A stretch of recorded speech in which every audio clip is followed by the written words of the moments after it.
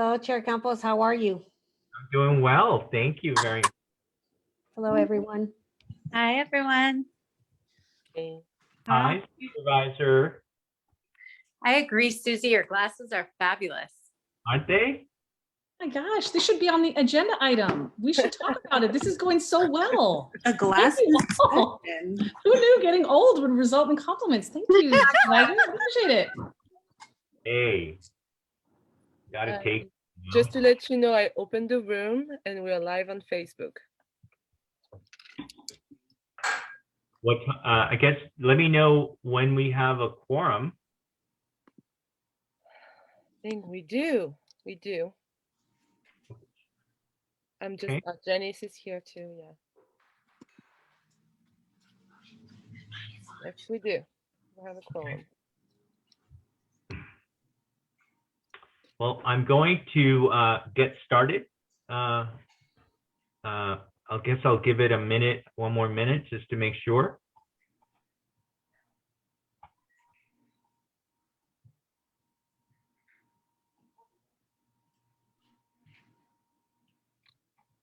Okay.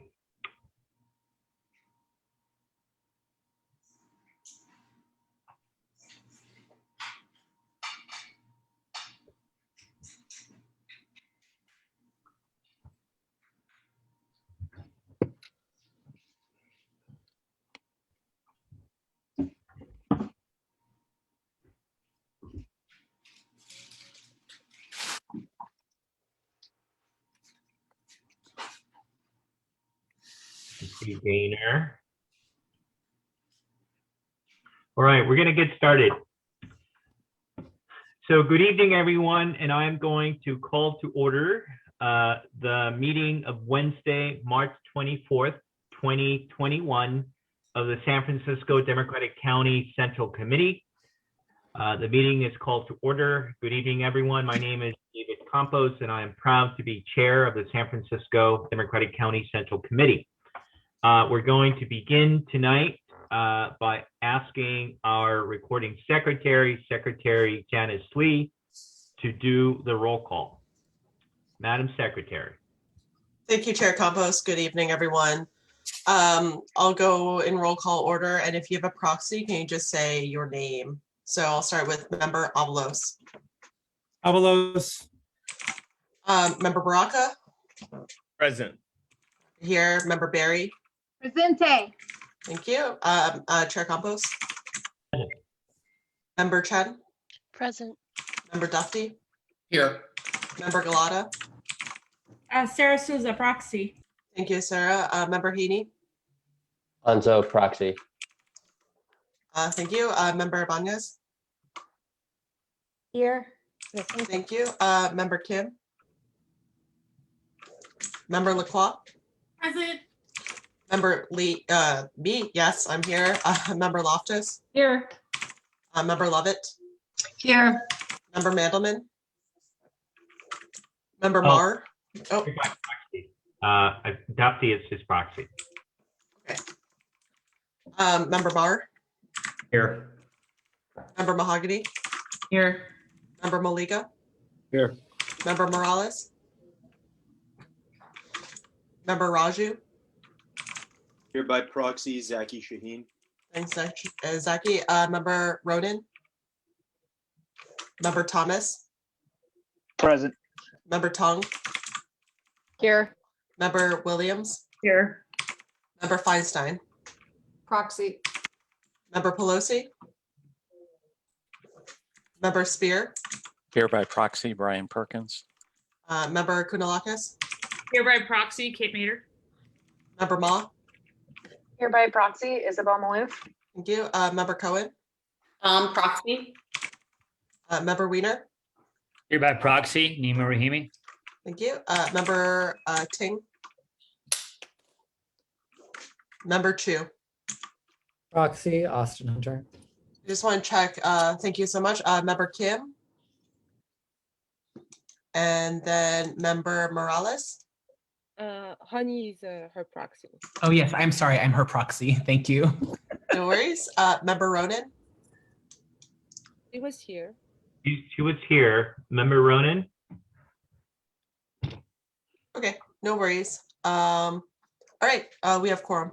Also, Sorry, Janice, it's Mark Checkle for Phil Ting if I missed the name. No worries, I got you, Mark. Janice also, proxy for Nancy Pelosi is excused. I don't know, I didn't hear. Yes, sir, her proxy is excused. Great. Thank you very much. Thank you all. Before we begin the meeting, I do want to note just a bit of a scheduling conflict that I unfortunately have, and so you're going to see me come in and out during parts of the meeting, and I want to apologize in advance.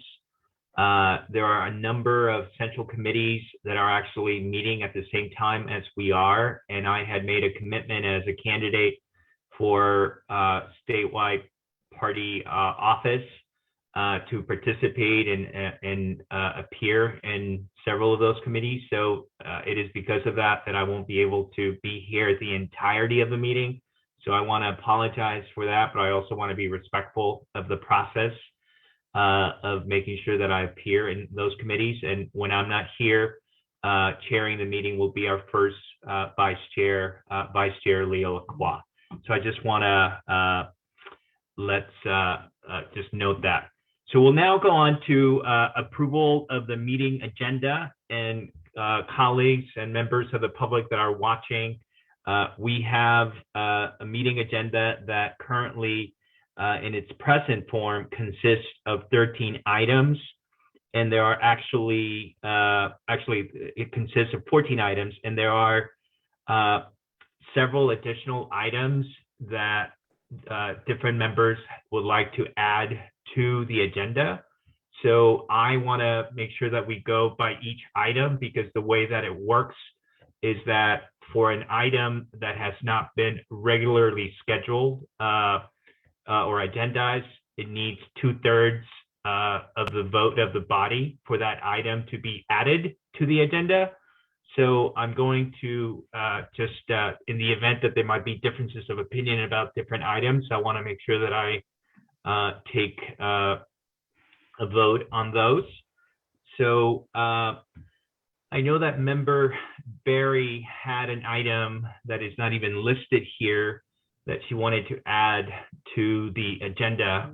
And I think it was an oversight in terms of leaving out something regarding endorsement. So I'm going to turn it over to member Barry, who is the chair, along with member Ibanez of the endorsement committee. So I don't know which one of you is making that request, but I'll turn it over to you.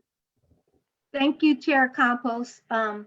What we would like to make sure is added to the agenda tonight, members, I hope you understand, to prevent a special meeting, we would like to add the endorsement of Region 6 Director endorsement process tonight. So that is a motion by member Barry. Is there a second? Second by member Annabelle. So Member member Ibanez has seconded. We'll now open it up to discussion on that item. And what I would simply note on that is that I do think that it's important to make a recommendation on that race sooner rather than later. Ballots have gone out and people don't have a lot of time to make a decision. And so I'd like to, to support that effort. Anyone else want to add? Yeah, just a point of clarification. Would we be adding something that we would be taking action on tonight? Would there be a vote? Is that? Yes, if it's added to the agenda, there would be a vote on that endorsement. So that is the request. So the public would have no way, unless they were watching right now, the public would have no way of knowing that we were going to take action on that item. Is that correct? That's correct. Okay. That's correct. Well, I mean, I think that it's such an important role, and they're two incredible women going for it. I certainly would, I think we've gone through this before. To me, it's not just the outcome, but it's the process. And I would hope that we wouldn't take action without giving people in the public a chance to weigh in. And the 3-day agenda sort of achieves that. Things happen at the last minute. I certainly added one based on a timely matter. We can't hold ourselves to 10-day ahead, but 3 days ahead, I think, especially if we were going to take action on it, it feels to me, I don't know what colleagues, what you all think, but I would be troubled voting without the public knowing we were going to vote on that tonight. So with that, I'm going to turn it over to Vice Chair Lacroix to continue presiding over the meeting. And again, for the while I'm gone, I'm going to give my proxy to Member Ronan. So Madam Vice Chair, you have the gavel. Chair Campos, best of luck with your round of interviews. If there are other members of the committee who have thoughts on this item, please either drop your name in the chat or raise your hand. I see Kathleen for your. I'm sorry, I won't be able to vote on this because I would have to run this by the office in advance. And so I'm going to have to abstain on this. So I think myself and maybe some other proxies won't be able to vote. Member Ma. Yes, I also second Kathleen that I will not be able to vote on this as I have not had adequate time to talk to Treasurer Ma. Thank you. So I may have to third it. I'll have to text the boss, but I'm not sure if I'll be able to get an answer. Sorry about that. No worries. Any other comments around this particular item?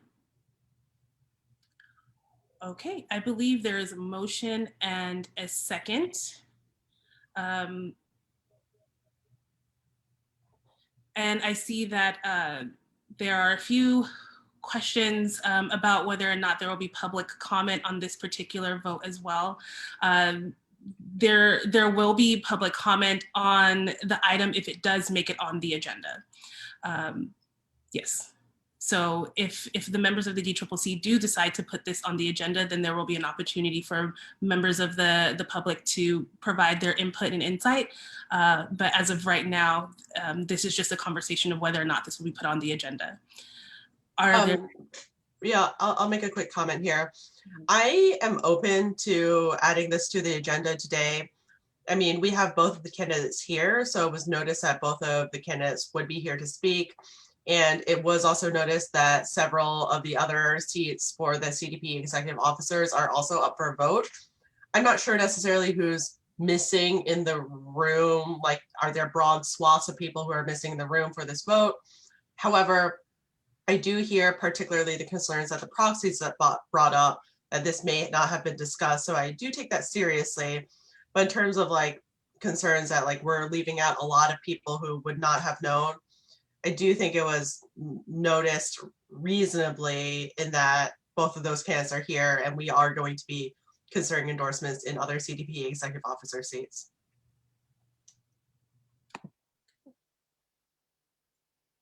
If there are no more hands, I believe there is a motion and second on the floor. Would we like to do this by acclamation or roll call? I'm going to vote against it, so. Okay, but Member Lee, maybe have a roll call, please. Sure.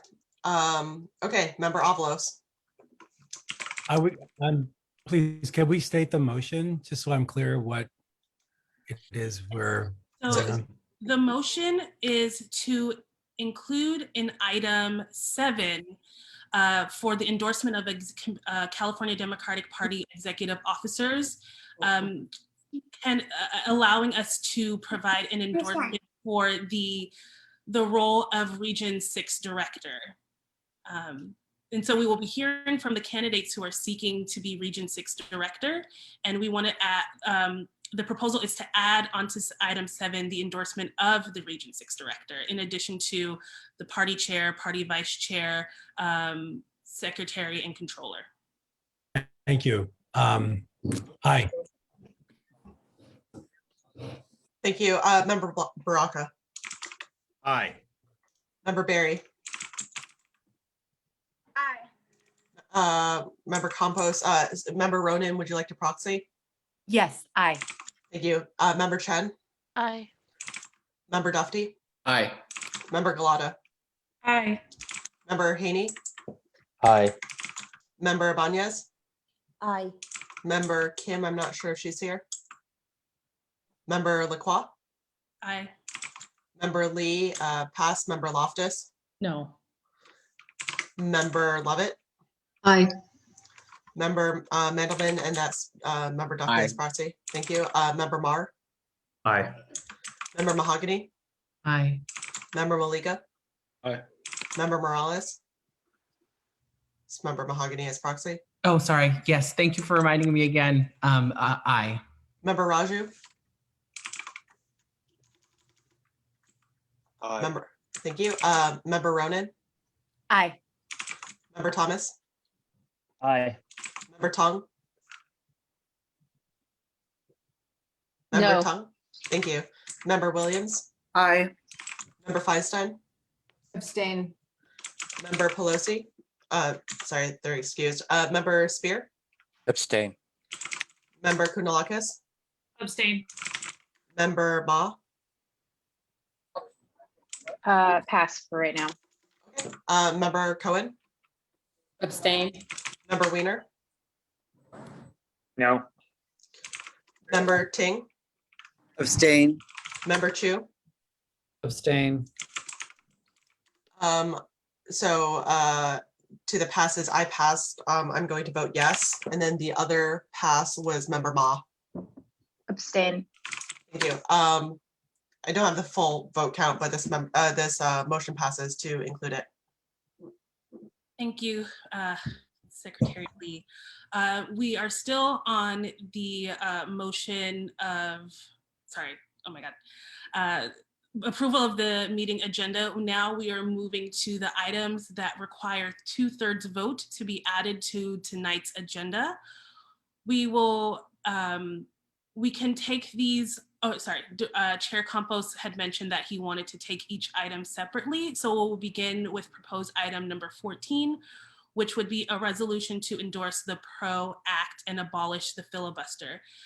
Again, a motion would be to say that whether or not we would like to include this in tonight's meeting discussion. It is not an endorsement of this particular item, just whether or not you would like to have it considered tonight on our meeting agenda. I would like to invite any motions. I would like to motion that we include the PRO Act, Resolution 17 on the agenda. Is there a second? Second. Okay, I hear a motion and a second. Should we do this by acclamation? All those in favor? Aye. Aye. Aye. Aye. Those opposed? Those abstaining? Okay, the item has been added to the agenda. Next is item 15, a resolution calling on Mars, Nestle, and major chocolate producers to cease using child forced labor in their global cocoa supply chains. I would like to motion to include this item on tonight's agenda. Is there a second? Second. Thank you, Member Galata. Is there any all those in favor? Aye. Aye. Aye. Aye. Any abstentions or any Aye. no votes? I want to highlight that 6% of SOLAR's participants birthed outside of hospital settings. Oh, thank you very much. Next is item 16, resolution in support of the Board of Education's committing to 5 full days in the fall. Again, this is just to qualify this item to be considered on tonight's agenda. Are there any motions? So moved. Loftus? Is there a second? But the day goes so far. Oh, I'm sorry, I missed. Is there a second for this item? Second, Mar. Thank you. All those in favor say aye. Aye. Aye. Aye. Aye. Those opposed? Those abstaining? I abstain only because I haven't had time to review it, and it seems like I should do that before voting on this one. I have an abstention as well. Thank you, members Mahogany and Baraka. Now on to item 17, resolution calling for the resignation of Board of Education Vice President Allison Collins. Again, like the other items, this is just to qualify this item for tonight's discussion. If this does make it on the agenda, there will be more time to discuss the merits of the resolution. Is there a motion? Can I make a comment about the resolution name? Sure. We've actually added a section of it. We just sent it out to everyone. I'm sorry for the late notice. It's friendly amendments to it. Where is it, Queena? It's I sent it out to everyone, but I could also share it with everyone. It should be in your email. It was sent at 6:32. Oh, okay. Can you put it in the chat or no? I'm not. Give me a second. Okay, so while member Chen is putting the friendly in the chat, again, I would like to invite anyone who is considering having a motion to add this resolution to the agenda to please make your motion and seconds as well. I'll motion to move it to the agenda. I'd like to make a comment, or rather a question. I have a point of order question. Yes, member Berry. What deems this an emergency? Because when there's lack of 72-hour notice, there's supposed to be some pending emergency to why something needs to be added to the agenda in such a short amount of time. Is there any type of, I'm looking over the bylaws, I don't see how this resolution is deemed an emergency. Certainly, I'm happy to answer that, Member Berry. So I did send out a statement of urgency regarding this resolution. I sent it out prior to the deadline for the 72-hour notice. I will say that I didn't receive any kind of urgency regarding any of the other resolutions that have been added to the agenda today. But the controversy surrounding the Board of Education Vice President Allison Collins' tweets became evident in the last few days. Within the 10-day notice period, after the 10-day notice period had passed, real harm is and continues and will occur if this resolution is not heard because of Vice President Collins' continued presence on the Board of Education and because of her implicit and explicit bias shown against members of the AAPI community.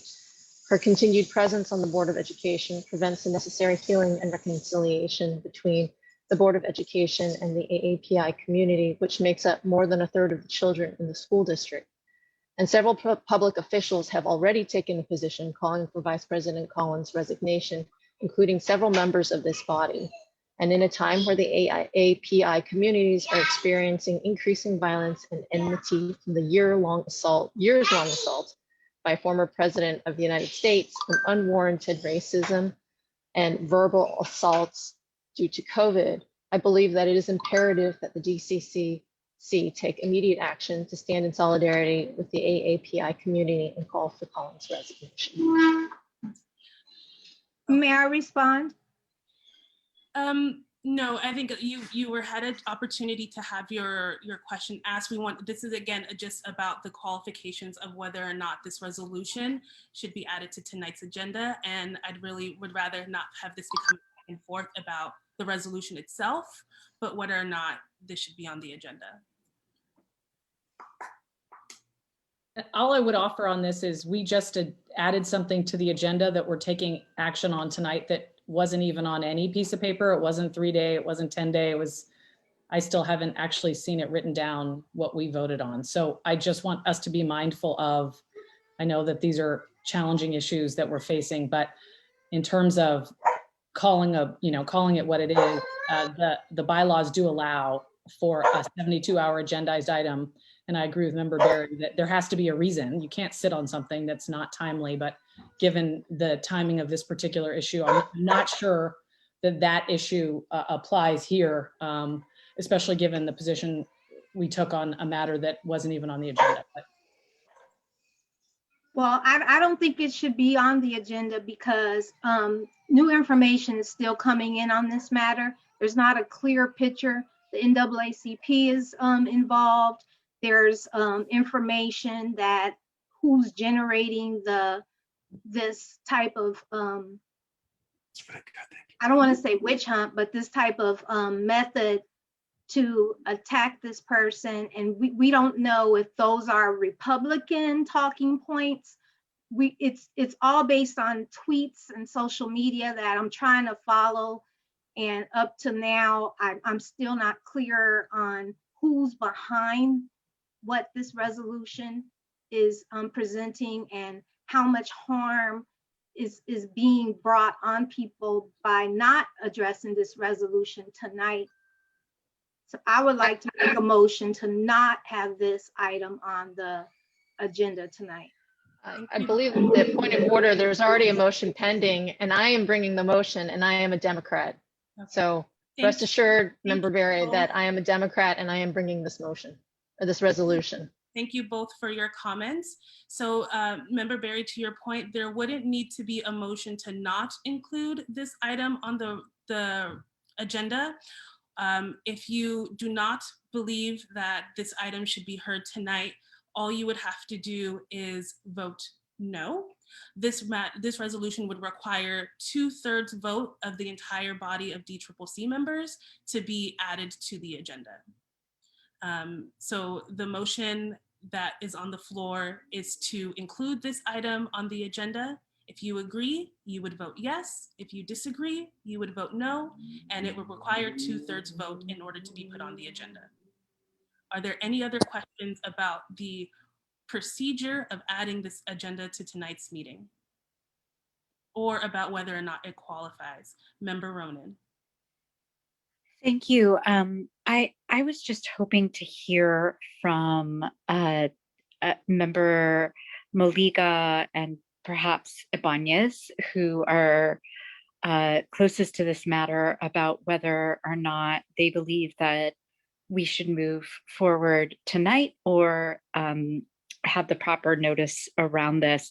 I've already made my views on this clear as an elected official, but I am curious how perhaps members who haven't made their views clear on this, whether or not they need time or are okay moving forward tonight, and especially those, I guess Commissioner Maliga has made his views clear, but having the presence, serving on the Board of Education, I kind of want to hear those members that are closest to it, how they would like us to proceed.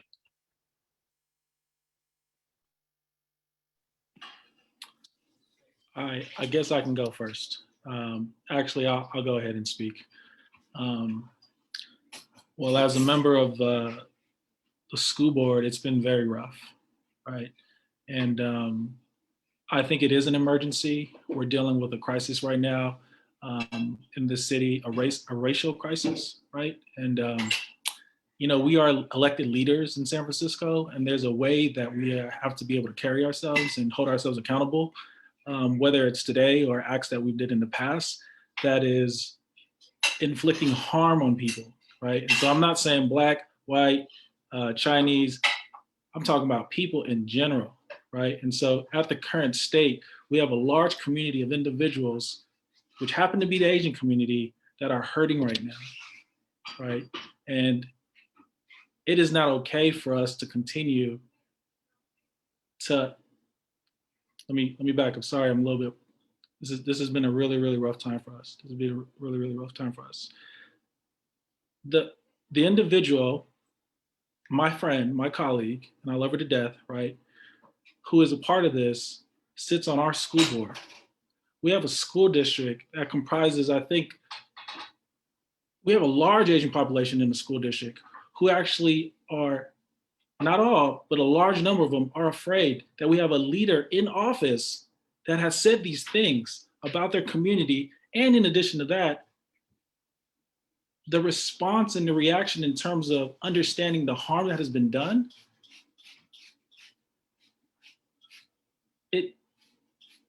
it has been really hard to accept, to say that my friend, again, and our leader in this city has understood that harm, right? And to continue on being a leader in the school district guiding our kids and our families. And this is just one part of it, right? This is one part of it. It's going to be very tough. That's one. As members who need to run the school district, we don't have the capacity to be able to deal with this current issue, in addition to trying to reopen schools, cover a budget deficit, right? Deal with lawsuits, right? Deal with lawsuits. At the same time, trying to hold the morale of our staff who are also feeling frightened at the current moment. I was frightened on the school board yesterday. Not frightened, but I was, I have to be there with my friend who is now in this public arena being, however, racism is racism. And we should have a zero tolerance policy we should be zero tolerance in San Francisco when it comes to that, right? And what I've been hearing from folks through public comment, through others, it sounds very dismissive of the hurt that's happening in the Asian community, right? So let it be Asian, let it be Black, or let it be whatever it is. But these are human beings that are hurting and that want to be heard, that don't feel visible at this current moment. And so what I'm saying right now is,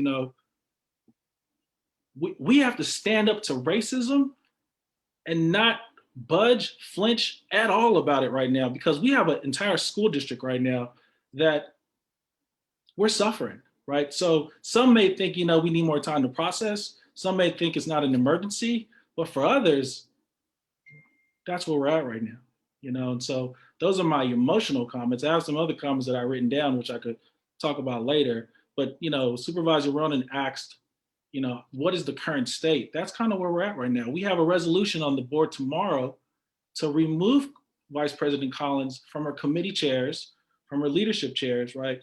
It is a thing for us right now. We are living this live.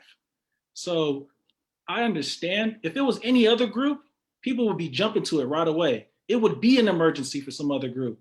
And all I'm saying is now we're dealing with a community who is screaming, we are in pain. And what I'm hearing from the public and other folks seems super dismissive at times, So I share those words, right? And I share those sentiments with all due respect. And again, this is my friend, but I'm not out here to protect my friend over acts of racism, which I don't believe she actually fully understands the impact and the hurt that it's caused to other people just yet. But anyways, so I just, I don't know where that's going to take us with this motion or this decision, but those are just my words for tonight. Thank you, Member Moliga. Member Ronan, you had also asked for another member of the school board to address the committee. Sorry, you're on mute. Not a member of the school board, but a member of the union. Oh, sorry, yes. Thank you. Thank you, Member Maliga, and much respect of what you said. Just what Commissioner Maliga said, but there's a lot of pain and there's a lot of hurt. Our members for UESF, we represent over 6,500 members, are torn and are hurting, but the pain that the Asian American communities and the Pacific Islander community is feeling is real. And we have to act on this tonight. We can't hold back and wait. I think that the community needs to come together. It's hard. We need to have hard conversations. We're getting, obviously, I understand the questions that Member Barry asked, and it's something that we also have to think about and really assess and analyze who's pushing for this, but at the same time, we have to hold Commissioner Collins accountable. We are appalled by the things that she said about the Asian community. And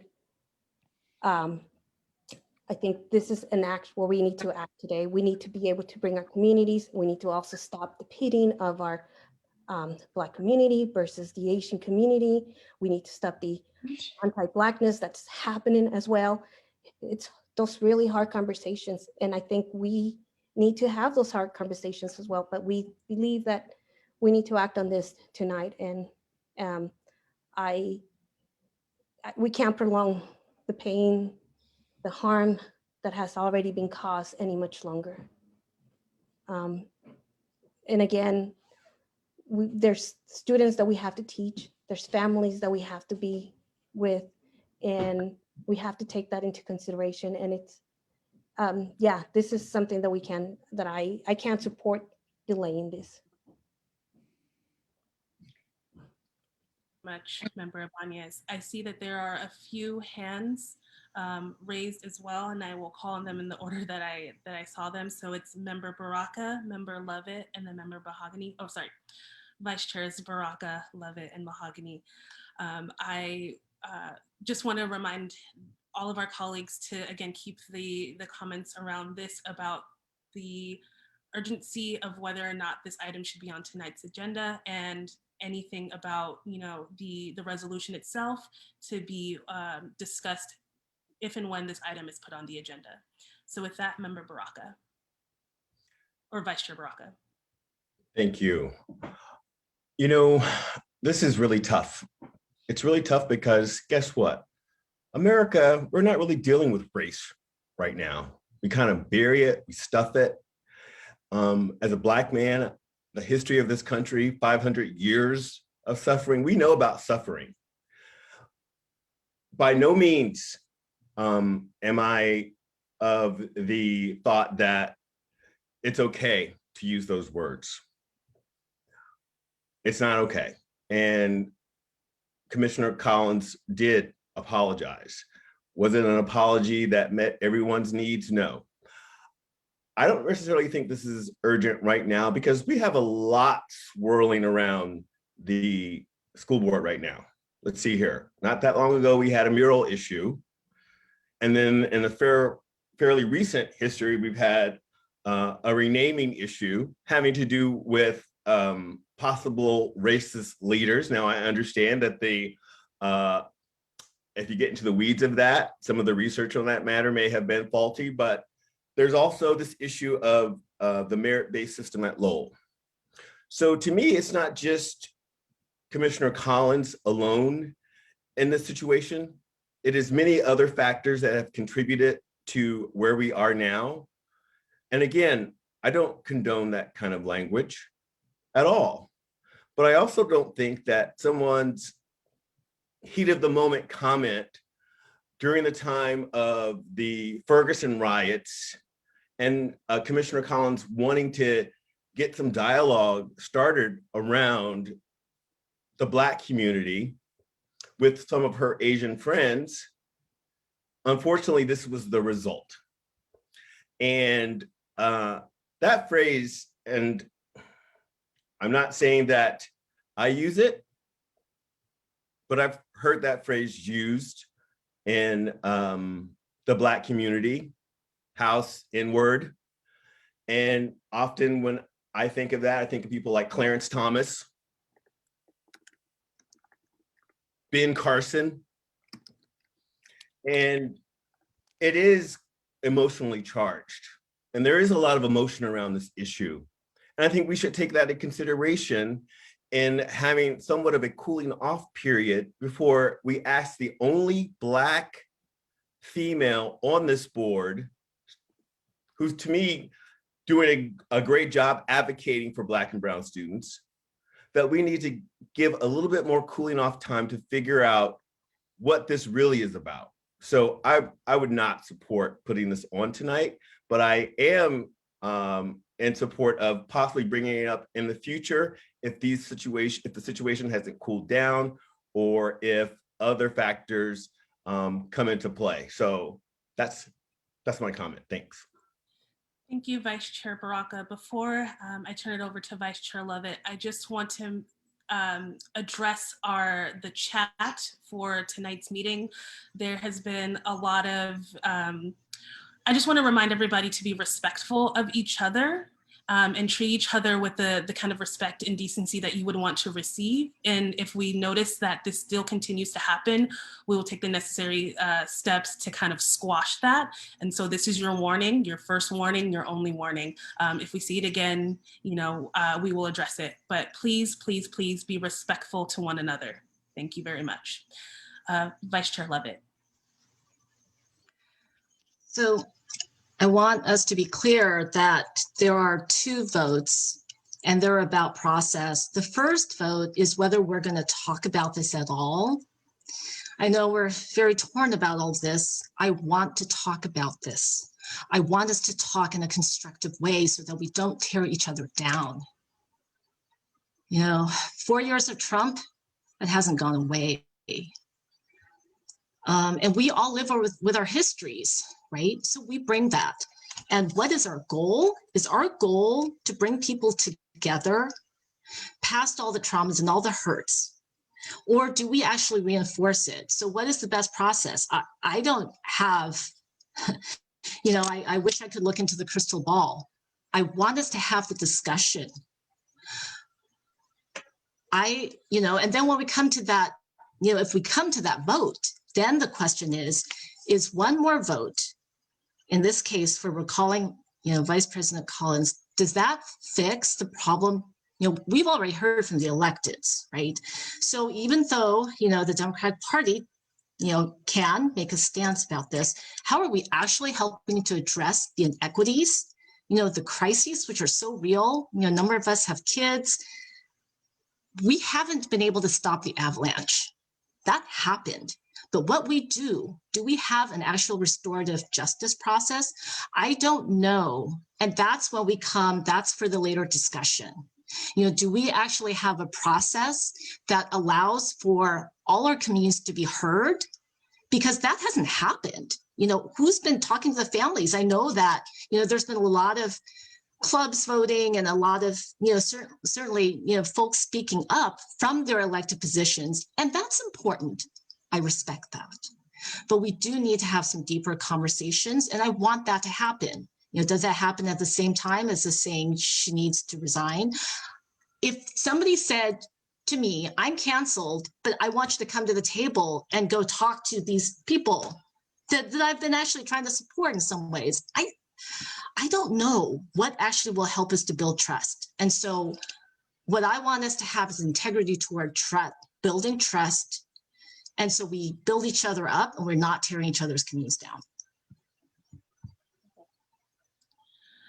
Again, I would like to remind folks who still have their hands raised and would like to speak on this item to keep it to the merits of whether or not this resolution should be added to the agenda.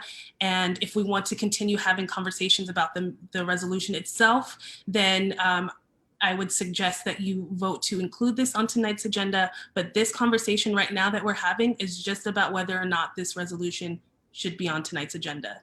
Please keep your comments to those within those parameters. Thank you very much. Next, we have Vice Chair Mahogany and then Member Avalos and Member Chen. Thank you, Vice Chair Lacroix. I'm going to keep it to whether or not we should add it to the agenda and the urgency. For me, the letter from the NAACP really meant a lot. And what I heard there is that they were asking us to slow down and to wait and have a process. And I think given the fact that this is so controversial and that there are so many sides to this, and I'm not saying I'm against the resolution at this point. I think that there is stuff to be discussed and that people do need to be held accountable. But given how incredibly painful this is for the API community as well as the Black community, I think it's worth adequate notice and adequate discussion. And I don't think we'll be able to have that today. Thank you, Vice Chair Mahogany. Member Avalos. Thank you. This has been an agonizing couple days, and I'm still in the process of just trying to figure out where my own family stands on this and where my community stands. And, you know, we're making a decision on this without having a real amount of time to process something that is actually really, really divisive. People in our communities feel both ways about this, whether there should be a call for resignation or not, and also recognize the harm that's been made. And people are processing all of this and what it means and what justice really looks like. And I believe that involving ourselves in a rush to, you know, make a decision on this while we're still processing is not a good process to go through. It doesn't bring us together. It doesn't help us heal. And I'd like to, continue this to our next meeting rather than actually have it on our agenda today. Thank you, Member Avalos. Member Chen? I'm just gonna stick to what is asked and speak on behalf if there's an urgency for this or not.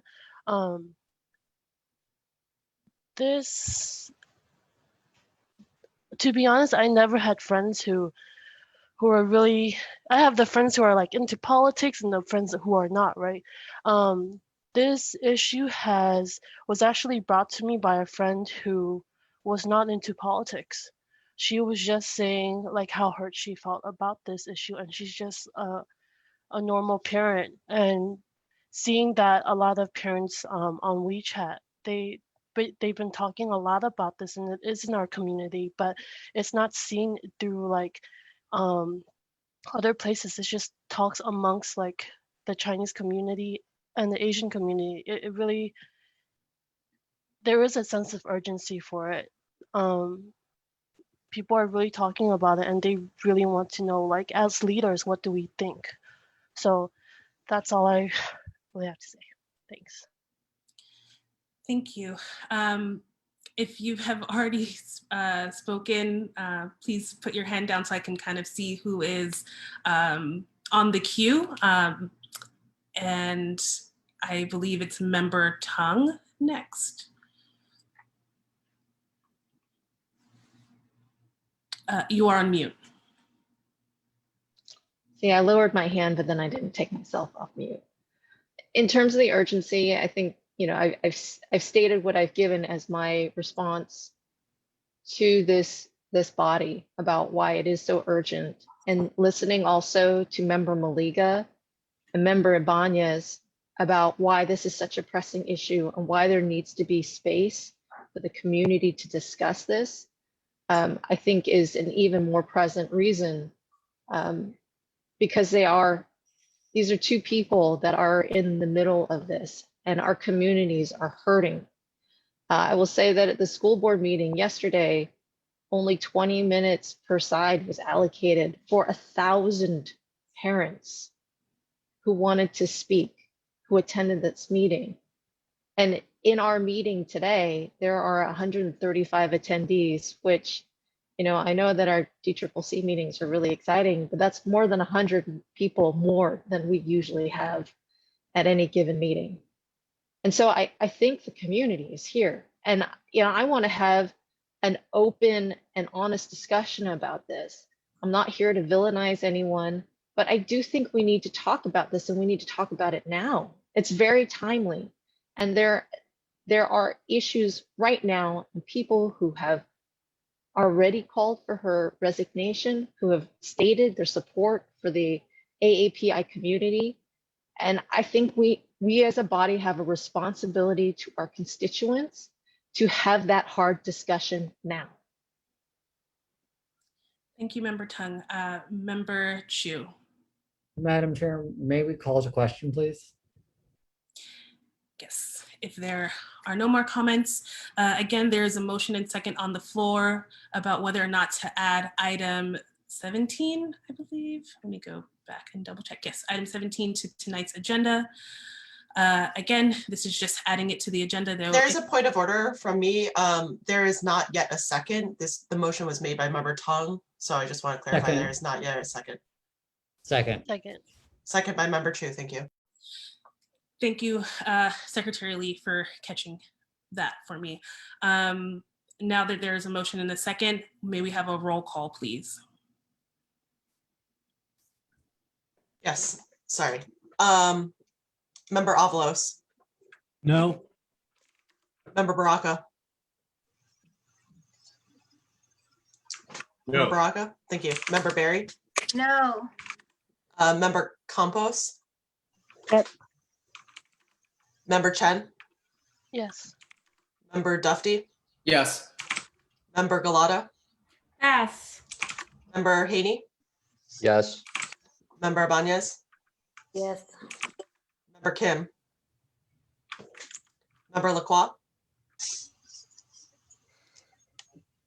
Member Lacroix, Pass, please. Member Lee, pass. Member Loftus, Aye. Member Lovett, Abstain. Member Mandelman. That's Member Duffy as proxy. Aye. Mar, Yes. Member Mahogany. Member Mahogany, Pass. Member Maliga, Yes. Member Morales. That's Member Oh, Mahogany. sorry. Pass. Member Raju, Abstain. Member Ronan, Yes. Member Thomas, Abstain. Member Tong, Yes. Member Williams, No. Member Feinstein, Abstain. Member Pelosi. Sorry, they're excused. Member Spear, Yes. Member Kounalakis, Abstain. Member Ma, Yes. Member Cohen, Yes. Member Weiner, Yes. Member Ting, Aye. Member Chu. Yes. Okay. Let me go back to those who passed. Member Lacroix, Abstain. Member Lee, yes. Member Mahogany, No. and then Member Mahogany as your proxy for Member Morales. No. I need to count the votes. Unless someone, I have them typed up. I just have to count. So Yes, so while Member Lee is counting the votes, we will move. We'll give her a moment to count the votes before we continue on with the rest of tonight's agenda. I will also just encourage everyone who is in the chat to please remain respectful of each other and of the space that this chat is able to provide until, especially while we get to public comment. I saw that someone had mentioned that where's public comment, and public comment is on tonight's agenda. It is item number 6. We will be having approval of the meeting agenda, approval of the minutes, and then we will have question and answer sessions from members of the California Democratic Party who are seeking to be elected executive officers. So that's kind of the flow of tonight's agenda. We thank you so much for being here and for sticking around with us. This is, we do have a lot of things on tonight's agenda, so it will be a little bit longer. We appreciate your presence and your patience with us. First Chair Lacroix, you are beautiful at creating time for me to count votes. So given the abstentions, there were a total of 25 votes, which means the 2/3 + 1 threshold is 17 votes. There were 19 yes votes, 6 no's, 6 abstentions. This motion passes to include that item onto the agenda. Chair Lacroix, can I ask you one quick question? Yes. About the agenda? Given that we have so many members of the public here and we have a sense or an idea that they might be here to talk about this issue, not exclusively, but it seems like the numbers might suggest that. Is there any interest in moving this item up? I personally was doing public comment at the Board of Ed till 11:30 last night. So I think if we know there's an item with a lot of public interest, I would just ask us to consider moving it up so we can be respectful of members of the public who are giving us their dinner time. Yes. I would second that motion from Member Loftus. That is an excellent suggestion, Member Loftus. Thank you so much. I know that we do have time scheduled with the people who are seeking to be executive officers. And I know that they're, like our Chair Campos, they're also balancing being able to jump in between our meetings and other county central committee meetings. And I'm not saying that one is more important than the other. They're both equally important. But I would suggest that we keep the agenda as listed right now, just in order for us to be able to kind of go through it and have the folks who have work their schedule around our meeting to be able to do so. And again, I want to apologize to members of the public if this keeps you on a little bit longer, and we thank you for being here and we thank you for your patience with us. Usually DCCC meetings, especially when we have a lot of public input, do take longer. And so that's kind of where I'm landing, but I do thank you for your suggestion, Member Loftus. With that, Should we actually take a vote on that? I mean, I don't know if Member Loftus was actually making a motion to move the agenda item up, but I would definitely second that. Yeah, I mean, I was checking with the chair. I think running the meeting is at the chair's discretion. And so, you know, I defer to you, Vice Chair Lacroix. I do think maybe at the very minimum, we could move it to the very top of the resolutions when we get to that stage. If someone else wants to offer a motion to change the agenda, I was just hoping that we might, in light of all the people here, choose to do that ourselves. But, you know, the chair is running the meeting. Yeah, so running the meeting is at the discretion of the chair. If folks want to disagree with that ruling, you are more than happy to do so. I hope we don't have to get to that, but I do hear what you guys are saying about wanting to keep these things moving forward. So if we do take time to kind of go back and forth between whether or not this thing should go forward or to question the decision of the chair, then like that takes up more time. And I just want to keep this speedy. Yes, Member Lee. Yeah, we don't have that much. I just want to tell the members of the public, we just have 5 candidate Q&As and they should only be 2 minutes each. So I do think that we can move through this in like the next 20 minutes as long as we really keep to time. So I think let's go through it. Let's do it. Thank you very much. So now we have the approval of tonight's meeting agenda as amended to include to item 7, the elections for candidate for Region 6 director, as well as items 14 through 17. All Move those the agenda as recommended. Okay. Thank you, Member Duffy. Is there a second? I'll second that. All those in favor, please say aye. Aye. Aye. Aye. Those opposed? Those abstaining?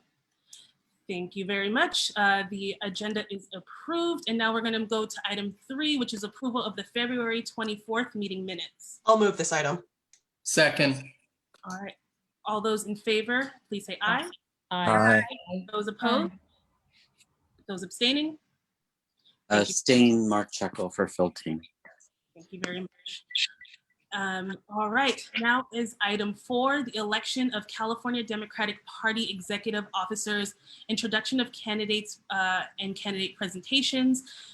Each candidate will have 2 minutes to provide their presentation and then 2 minutes for question and answers. We have Norma Alcala, Blanca Gomez, and Ruben Macereno. I apologize if I've mispronounced any of your names. Executive Director are the presenters here. Norma had to leave, but I think Blanca Gomez is still with us, so we'll reach to Norma just after Blanca Gomez interview. So if you're okay with it, I will bring Blanca Gomez first. Yes, please. Thank you.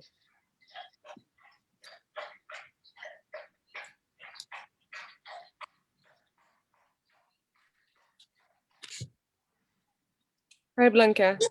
Hi, good evening, everybody. I was listening to what you had to say about what's happening with the API and everything with the systemic racism. I am a council member and I understand the importance of listening to our public. So what I'm going to do, because I'm right with you, I'm going to forego. It's more important what you have going. Just know that I'm running for the vice chair. My name is Blanca Gomez and I support what you guys are doing tonight. Thank you. Thank you very much. Now we have time for questions and answers for Blanca.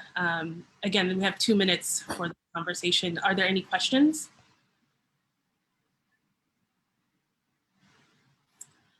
I just would like to say thank you so much. Not many candidates would be thoughtful and accede their times. Thank you so very much. I appreciate it. You're welcome. All right. If there are no further questions, Blanca, thank you so much for joining us, and we wish you the best of luck for your race ahead. Thank you. Take care. You too. Executive Director, do we have any other candidates with us? We don't have any other candidates with us, unfortunately. So I think we will have to move to the next item, and I will try to reach out to them to see if we can bring them on just after. All right, thank you very much. Next is item 5, the elections for Region 6 Regional Director. It's an introduction of candidates and a Q&A. First up, we have Henny Kelly, and then we will have Jane Natoli. So I'm gonna bring on Annie Kelly, she's with us.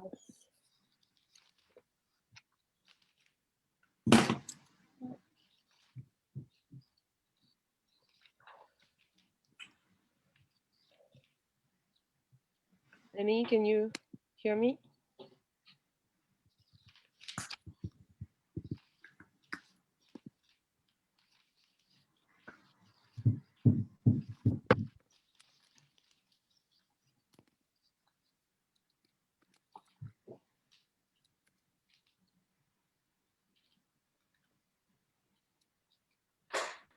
Hello, Annie?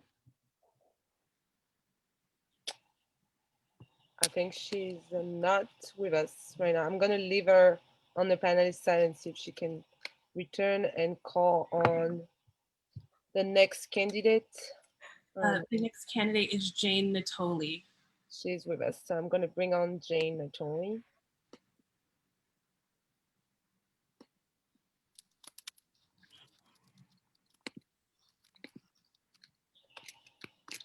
While we're doing that, I would just offer, taking a quick glance at the chat, I'm concerned that the conversation is causing more harm than helping. And I would ask that I apologize to people who would use it in a productive way, but I would ask that we shut that down, because it can't be a moderated discussion and it's veering into things that are, inappropriate in my view. So that would be my request. That's a motion. I second it. I thank you, Member Loftus. I agree. Like I said, I gave one warning. I said it was going to be one warning and I actually gave 2. So Executive Director, please move forward with closing off the chat. And I do appreciate everyone who has been respectful of each other, but at this time, this is what we'll have to do.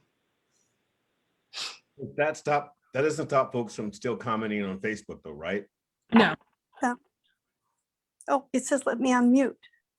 Hello. Hello. Before we move Can you hear on, me? Yeah, thank you, Director Kelly. Can we put out an email address so people can send emails if they would like to give whatever comment it is? I don't want to. No, I can't hear them. It's a great idea. Okay. Okay, I have to get off. Can that be the last thing we put in the chat? Henny, we can hear you. Just hold on. This is unbelievable. This is unbelievable. I can't do it. We can hear oh you. My God, I can't stand this. You can do it, Henny.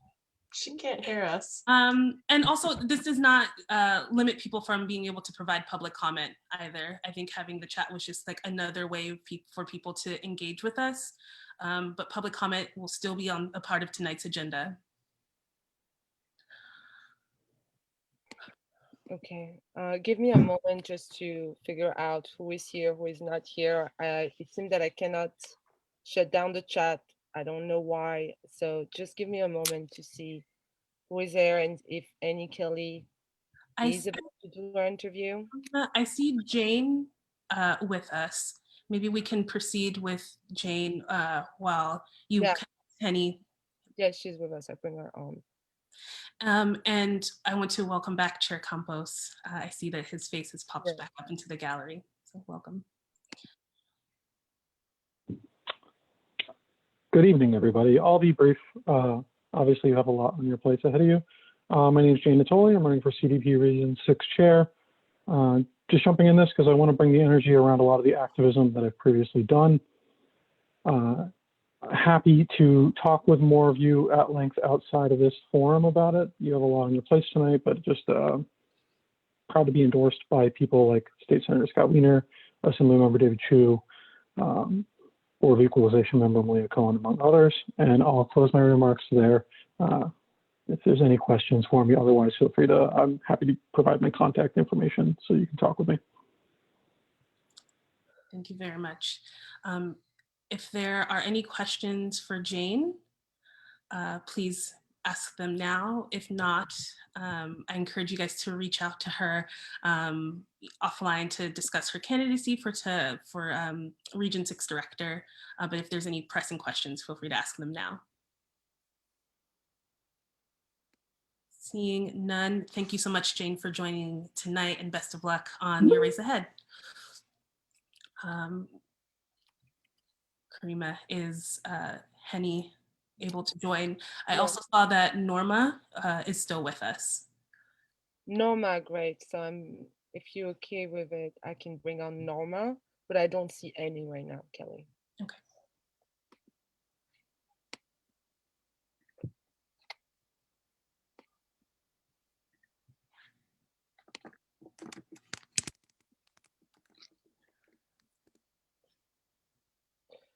Norma, I can see you, I can hear you. Go ahead. Hi, I'm Norma Alcala, and I'm running for CDP Controller. I represent the Latino Progressive Green New Deal wing of the party. I am an elected ADEM, have been since 2012, and I run on the Progressive Labor Slate. I'm a grassroots organizer. I have registered 11,000 young people, high school students, to vote. That is one of my passions. In order to grow our party, I was part of the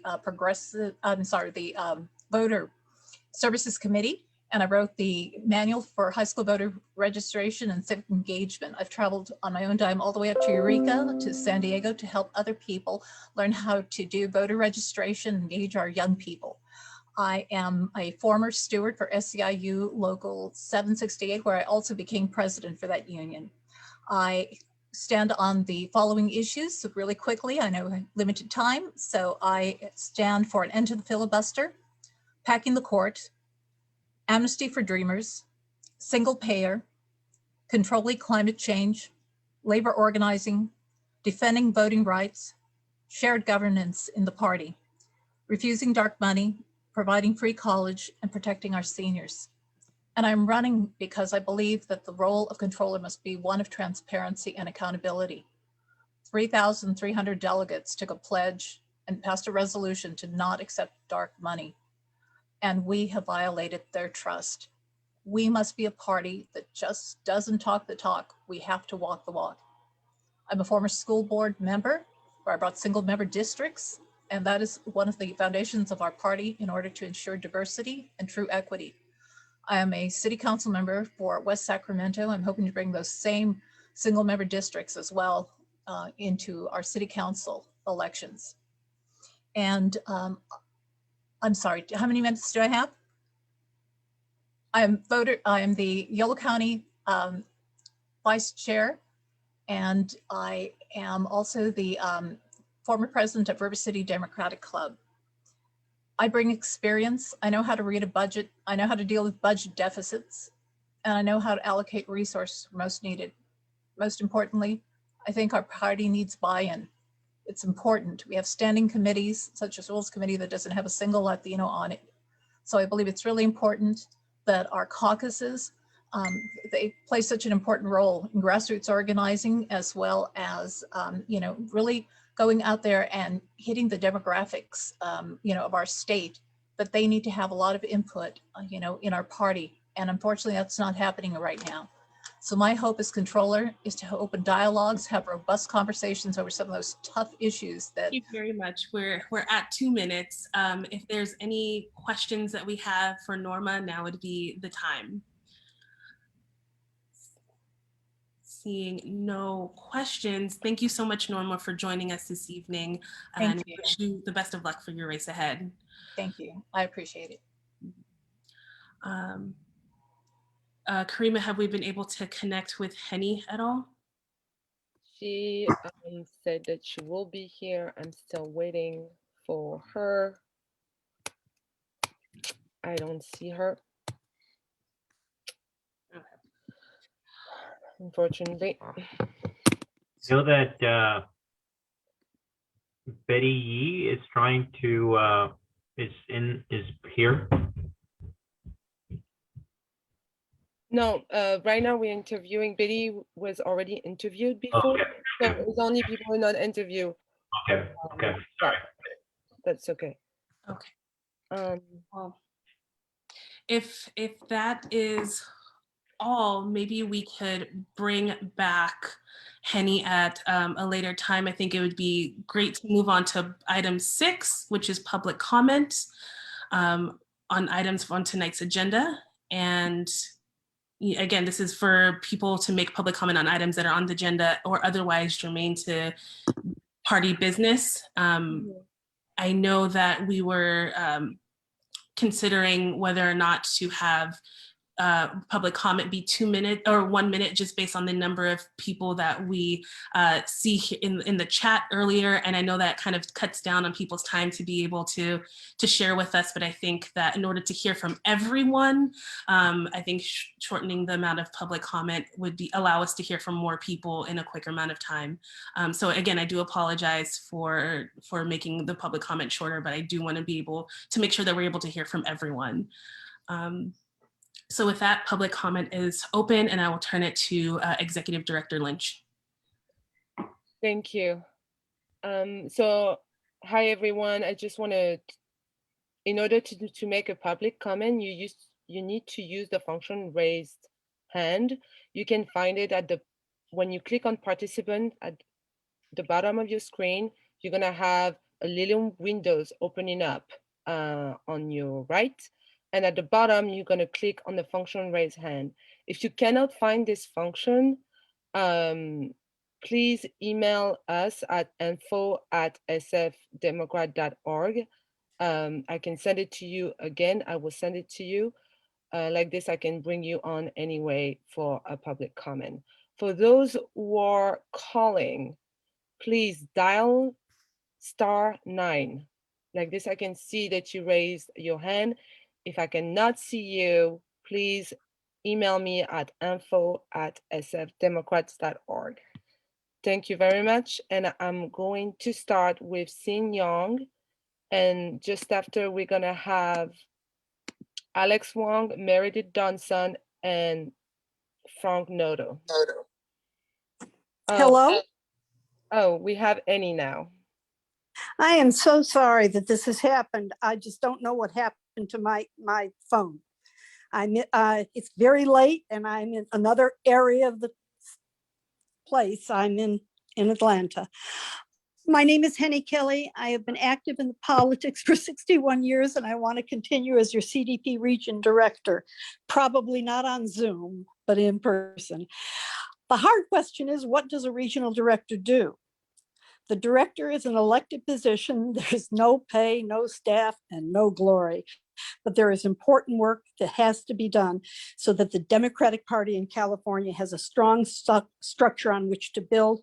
We have the election of candidates, the passing of legislation, writing a platform that protects people and our planet, the knowledge of the party platform, the bylaws, and the ability to find answers for all the important questions individuals, clubs, and county committees have. This means being in contact with and reporting to 3 county committees in 3 counties, reviewing the bylaws of all the Democratic clubs in 4 assembly districts to make sure that the different clubs are recognized by the state party and can have votes at the CDP pre-endorsement meetings. It means overseeing the ADEM elections. It means overseeing the pre-endorsement meetings. It means holding 2 to 4 regional meetings a year and answering countless questions about politics and how this party works.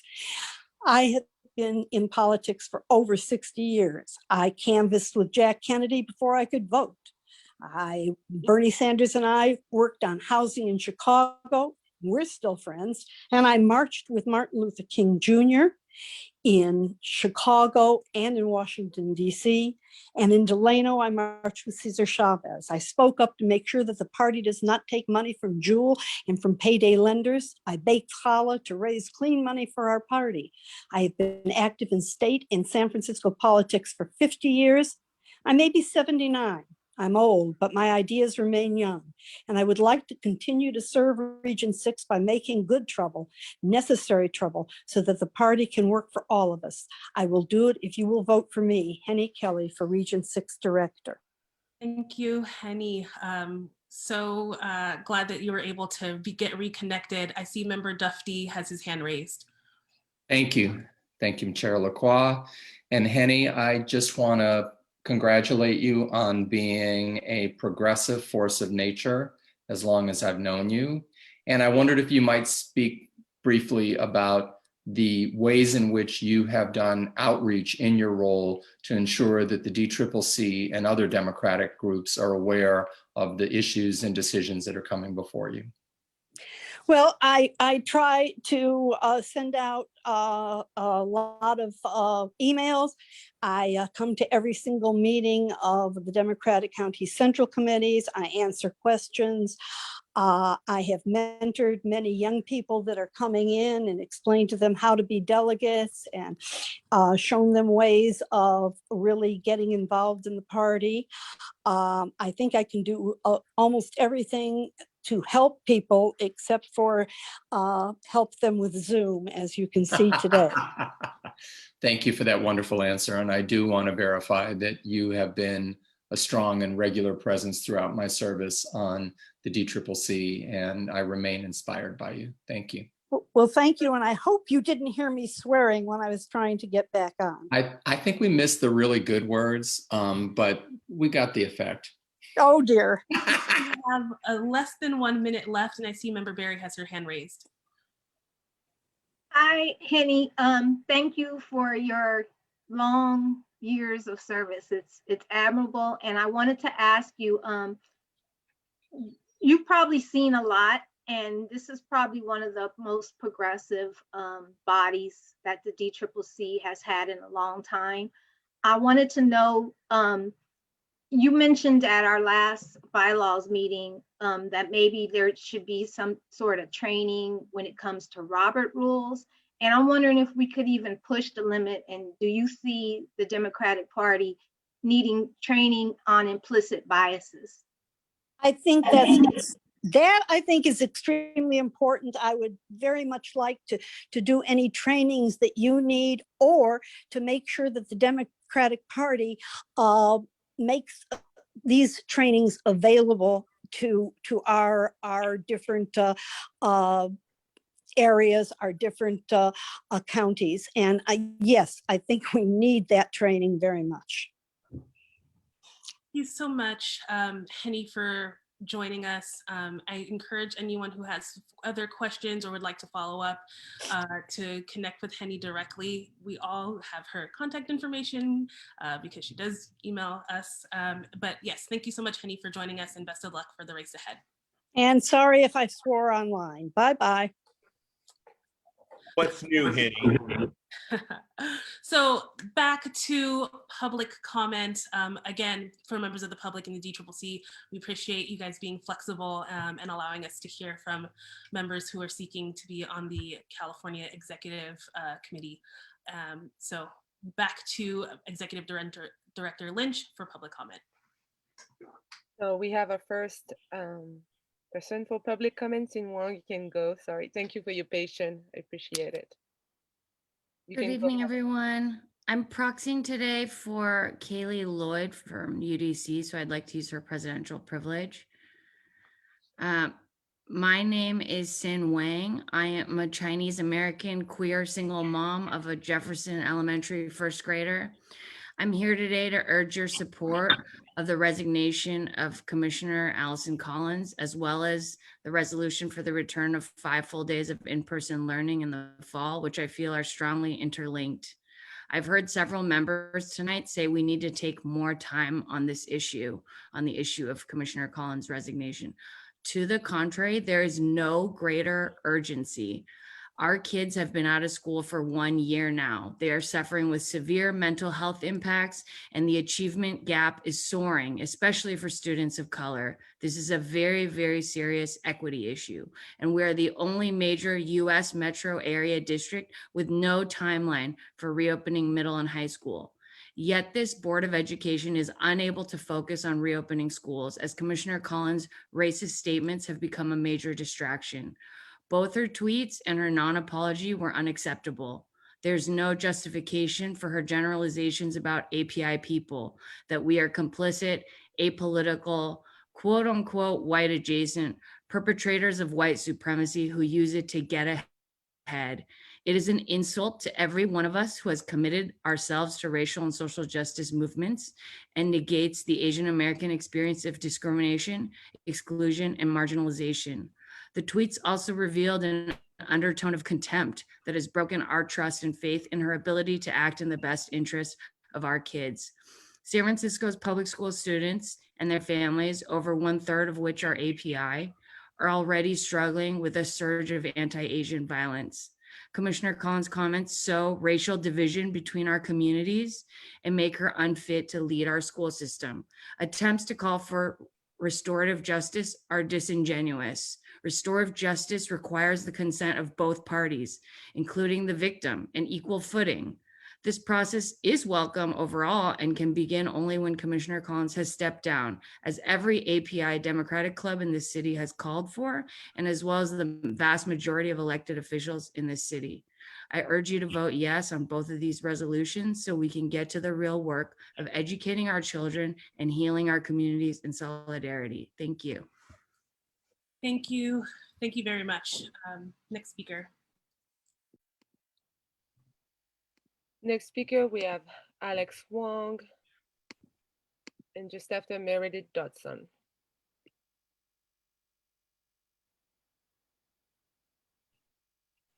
Alex?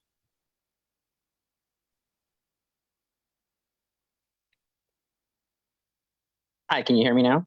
Yes, we can hear you. Oh, thank you. Hi, my name is Alex Wong, District 8 resident. I would just like to echo the statement from the Rose Pack Democratic Club that while Commissioner Collins has done good anti-racist work in the past, the loss of trust with Asian American families is simply a bridge too far. I wish her luck in seeking reconciliation with the broader Asian American community, but she does not have to do that as a member of the Board of Education. Her presence on the board will be an ongoing distraction from the important work that is before the board, such as returning to 5 full days of in-person learning for the fall. I hope you'll support both resolutions calling for Collins's resignation and for a full return of in-person learning for 5 days for our public schools this fall, because those are the best decisions for San Francisco families. Thank you. Thank you. Next speaker, Meredith Johnson. Then we have Frank Noto and Kemi.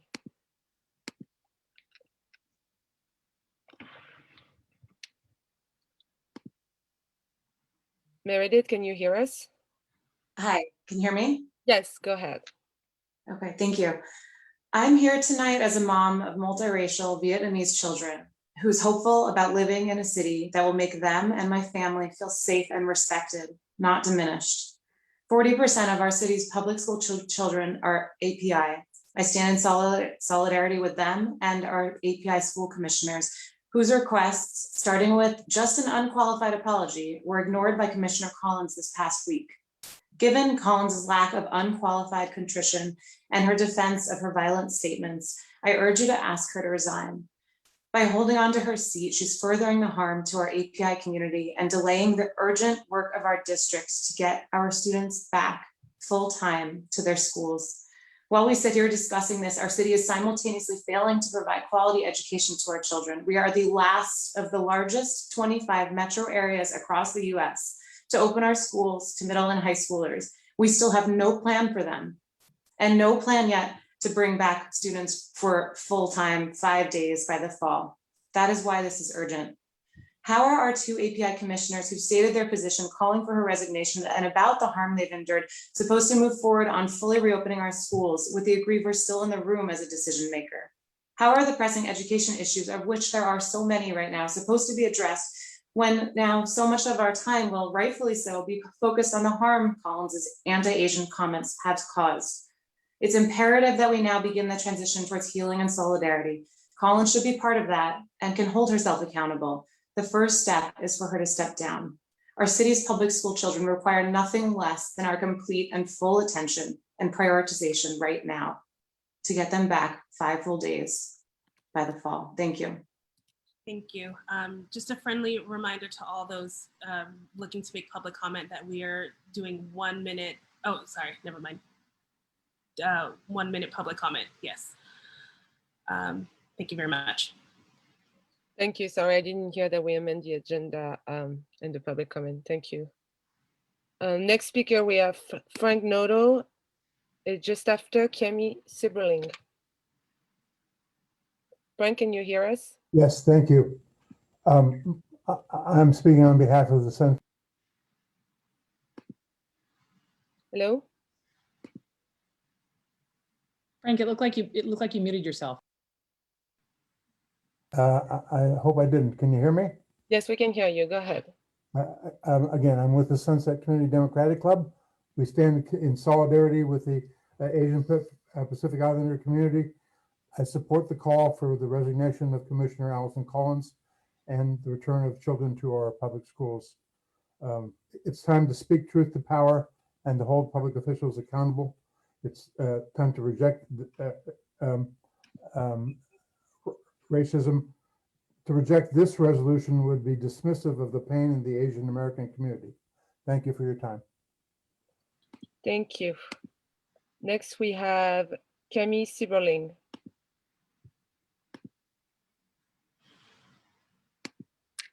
Hi, I grew up in San Francisco. I'm Black and Asian, and I am a parent. And actually, my son just got accepted to Lowell yesterday or the other day, and it made me really happy. And I didn't take Allison Collins' tweets as racist. I don't think she's racist. I understand because I grew up here in the city. My family, my father's grew up in the Bayview. My mom, a Filipino, grew up near Chinatown. And I feel like I have a unique lens that there is anti-Blackness in the Asian community. I experienced it myself from some family members, and it breaks my heart as a Black woman growing up in the city and seeing how the tech community has pushed out a lot of the Black families, and how now this woman is being railroaded, and it's political, and it's because the system, the meritocracy system changed Lowell, and that's. Next speaker, we have Mela Rafi.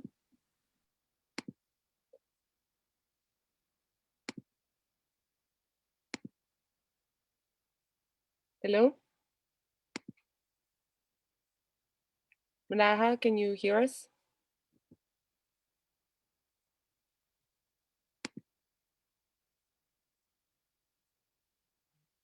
I'm gonna go to the next speaker, just waiting for you to find out about the microphone.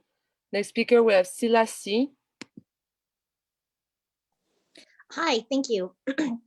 This is my first time attending and commenting on the political forum, but I thought it was important to voice my support for the resolution to call on Commissioner Collins to resign, to show that I am not a silent minority and her lack of remorse and harmful anti-Asian rhetoric should be cause for resignation, so she can take the time to actively work on her own anti-Asian bias.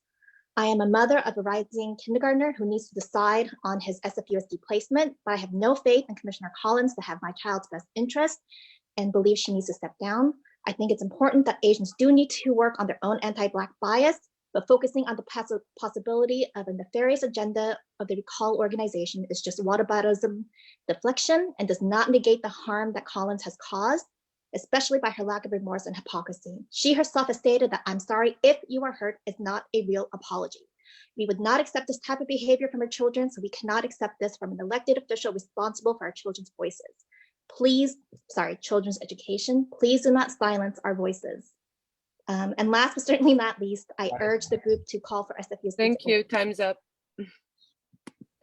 Next speaker, Malaha, are you here? Can you hear us? I can hear you, yes. Go ahead.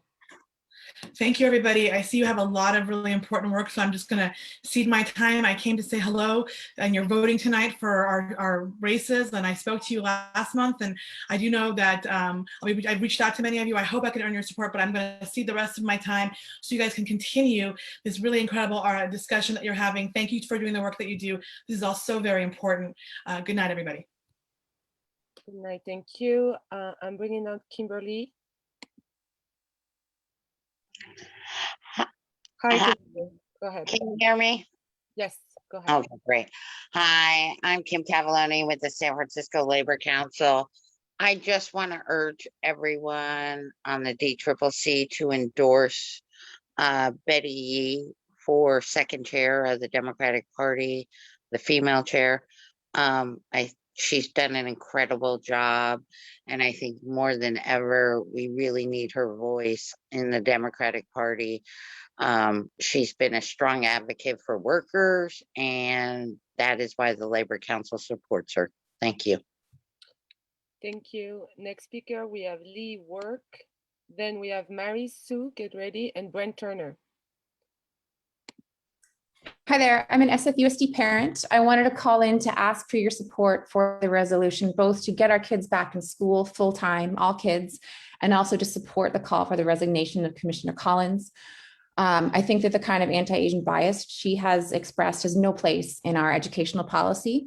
I'll let others speak to that, but even if you can put that aside, I know you have a passionate conversation about it, whether she is or isn't racist or isn't sorry, the board can no longer do its work. It can no longer be effective while she's on it. Even her fellow commissioners who know what it takes to be effective have acknowledged that. I'm asking you for the sake of our kids, call on her to resign, let the healing process start, put our kids back in school. Thank you. Thank you very much, Lee. Next speaker, we have Mary Sue, then Brent Turner, get ready. Hi, can you hear me? Yes, we can hear you. Go ahead. Hi, yes. Also, my last name is Joe. So good evening, all. I'm an Asian American registered Democrat of San Francisco. And last weekend, I was a volunteer at the anti-Asian violence rally in Chinatown. And I'm here today to oppose the resolution. I clearly understand the hurt in my community right now, but Collins is merely a scapegoat. Her tweets from 4 years ago, dug up by the very Asian Americans with racist, anti-Black views that she is trying to call out in the first place, were about her experience of her daughter facing anti-Black racism in Lowell's halls. Then she used a metaphor to describe how some Asian Americans, the likes of whom I know very well since they come from my own community, put down Black folks and reproduce the unjust American racial order. Clearly, I missed the part where she said all Asians, as well as the part where she said Asians don't work hard. And just to be clear, I am proud to be Asian. And when I read those tweets, I wasn't offended because I knew they weren't talking about me, which is why I want to ask my community, including the leaders here, why is the truth that Collins spoke to power, that Asian Americans can be racist too, like everyone else, so offensive to you personally? You've heard tonight how the same folks pushing for Collins' resignation are tying it to school reopening, but according— I can hear you. You cut off your microphone.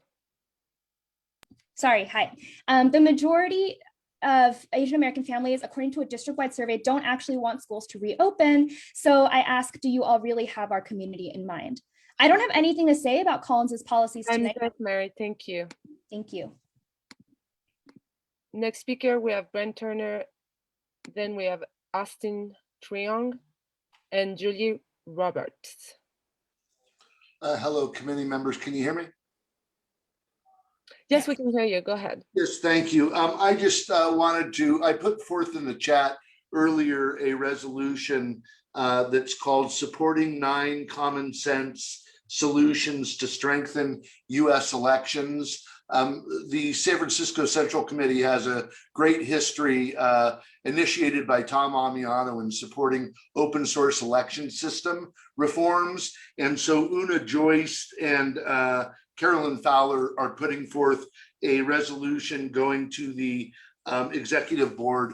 We look for your support. Karima has a copy of it if anybody likes it.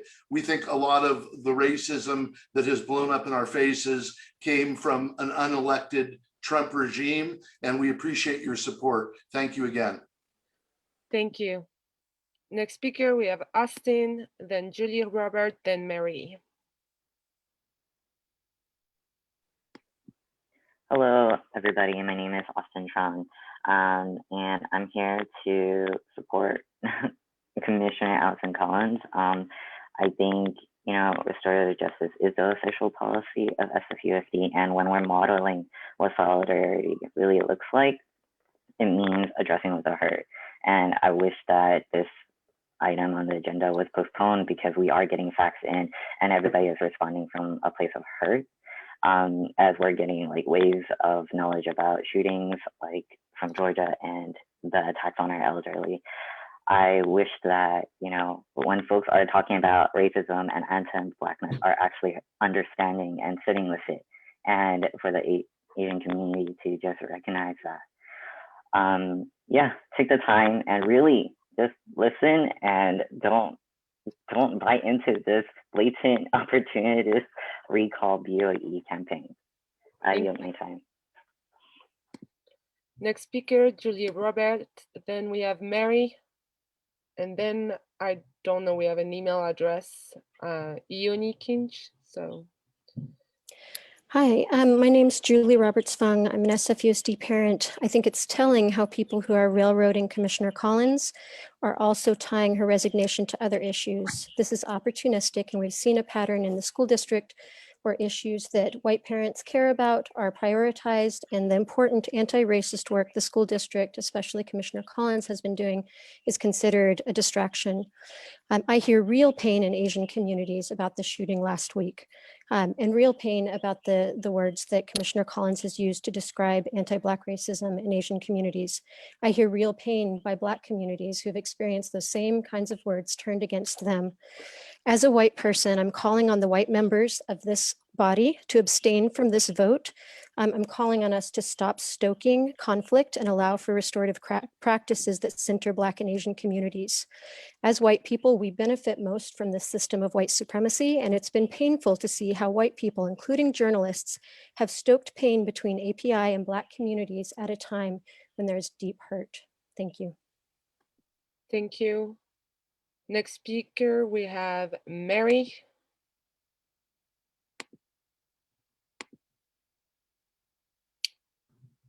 Hello, can you hear me? Yes, we can hear you. Go ahead, Mary. Hello? Yes, Mary, we can hear you. Go ahead. Oh, okay. Statement concerning the ongoing attacks on Allison Collins.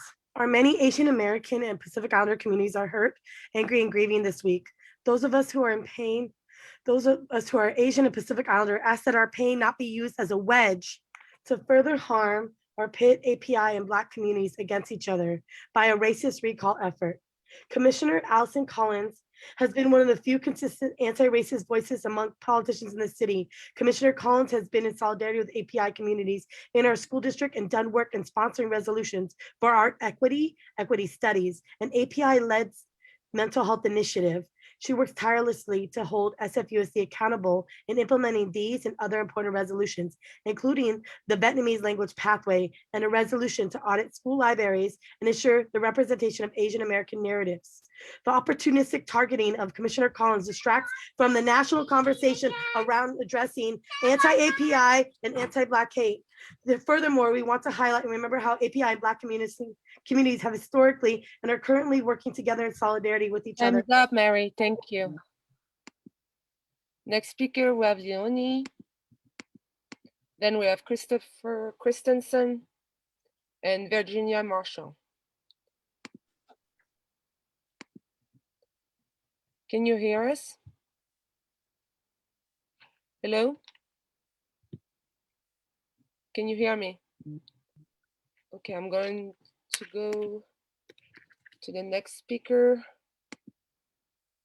Christopher, can you hear us? Okay, I'm going to the next speaker, Virginia. Virginia, can you hear us? Yes, I can hear. Can you hear me? Yes, go ahead.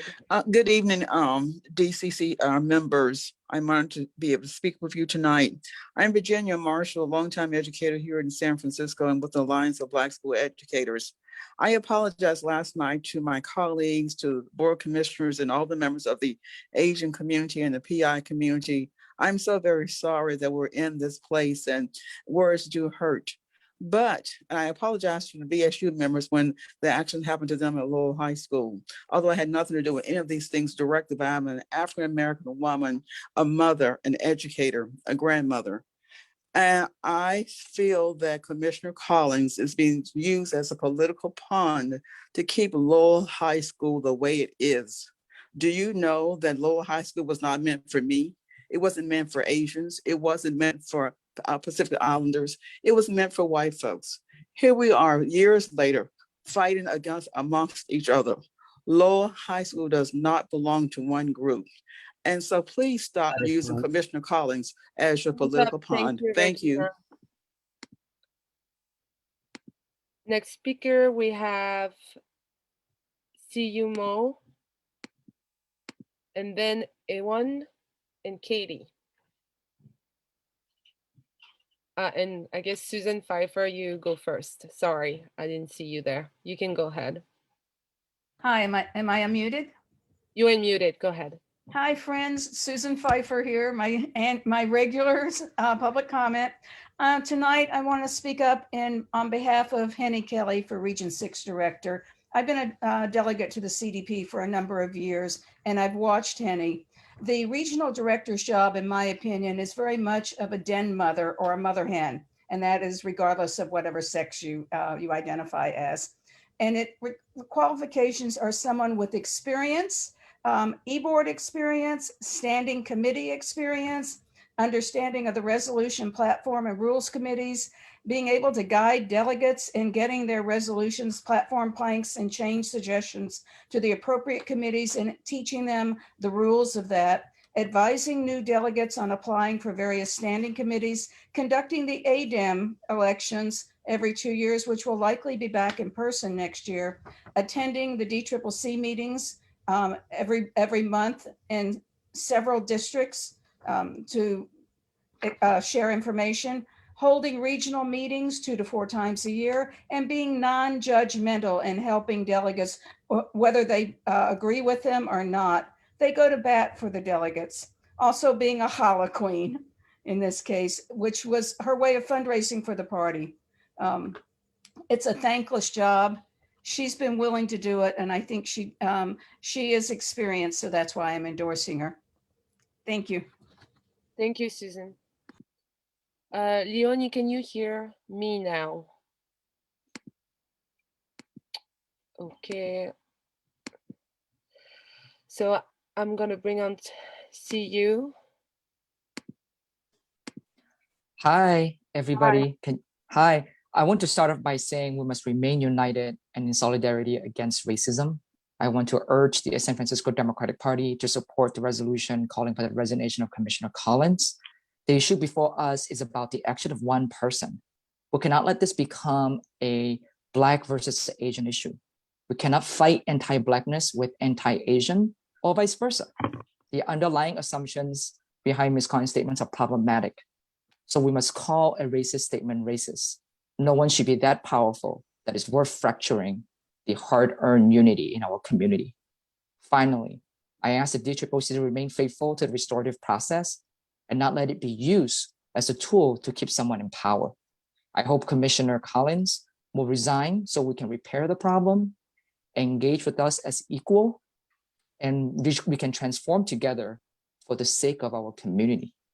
I look forward to working with her on her journey. Thank you so much. Thank you. Ewan, you are next. Then we have Katie and Rionda. Hi, thank you. My name is Ewan Barker-Plummer. I'm a youth activist and organizer here in San Francisco, and I'm a proud pre-registered Democrat. I'm speaking today to urge members to vote in favor of 2 resolutions. The first is from Member Tung for the SF Democrats to call on Commissioner Allison Collins to resign from the Board of Education since her racist tweets from 2016 have resurfaced. The second is from Member Loftus, calling on the Board of Education to plan for and guarantee 5 full days of in-person learning a week on day 1 of next year. Both of these are major actions this party could take to support and stand with the young people of this city. Thank you. Thank you very much. Next speaker, we have Rionda. Then we have Menkid Lamb and Hank Lopez.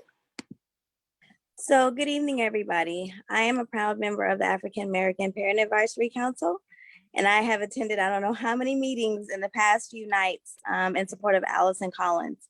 Allison is not a racist, contrary to what some may think. She has stood with us in the APAC community and helped to rally for students, not just African American students, but for all students. I understand that this is an attack right now because a lot of community members are upset about the low admission process.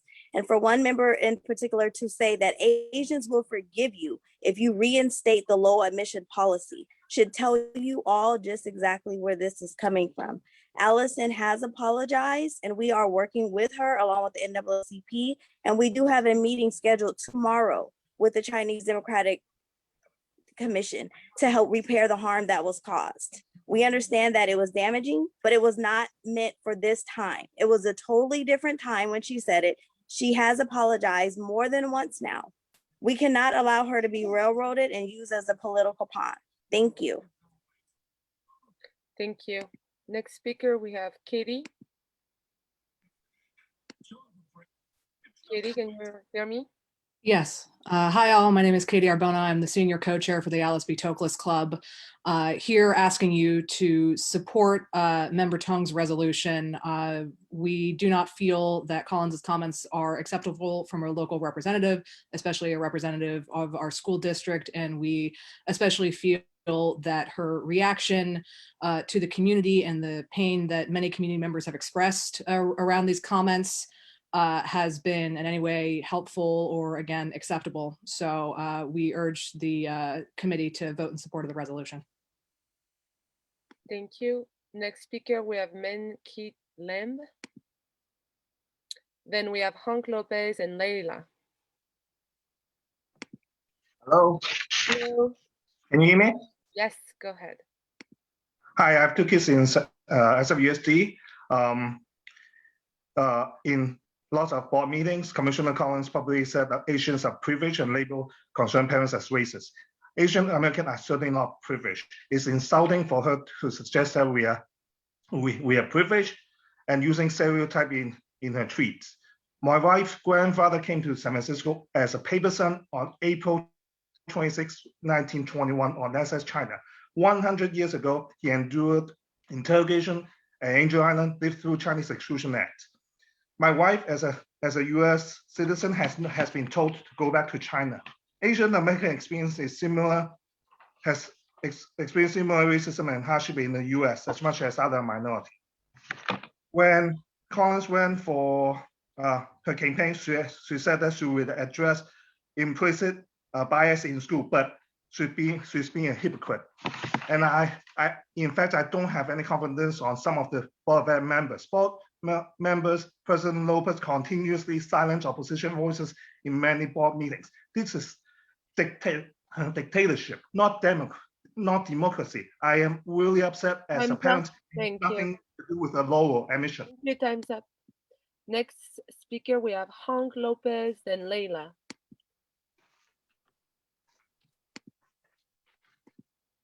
Hank, can you hear us? Hello, Hank.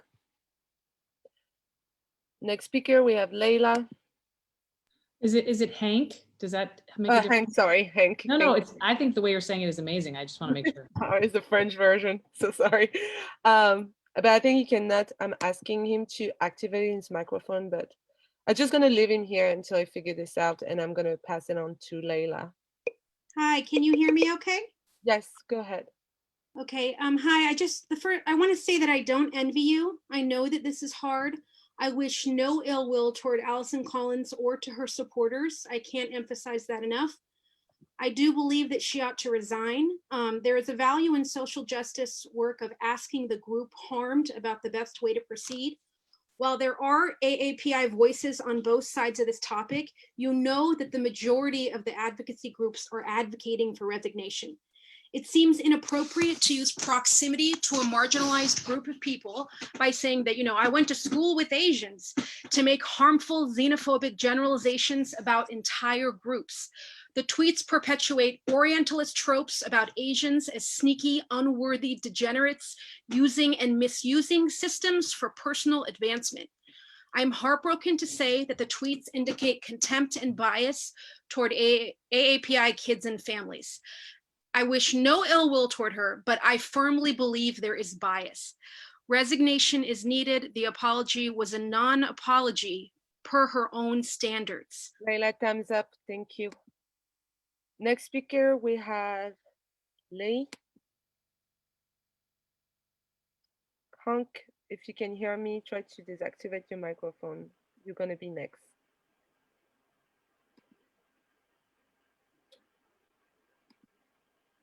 Hello, can you hear me?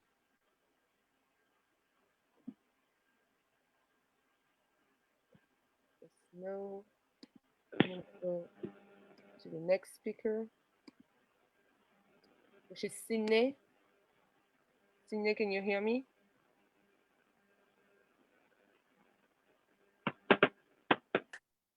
Sydney? Hello? Yes. Oh, we can Hi. hear you now. I want to support Nancy Tung's resolution in asking Allison Collins to resign. I think racism is racism. And for the sake of our kids, she needs to resign and get back to the needs of the community, which is getting our kids back in school and getting our kids back in school. Thank you very much. Thank you, Sydney.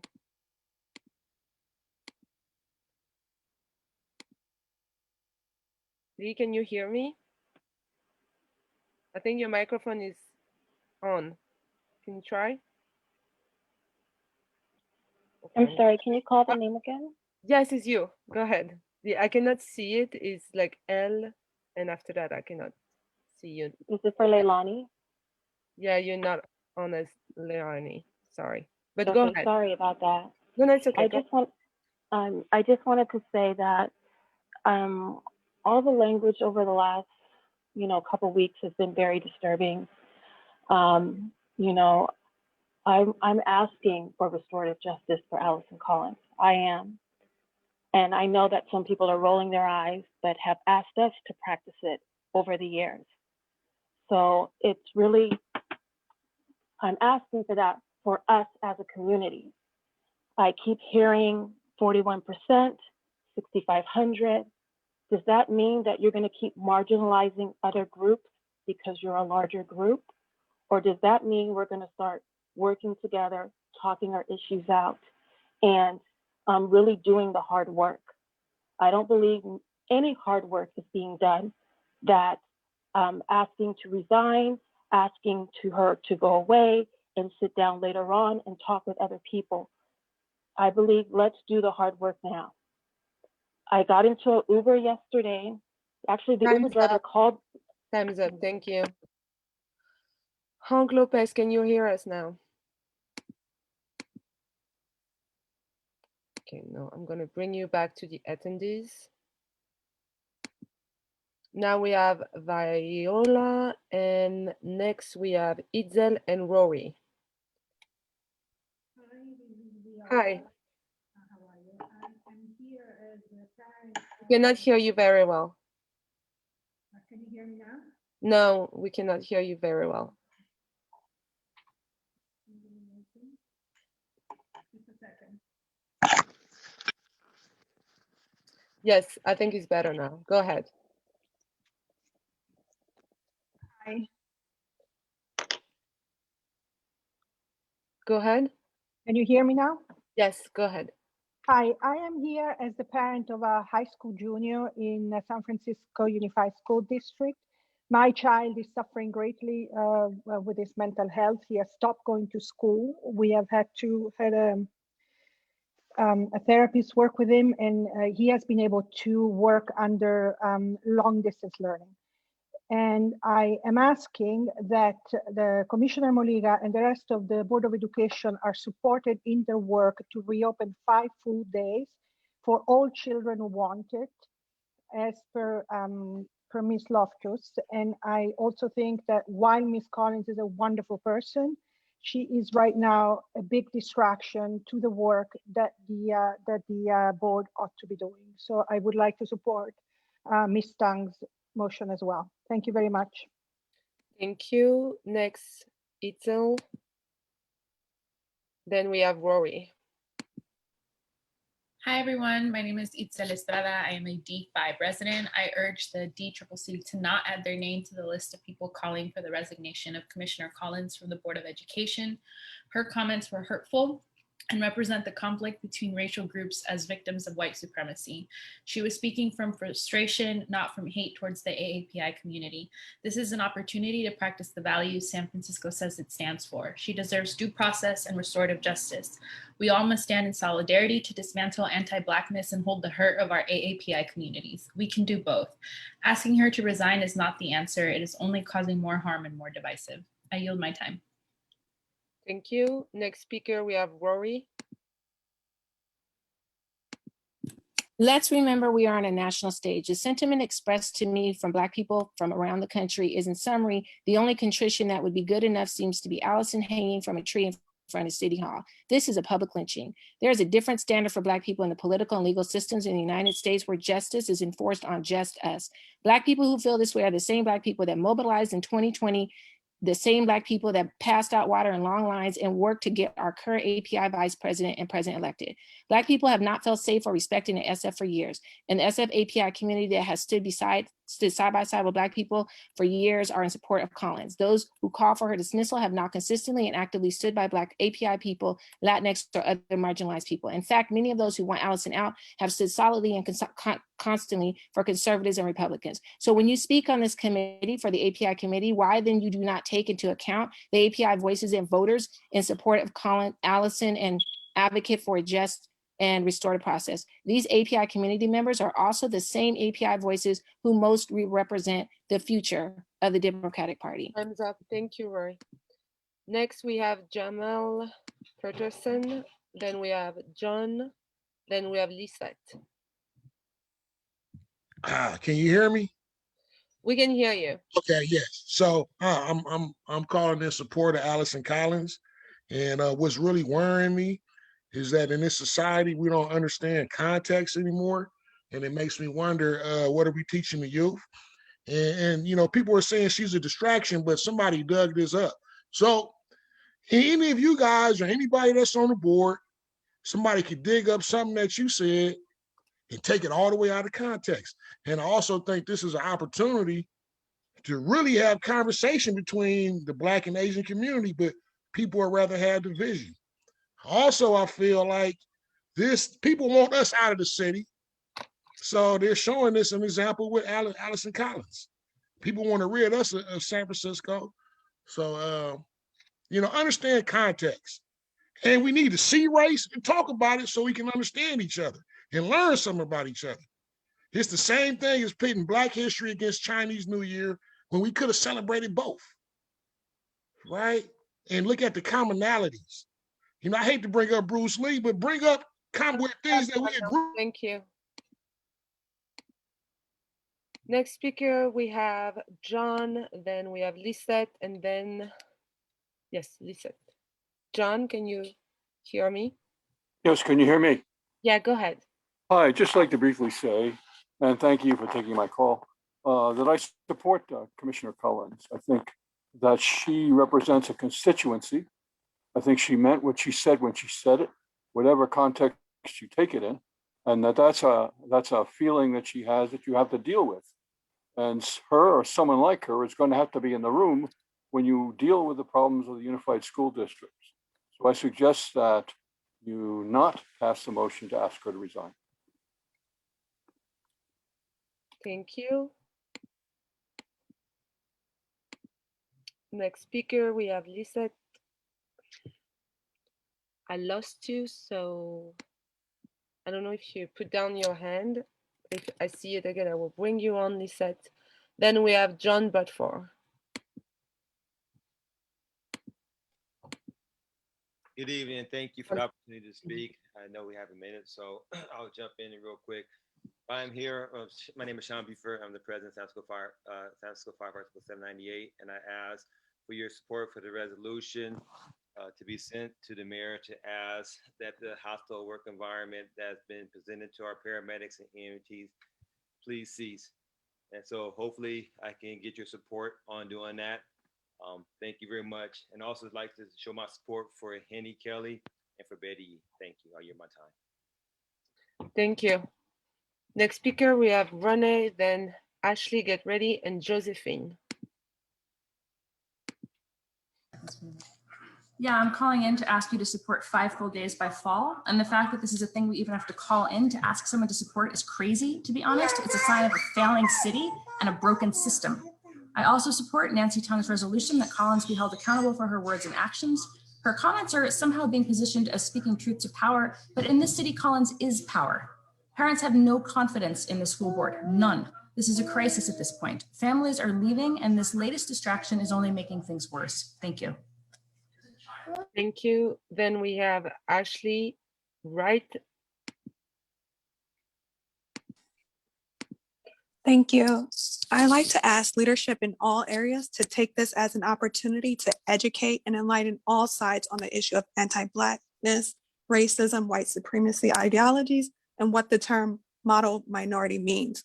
We should take this time to actually hear Commissioner Collins's words, her message in its entirety, not just snippets to push our own agenda to get her removed from the board. And definitely not use the hurt our Asian community is experiencing as a disgusting opportunity to push that agenda. For everyone requesting that Commissioner Collins resign, should request that we have an open dialogue with Collins to understand her experiences and understand her message, no matter how honest and blunt it was. What she was doing was calling out adults whose job was to protect, educate, and advocate for our students, something they weren't doing, but something Commissioner Collins continuously does, will do, and has done for years. So we need to bridge the gap instead of further dividing us. Thank you. Next, we have Josephine, and then Eddie and Matthew. Oops. Can you hear me? Yeah, Josephine, go ahead. Yes. This is Josephine Zhao, VP of Chinese American Democratic Club. Speaking for CADC, the meeting tomorrow with NAACP-SF, we will hear Ms. Collins out and give her due process. But it is not a restorative justice session. We feel when she has become an equal party, then we can speak equally on restorative justice. Our demand right now remains the same. Speaking for myself, I'm heartbroken that many of my friends in the African American community are heartbroken. For what Ms. Collins is going through, it draws a similarity to my campaign in 2018. My private comments in Chinese in WeChat group were perceived differently contrary to my beliefs. I withdrew from the race as an unelected candidate because I didn't want to continue the division, hurt, and distraction. Up to this day, I continue to work to heal communities. It is heartbroken for me to see what's happening. I think Ms. Collins may not be a racist in person, and I wish to be able to vouch for her. But I long to get to know her. Josephine, thank I you. hope Ms. Collins can look into her. Next speaker, we have Eddie and then Matthew. Yeah, hi, can you hear me? Yes, we can hear you. Go ahead. Yeah, hi. Thank you for taking the call. Thanks for everything you guys are doing. First, I'm surprised that the 5 full days is on the docket here. That should not even be a case. We have to have schools open 5 full days. So if that gets voted out, I'm just gonna, I don't know. I have no idea what I'll do tonight or how I'll go to bed. I called in really to talk about Allison Collins for a little bit. I grew up here in the city. I'm a 3rd generation San Franciscan. I went to SFUSD. My dad went to SFUSD. My kids go to SFUSD. It was never about race in San Francisco Unified School District. That's one of the great things about the school district. And to actually have my kids sit in class and to have race being a polarizing thing, this is not San Francisco values. Allison Collins came across as a racist. The San Francisco Chinese community cannot take her word and cannot trust her anymore. Regardless if she is or is not a racist, her comments hurt, and I think that she should be removed from the Board of Education and should not set policy for 40% of the students who are Chinese American or the API community, excuse me, in the school district. Thank you. Thank you. Next speaker, we have Matthew, then Kelly gets ready, and Virginia. Hi, I am a newly elected delegate from 8019, and I've polled my supporters, and they support Member Tung's resolution for Collins to resign, as well as Member Loftus's resolution for 5x5 in the fall. And I would also like to throw my support for Jane Natoli. I think we could use her fresh voice. Thank you. Thank you. Next, Katie.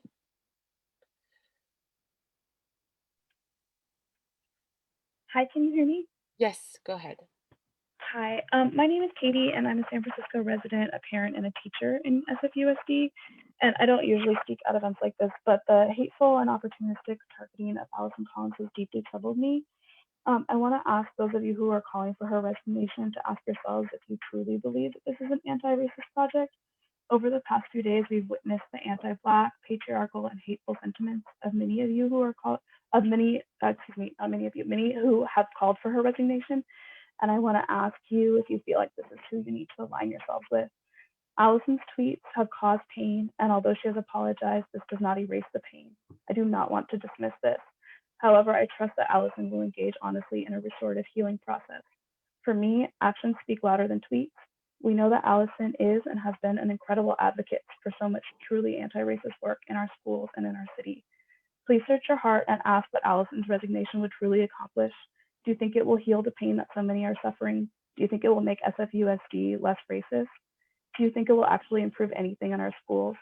I hope that we can be honest and work together and make real changes that benefit.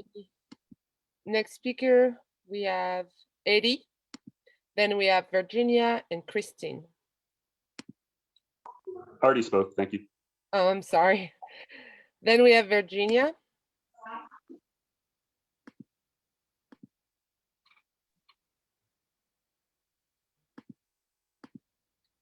Virginia, can you hear me?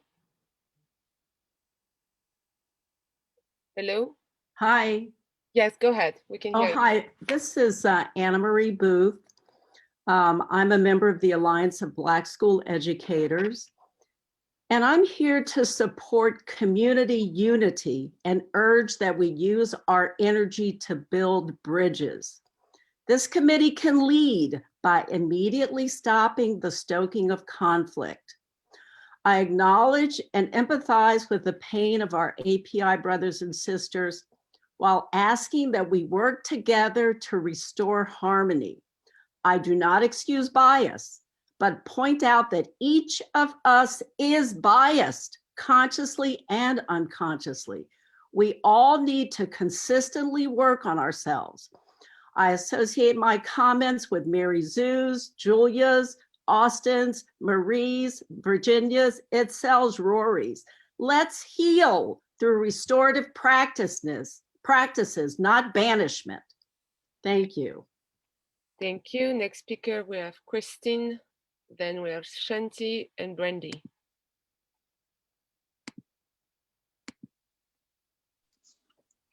Hi, everyone. As a member of the Asian community, I oppose calling for the resignation of Commissioner Collins. Likewise, I oppose conflating this effort with other issues like school reopening or low emissions in this conversation. I'm joining other API siblings in supporting restorative justice processes and building solidarity between our communities and Black communities.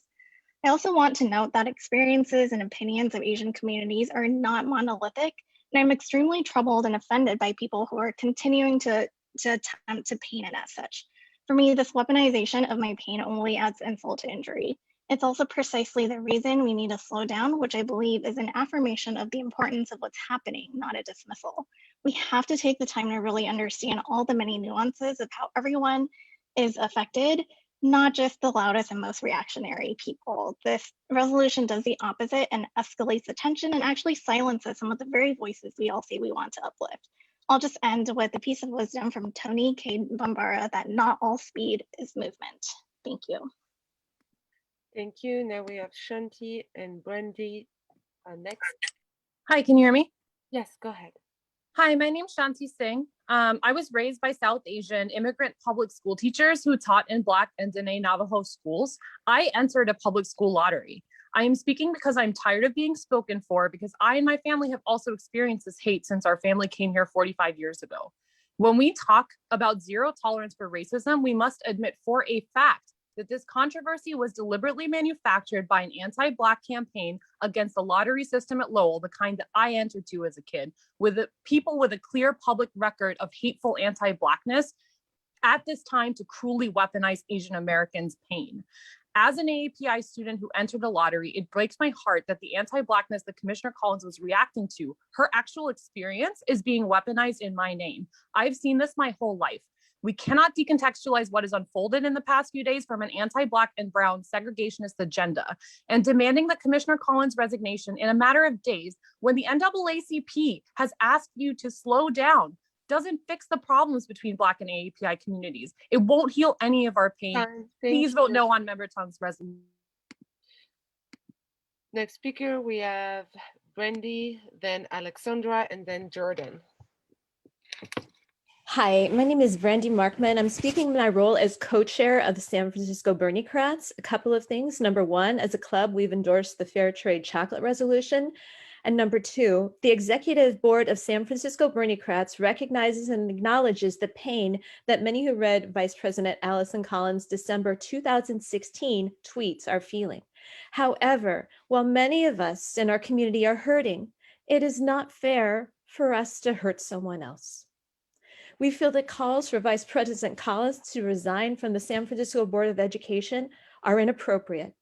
Calls for her resignation repeat racist, misogynistic cycles of holding Black progressive women who are elected officers to a higher standard than others. We know that the timing of the release of the 5 years tweets was politically motivated. Furthermore, we are deeply saddened and disappointed that people in our community are using this issue as a wedge for political gain. Divide and conquer techniques cannot help San Francisco heal. Time's up. Thank you. Next speaker, we have Alexandra. Hi, I'm a parent of a 5 and a 7-year-old, and I'm calling in and supporting Nancy Tung's resolution in support of Allison Collins' resignation, as well as Susie Loftus's resolution to guarantee students back to school for 5 days in the fall. I support the ask for Allison's resignation. Hearing my peers in the API community torn apart and hearing them also just being discounted on their feelings is just unacceptable for such a progressive city. I have no words.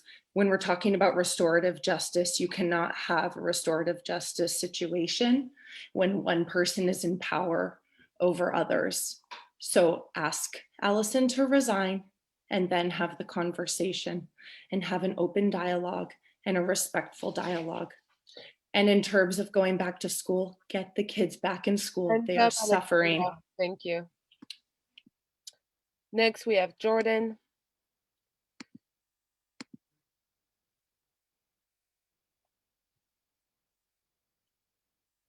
Jordan Davis, can you hear me? Hold on, I'm unmuting in just 1 second. Good evening, my name is Jordan Davis. I use she and her pronouns. I'm frustrated and upset about this bullshit resolution costing Allison Collins, a Black woman who's cared so much about equity, to resign. It's better to have a restorative justice process. Sure, her words didn't come out right, but she was frustrated by a lack of solidarity between the Black and API communities. And I'm frustrated too, because too many in the API community failed to support the transgender community during the Josephine Zhao saga when she was enabled by her lack of remorse for transphobia. And I need to point out that proponent of that resolution received money from that transphobe. The trans community is undergoing a lot of pain right now because of Republican BS around sports. Thank you, Member Mahogany, for introducing that resolution. And the calls for Allison to resign may lead to London breeds appointing shout to the school board, and that will harm transgender students. Do you want to associate yourself with her and that racist Diane? Thank you. Next speaker, we have Michael Chen, then Meredith.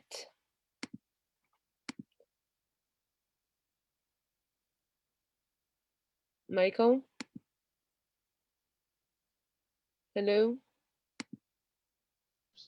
Hello. Go ahead. Can you hear me? Yes. Hello, my name is Mike Chen. I'm a board member of the Edley Democratic Club. I'm seeking support of Nancy Tung's resolution and with Susie Loftus's resolution.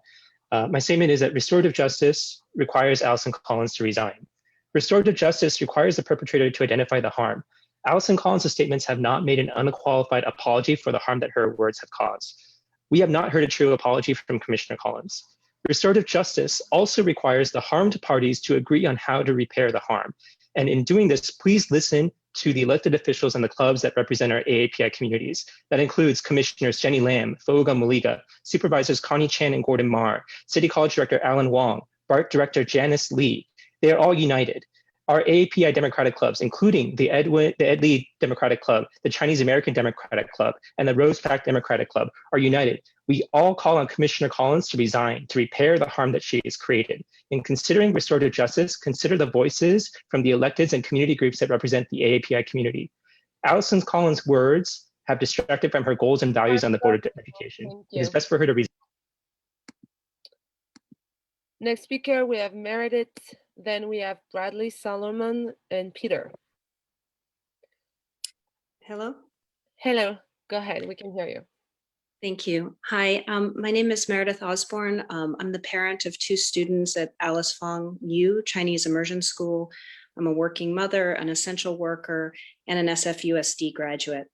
I call in support of the 2 resolutions. I can't add to the voices of those in the AAPI community who have spoken out about the pain that Allison Collins has caused, but I hear those voices and do not believe that her apology has showed any true remorse. I can also tell you that she has shown an open contempt towards working mothers struggling with the year-long school closures. In text messages to district officials, she suggested that parents advocating for school reopenings were simply whining, affluent professional women concerned about losing their babysitters. This showed contempt for both parents and educators and a deeply problematic attitude about our education system as a whole. What I see is that her tweets are part of a larger pattern of dismissing, villainizing, and stereotyping groups and individuals with whom she disagrees. This is not what we need in our public servants, especially those who purport to serve our children. Time's up, Meredith, thank you. Next speaker, we have Bradley, then we have Peter and Bivet. Hi, I just want to say as a lifelong 57-year-old San Francisco Democrat, that only in a broken city, and our city is broken, can a person make indisputably racist comments and then be characterized as a victim. But perhaps it's because this is being debated, it's exemplifying why our school system and our city is a national embarrassment right now. I've lived here my whole life, and this has broken my heart. We need to start thinking about the children.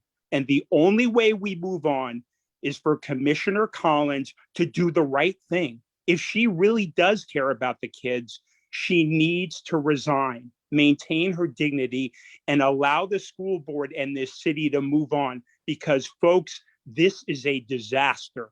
Commissioner Collins needs to resign and do the right thing. Thank you. Thank you. Next speaker, we have Peter Cohen.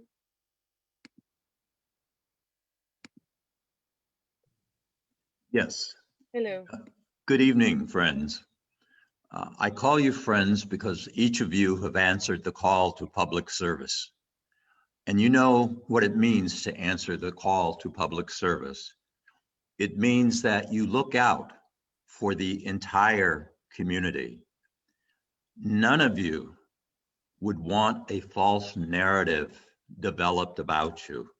In many instances, it has been a conflation of the false narrative about Commissioner Collins with the narrative that somehow she is the cause of the horrific tragedy that happened last week in Atlanta.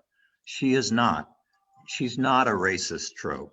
But the only way to get at that is to take the time to have the positive conversation that the NAACP has been calling for.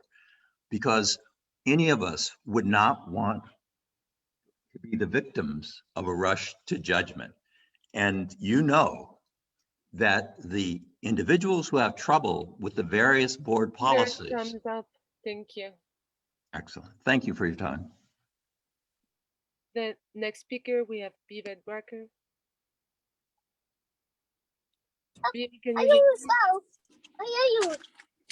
Hi, can you hear me? Yes, go ahead. Hi, I'm deeply disturbed today by what I'm witnessing from the San Francisco Democratic Party, not just the loud cries of those who are now calling for the resignation of Allison Collins, but also the silence and complicity and alignment that you guys have made with virulent racists at Lowell High School and other San Franciscans against the Black community. The gaslighting we constantly receive that San Francisco is not racist further diminishes our daily lived pain as Black San Franciscans and further marginalizes and criminalizes us. Our community has never received restorative justice in practice, only in words. And while the Asian community is also divided on this issue, I'm truly sorry that any of my Asian brothers and sisters experience hurt and pain. I am so glad that Josephine Zhao spoke up and admitted that she does not think that Allison is racist. Today, me and Josephine cried together in solidarity because of the harm cancel culture causes. It does not produce any opportunity to heal. And Josephine told me that she feels like she is in prison right now. And what did we both learn from not sitting down and having difficult conversations that needed to happen to educate and guide Josephine in a positive way is that we are now going to be, as this board has already basically put this resolution before us, get rid of Allison. That's not going to bring peace or healing. And this movement behind the recalls will continue. Time's up, thank you. Next speaker, we have Leonie. We're gonna try again. I know you had some difficulty to activate your microphone. I'm asking you right now. Can you hear me? Okay, I'm gonna keep you on the panelist side. I'm gonna. Who are you asking to speak? You, go ahead. Because I got this email address, that's why. It's Oh, okay, because all right. Anyway, having listened to all the comments, it seems like the elephant in the room is what is going to happen with Allison. However, as a retired school principal of the oldest public school in California, as well as a former library commissioner, I hear that the elephant in the room is sucking the oxygen out of the room. And so in order to help develop the peace so that kids can get back to school, it may be the best thing for Allison to do like Al Franken for the sake of the Democratic Party, to resign and allow people to develop. Because one of the problems that I have is that the school board has not been focusing on the education of the school kids. They're all using all these words about equity, racism, restorative justice. What about literacy? What about math literacy? What about science? What about technology? Next, we have Vivian Tong. Then we have Alex. Hello, can you hear me? Yes, go ahead. I'm Vivian Tong, a Chinese American woman, alumnus of Lowell, and a granddaughter of a paper son.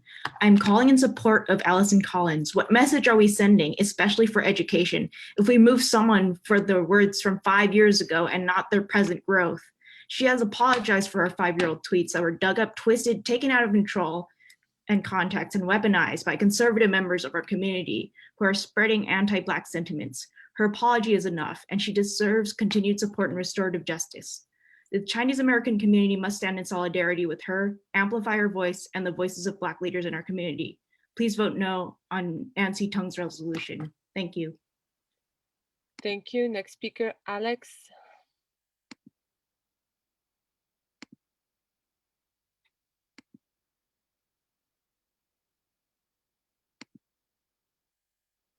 Alex, can you hear me? Hi, sorry about that. I didn't realize I had to unmute. Hi, my name is Alex Landsberg. I'm going to try to keep this very quick. First, I want to stand with many of the Black parents and other folks here in San Francisco standing with Allison Collins. I think it's absolutely important that we recognize this attack for what it was, and we also recognize these tweets from a person who was a powerless and angry parent 5 years ago for what they were. This push. I'm sorry, I'm trying to get this all done very fast. All these people who want a parent who said mean things about Asian adults to resign so her replacement can be appointed by the person who complained that one ethnic group, that one monopolizes the lottery, the affordable housing lottery, and gets all the affordable units, does not seem to be congruent with what we're talking about in terms of justice. Lastly, in terms of the push to open for 5 days, we had a principal chat today at school, and we learned that the reason we can't open for 5 days is because of facilities issues, because of DPH guidance, because of distancing guidelines. Please don't put this on the school board to try to solve a logistical problem that is simply beyond the capacity of 5 volunteers. Thank you. Thank you. Next speaker, we have Seth, and then we have Anita. and Gina. Hello? Good evening. Yeah, go ahead. And thank you for taking my comment. My name is Seth Brenzel, and my husband and I are parents of an SFUSD elementary student. The board faces a looming fiscal crisis, a retiring superintendent at the end of June, declining enrollment, and no school children have seen the inside of a school building for more than 375 days and counting. Our Board of Education is distracted from these crises by the hurtful and racist comments made by Commissioner Collins and the inadequate response and explanation that she has provided. This situation has divided the Board of Education and in so doing created yet another distracting crisis for our district, a district that does not have the luxury of time. I urge you to please support Nancy Tung's resolution calling for Commissioner Collins to gracefully resign. I hope then that healing in and among our communities can begin. Additionally, I urge you to support Susie Loftus' resolution calling for 5 full days of school inside of school buildings in August in SFUSD. Our children need to get back to school, and you can help them supporting this resolution. Thank you. Next speaker, we have Anita Lee. Then we have Gina and Kyle. Hi, my name is Anita. I'm a resident and a K-12 SFUSD graduate. I'm supporting Nancy Tung's resolution to ask for the resignation of Collins. And I want to say I voted for Collins because I was excited to support a woman who is progressive with anti-racist views. And I didn't know she had such little regard for public opinion, so little maturity and empathy at the time. As a Lowell graduate, I agree Lowell does not belong to one group, but I more strongly believe that Collins is not the right person to lead, least of all pushing through controversial issues. Someone who cannot apologize cannot lead. Her recall alone will not atone for anti-Asian hate or vice versa for anti-Black hate, but we need to get back to work. And I know for myself, I want to be proud of SFUSD and the city again. Thank you. Thank you. Next speaker, we have Gina, then Kyle, then Nicole. Hi, can you hear me?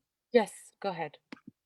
Thank you for listening. My name is Gina Bissell, and I work at a particular school in the Bayview for 34 years. And I have nothing but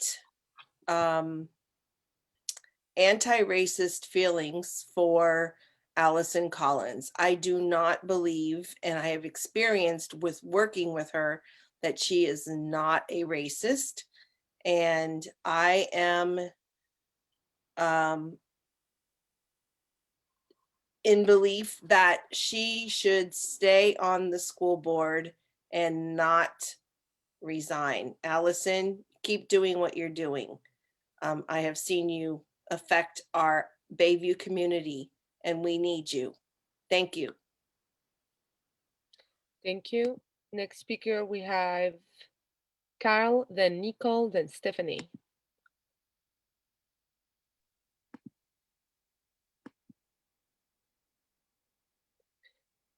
Can you hear me, Kyle? Hello? Yes, go ahead. Hello. Thank you. Oh, hi, everyone. My name is Kyle. I'm a D1 resident, and I would just like to express my support. Sorry. I would just like to express my support for the resolution asking for the removal of Commissioner Collins. Having seen her unapology regarding her tweets, we need leadership that can stand with all members of our community. Thank you for your time. Thank you. Next speaker, we have Nicole, then Stephanie, then Deirdre. Hello, please call on Allison Collins to resign. Asian Americans are constantly ignored and are paying dismissed. Why? Our API community is hurting tremendously. This has nothing to do with her skin color or Lowell. Allison Collins' comments were racist and stereotypical. If this were to happen to any other community, there would be outrage. Multiple leaders have expressed their disappointment that she does not truly understand the gravity of the pain she has caused. How can we expect her to be a fair leader for all when she has not expressed true remorse? The first step in restorative practices is to acknowledged the harm done, but she still has not deleted the tweet. This is a slap in the face to all APIs, not restorative. It is absolutely not okay for an elected leader to be in position of power when she has revealed her feelings about me just because of the color of my skin. Her words were outright racist, and therefore she can't be in a position of power. Our kids and families deserve better. Please stand up against racism. We can have true healing when she gracefully resigns, and maybe she can run again for public office. Thank you so much. And Black Lives Matter as well. We stand with Black Lives Matter for sure. Thank you. Thank you. Next speaker, we have Stephanie. Hi, everyone. Thank you so much for hanging in here as long as you have to listen to all of the public comment. I am a newly elected delegate as well as Matt, and I also asked my people who voted for me how they felt about these issues, and we stand with Susie Loftus on that resolution as well as with Nancy Tung. That is really important to our voters. I also would like to say, as a newly elected delegate, I wanted to just throw my support in for Jane Natoli and also for Delane Easton. You know, the Democratic Party has one job and one job only, and it's to grow the party and to win seats. And under this leadership, we lost 4 seats. Delane has a plan to get boots on the ground and expertise in the areas where we lost ground, and I think that's really important. And I also think it's really important for all of us to remember that she would like to decentralize the chair's power, which is really important when we're talking about issues of transparency, equity, inclusion, so that the party is more accessible for everyone and everyone can vote their conscience and not vote for their own political gain. I thank you so much for your time. Thank you. Next speaker, we have Deidre, then we have Caroline, then we have Mary, which I think we already have a public comment, but just to make sure, we'll bring you on. Hi, my name is Deirdre, and I am calling. First of all, I just wanted to really appreciate. Oh, I'm sorry. I think. Oh, can you hear me? Go ahead. My bad. It's my fault. Go ahead. Oh, sorry. Okay, I just wanted to appreciate all of the speakers in support of Allison Collins staying in the fight. We have no better warrior for social justice, and she's apologized for these tweets that are 5 years old, have been taken out of context. And Shanti Singh's words, I totally agree with her, and you said it so beautifully, Shanti, if you're listening to this. And I just want to say that if we need to go in the direction of restorative justice, let's support that. We are all better when we work against our common enemy of white supremacy, and this divided, we will fall. Thank you. Thank you. Next speaker, we have Caroline Parker, then Mary's and Andrew.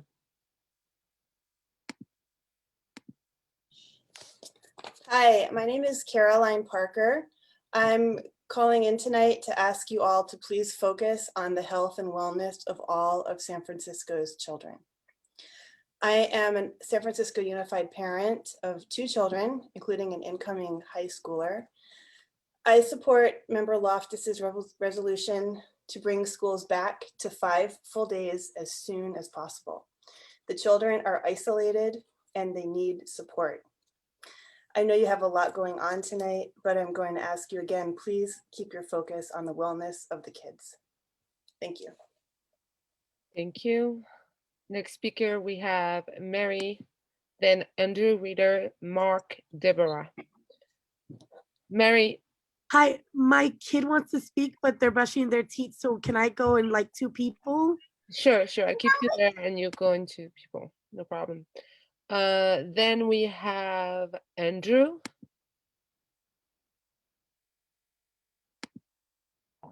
Andrew, can you hear me? Yes. Go ahead. I support Nancy Tung's resolution, multiple lawsuits against the SFUSD, a bungled school renaming process, decreasing enrollment. All the SF public schools are still closed for all students.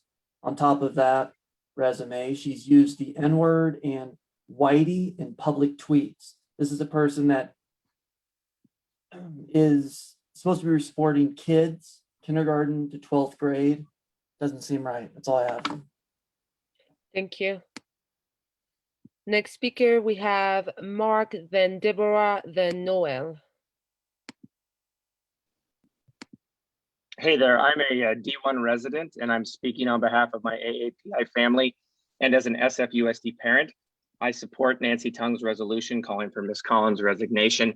This isn't about due process. This is about judgment. Ms. Collins' judgment, her judgment of tweeting what she tweeted, her judgment of apologizing without apologizing, and now the judgment of her not realizing what her continued presence on the board means, especially in the eyes of countless Asian students and parents. When a leader becomes the topic herself and sucks all the energy from every room she's in from here on out, it's time to go. The simple fact of the matter is that her remaining on the board will result in the school board no longer being able to function properly. If she cares about the mission of SFUSD, and I honestly believe she does, she must resign. Thank you. Thank you. Mary, are you ready? Maybe in 2 more, because we have 1 more minute for brushing teeth. The timer going. Deborah, then Noel. Hi, everyone. My name is Deborah, and I'm Chinese American. I stand behind Commissioner Collins. Her words, the lived experience she shared, track completely with my own lived experience. I grew up going to school with the similar demographic of Asians that Collins referred to, middle to upper middle class, predominantly East Asians, not all Asians. And we absolutely shared a lot of implicit and explicit racism against Black and brown folks. Now, I'm hurting alongside fellow Asians due to the real racism and violence against us, but at the same time, we must also uproot anti-Black racism within the Asian community. While her tweets may sound harsh, they are true. Reducing Collins to being racist is failing to understand the complex, diverse Asian diaspora and its relationship with the white supremacist manipulation of people of color. Asking for her to resign is structural action akin to turning a blind eye to the very real anti-Black racism that Asians perpetuate. I urge you to vote no on Nancy Tung's resolution. Thank you. Next speaker, we have Noel, then Brendan Aramy, Yvette, Tammy, and the last one is Virginia Marshall, which you already did a public comment, but I will bring you on just in case. And now I have Kelly Wash. Go ahead, Noel.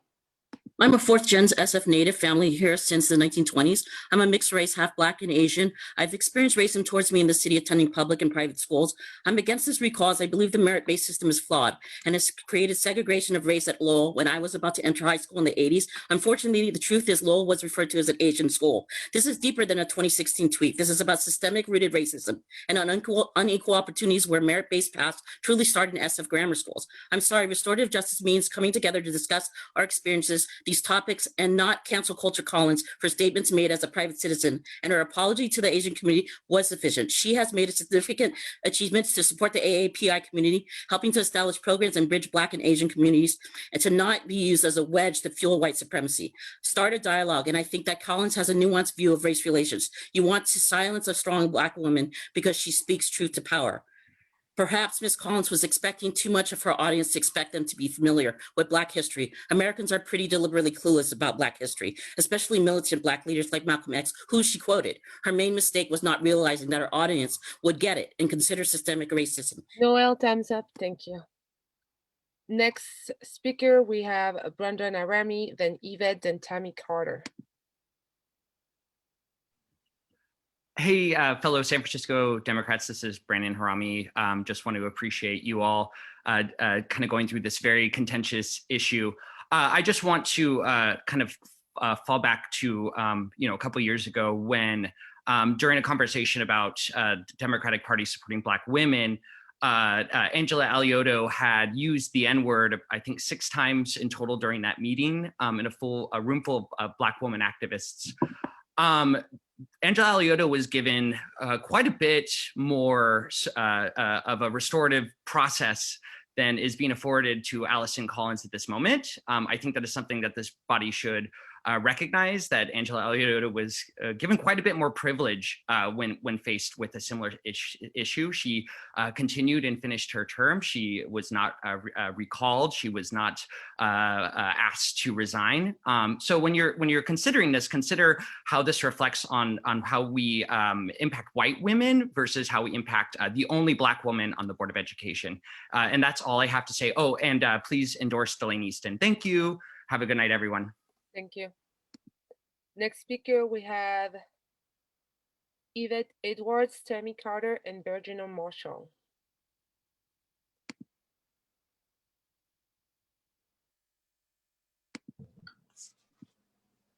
Go ahead, Yvette Edwards.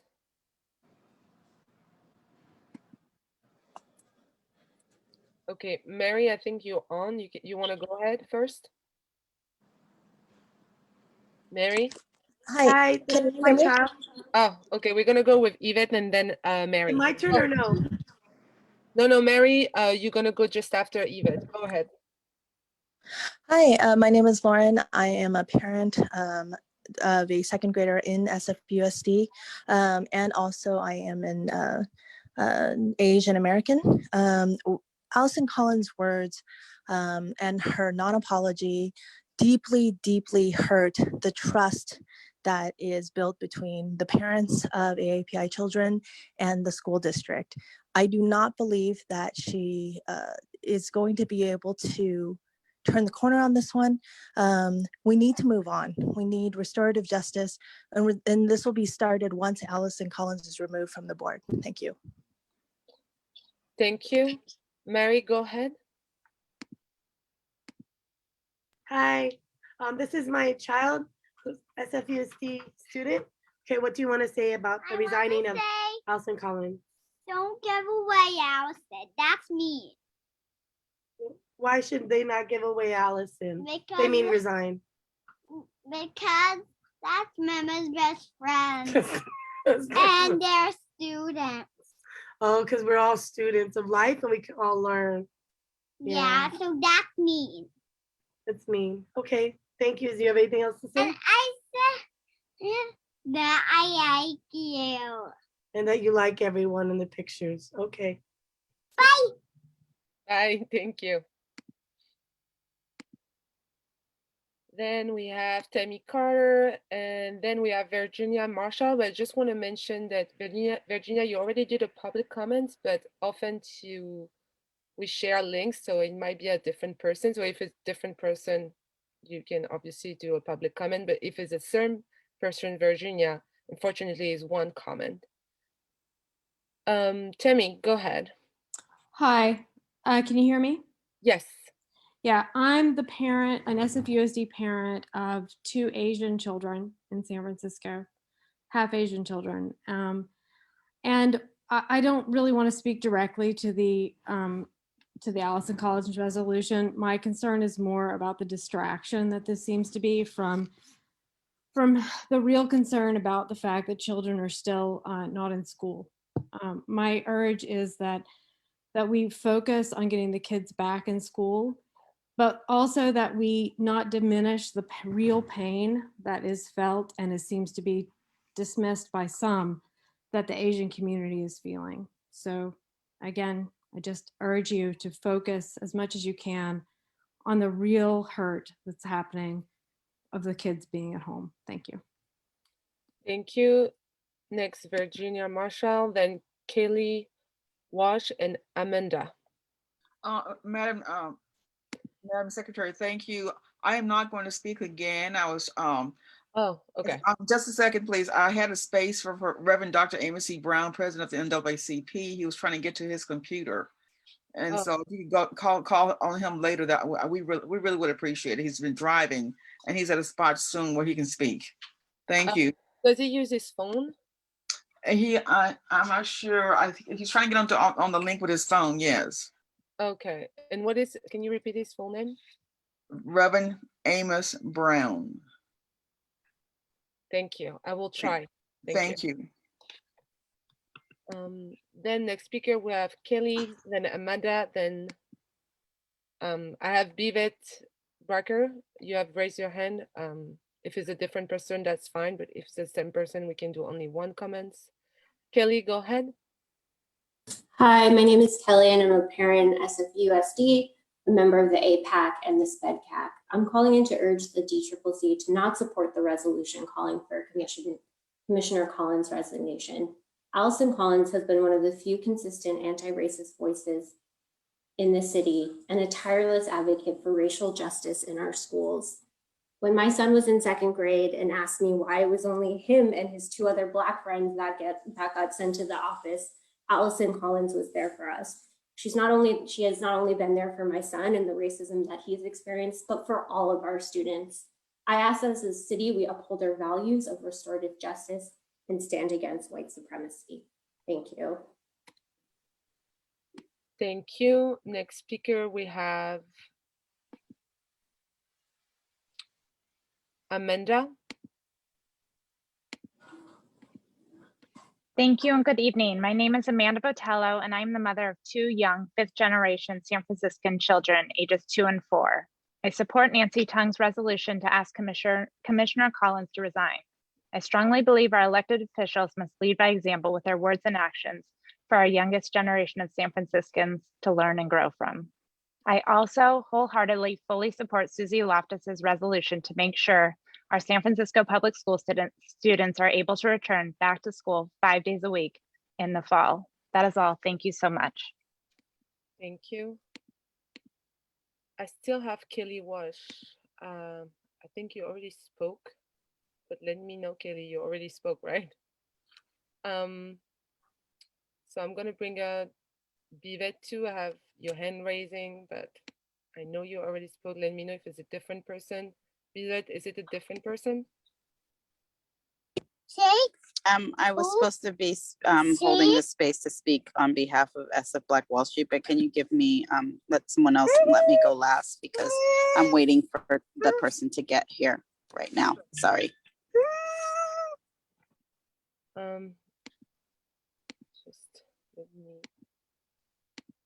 Just give me a moment.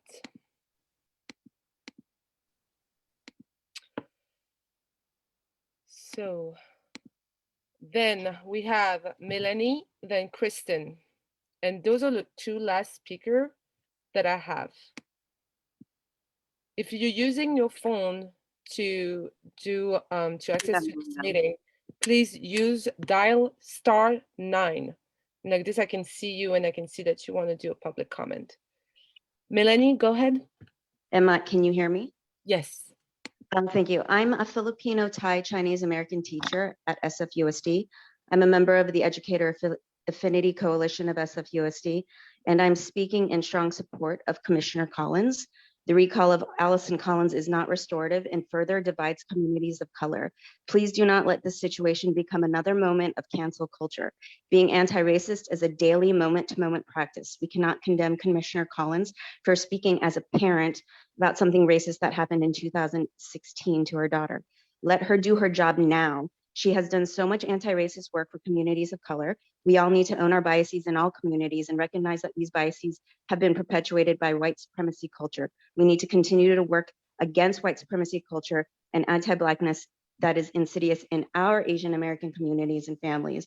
We also need to continue to work against the white supremacy culture and anti-Asian racism that is insidious in other communities of color. Bridge the gap. As the adults who tout restorative practices in our schools, it is imperative to model this practice in this current situation. Many Asian American Pacific Islander communities are hurt, angry, and grieving this week. Many of us who are APIs. Thank you.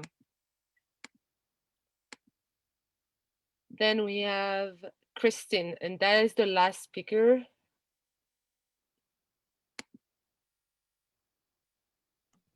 Hello, can you hear me?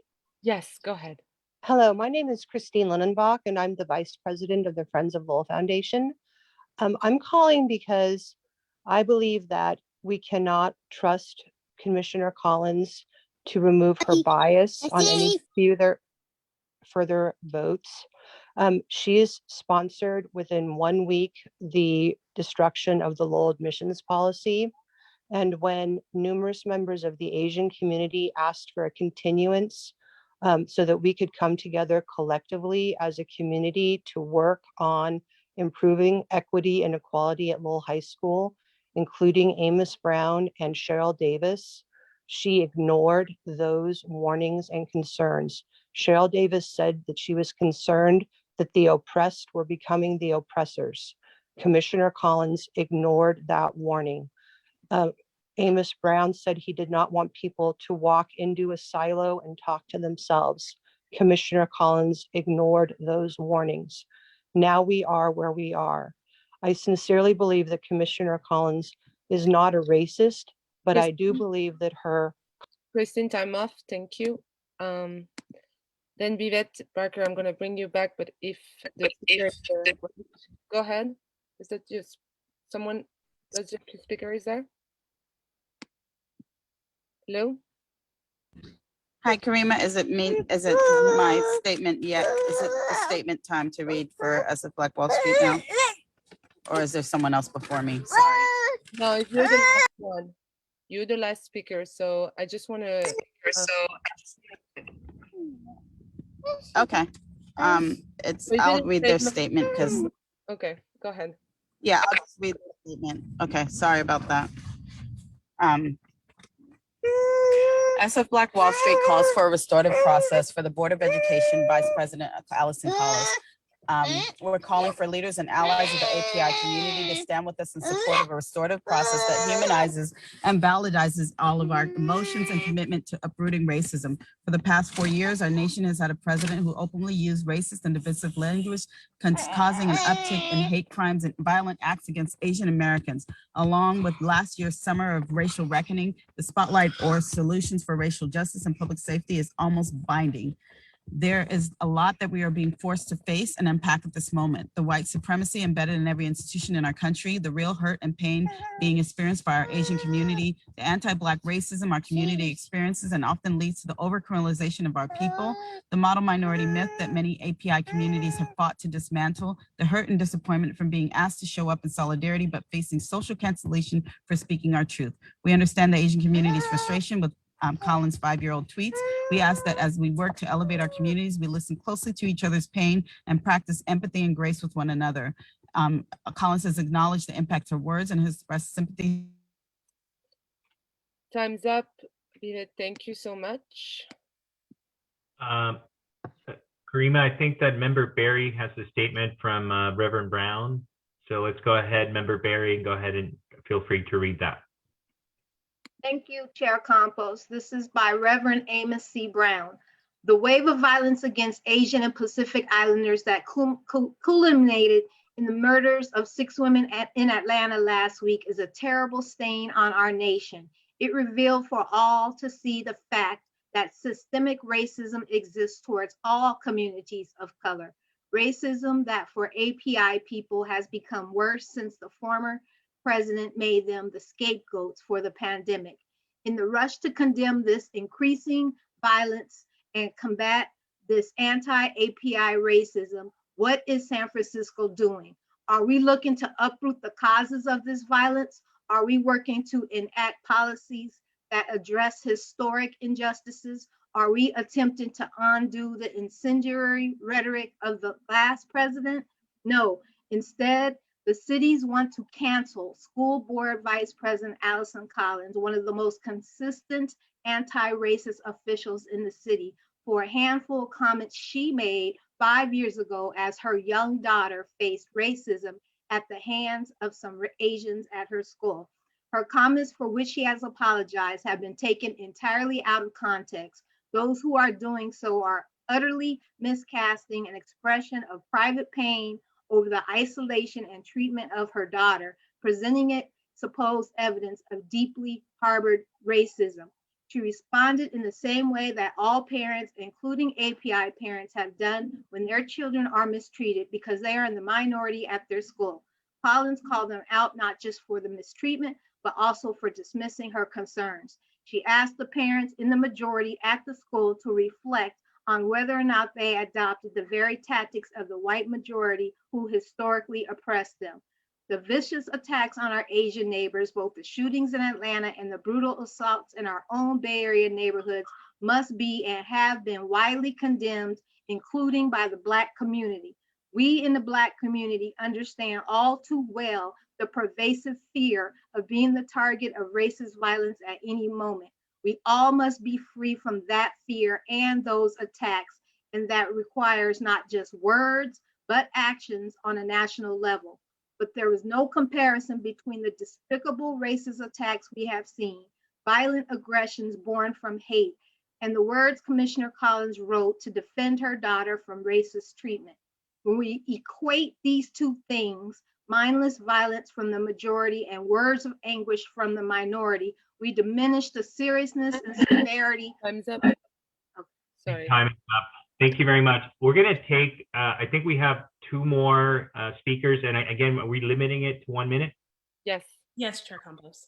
So thank you. So go ahead, Executive Director. Yes. So we have Stephen. Then we have 3 more. And the last one is Jonathan. So Stephen, go ahead. Hi, can you hear me? Yes. Hi, this is Stephen Dodson. I'm an SFUSD alum, a Vietnamese American, and I, went to schools in San Francisco, and I went to a school that was large contingent of Asian Americans, along with Black students, and there were, and I think that Allison Collins' point about there being anti-Asian or anti-Black sentiment in the Asian community is absolutely right, and it's an issue that needs to be addressed. I think what matters is how you talk about them and how you frame that. I don't think anyone is dispelling that those sentiments don't exist. I think it's the language she chose to use and the sort of carelessness with which she chose her words. And in the aftermath of that, when the comments have discovered to wait almost 3 days before issuing an apology, I think those are the more troubling issues. And the thing is, everyone who has read the apology has seen that the apology was not as deep or as genuine as it could have been. So I believe for the best of. Next speaker, we have actually 3 CU modes. So I guess it's someone who shared the link. So I don't have your name right now. I just have CU Mo. Yeah, this is Mihir, and I'm here to express my extreme anguish over Allison Collins's comments. I think she should resign. I think she's a despicable character, and I'm extremely disgusted that the city of San Francisco voted for someone like her, myself included, and I absolutely regret doing that. I applaud Commissioner Lamb and Commissioner Maliga for standing up for what's right for everyone, not just the Asian American community, but for everybody, because this is an issue that affects every one of us. Thank you. Thank you. Next speaker, we have another CU Mo, but I'm guessing it's someone else. Yes. Hi, my name is Meg Cameron. I'm a parent in San Francisco United School District. I have 2 children at Glen Park Elementary, and I'm proud to attend one of the more diverse schools in our district. We chose it for that, and it's very important to us. But what is also important is that all children feel welcome in SFUSD, and that the voices of our Asian students are heard, and that they feel respected and they feel welcome and valued, as every student should feel welcome and valued in SFUSD, regardless of their race. And Commissioner Collins' words were so hurtful and so offensive that there's just no getting around it. And she still hasn't offered a proper apology. She hasn't. The Board of Education is sacrificing our children's futures on the altar of her ego. And I have to thank Commissioner Lamb and Commissioner Maliga for standing up for what's right for the district. And as a parent, I ask all of you to support her resignation, because regardless of how you view this, it is an unnecessary distraction when our district is. Next speaker, we have Jonathan, then we have another CU, and Ronan is the last speaker. Good evening, this is Jonathan. I support the resolution encouraging Allison Collins to resign. There's a reason that somebody looked up Allison Collins' tweets from 5 years ago. It's because people saw her behavior over the past several months on the Board of Education. People saw how she made assumptions based on people's race. People saw how she dismissed people whom she disagreed with by muttering, "I'm listening to a bunch of racists," and then did not acknowledge any of the points that they made. People saw how she oversimplifies issues into minorities versus white supremacists without listening to her constituents and without considering the full effects of her actions. And I don't think that's a healthy dynamic as an elected official to foment divisions along racial lines. I think the tweets are typical of this pattern. So I do think we should encourage her to resign so that the board can get to work doing its important work. Thank you. Thank you. Next speaker, Suo, then Ronan, then Kemi. Hi, my name is Spring Utting, and I'm calling in because I also support the resolution to ask Allison Collins to resign. I believe her intentions in serving the board are good. However, the racist tweets and the inability to apologize to the community and to her fellow board members in a way that they will accept leads me to believe it's important that we defer to the communities that have been harmed in this situation. Thank you. Thank you. Next speaker, Ronan, and then Kemi. Hello. I want to say that I really support the Asian Americans who have spoken about the pain that the tweets have called. I support calling for Allison Collins to resign, and very much think that this is a distraction, and that we should be focused on the children of San Francisco and getting them back into school and stopping the pain there. And I would like to add one more thing that I'm not sure has been covered, but the nation is watching the chaos going on with SFUSD and laughing at us. They're laughing at San Francisco because we can't manage our business. And had almost anyone else other than Allison Collins tweet what she did, SF Democrats would be the first to call for them to resign. By protecting one of our own, we would immediately be called hypocrites and would hurt Democrats and anti-racists nationwide by being an example to be thrown in our own faces. Thank you. Thank you. Then we have Kemi, and that concludes our public comments. Kemi, go ahead. Kemi? Okay, I need to turn it off. Yeah. Yeah, we can hear you. Go ahead. Hello? Yes. Are you still listening? Yes. Okay, my name is Daniel Cyberling. I'm an SFUSD parent. I'm here to speak on support of Allison Collins. I find this attack to be politically motivated, and it's providing cover for parents who are opposed to merit-based admissions. And with this, we're going to see with the change of increase in low admissions, we're going to see an increase in Black and Latinx representation. And I urge you to stand with SF Bernie-crats and with the Black community and with Reverend Amos Brown, and to consider all of the voices that you have heard here and support Allison Collins, and to consider whether or not you are actually voting in line with your constituents, particularly progressives who will take notice if you throw a Black woman under the bus. Thank you. And then we have the last, this is the real last public comments, which is Susie Lobster's daughter, right? I saw in the chat that she wanted to do a public comment, so I will give her the floor for a minute. Hello, my name is Vivian and I'm in 8th grade, and I really want to support this resolution because we really need to go back to school. I have a lot of friends who their mental health is really suffering from being in quarantine for so long, and it would just be amazing if we could see each other every week. And we really need to go back to school. So that's all I wanted to say. Thank you. Then I turn it to Member Lacroix. This is All right, thank you very much. And I just want to thank everyone who has stuck around with us and provided their public comment. We do appreciate hearing from you on all items on our agenda.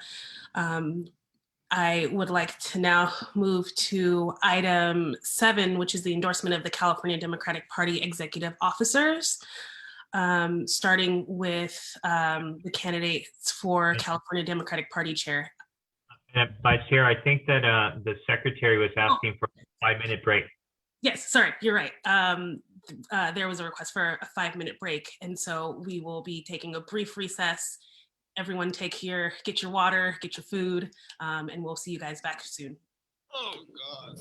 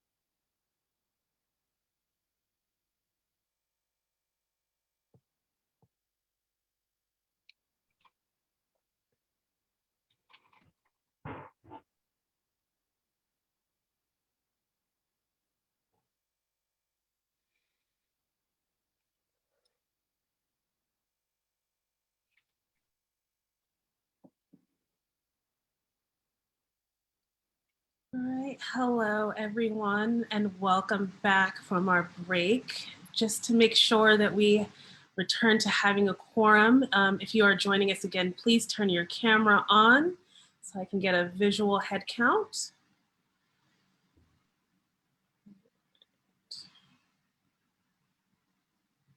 Okay, thank you all very, very much.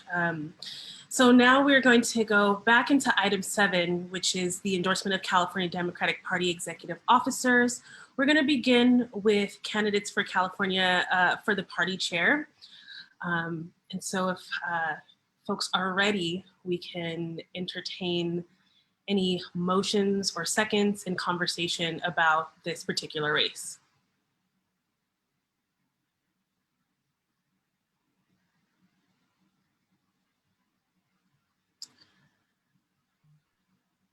I'm sorry, can you repeat that, Madam Chair?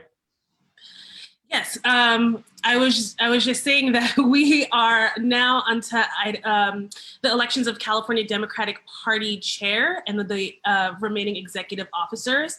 And I am open to having any motions and seconds in conversation about the party chair role so that we can continue this conversation. So I have a motion. I see. Oh, member Chair Campos. Yes, and thank you for chairing this aspect of the meeting. Since I'm a candidate, I think it's important to have somebody else beside. But I'd like to make a motion to endorse Rusty Hicks for chair of the California Democratic Party. I'll second that. Mark Checo with Phil Ting. Thank you very much. There is a motion and a second. Can we have a roll call vote, please? Sorry, who was the second? Assembly Member Ting. Okay, thank you. Is there going to be any discussion before we vote? I know that Member Duffy wanted to say some things. I'm sorry, I just came into the meeting. What's the motion? Motion to support Chair Hicks for party chair. I'd like to offer a substitute. Okay, go. Delane Easton, a winning statewide candidate. All right, let's, is there a second to that motion? Second. All right, let's have a conversation. Don't all chime in at once. Member Duffy. Yes, I'd just like to say that I think Delane Easton is an outstanding candidate. I've had the privilege of working with Delane for 25 years. Her role as the state superintendent of public instruction, working class background, service in the state legislature. And I think that the loss of 4 Democratic congressional seats is devastating. And in a state that went so strongly for the Biden-Harris ticket, I think we can do better. And I think that, you know, we're in a situation where there is always the perception that we're going to lose seats in a midterm after a Democrat wins, and the margins are just too close. We cannot afford to lose any seats. We have to gain seats. And so I think that Delane Easton has proved herself to be a very successful politician and government leader, and I think she's who we need to chair the party. Thank you. I see Member Galata and then Member Loftus. And then Member Berry. Thank you, Madam Chair. You know, I'm speaking on behalf of Member Galata, and we had this conversation about the importance of supporting a chair that will implement immigrant inclusion within our California Democratic Party, regardless of the candidate that we decide to endorse. We must hold them accountable to ensure that all Californians have a seat at the table. Unfortunately, the party has failed to fully implement immigrant inclusion, and we hope that we can work together to hold the future party chair accountable and that they will follow through with their commitment, because if they want, you know, to make commitments and not follow through, then they're not the leader we want for our party, because we want a leader that will unify us, that will build our party, a party for all.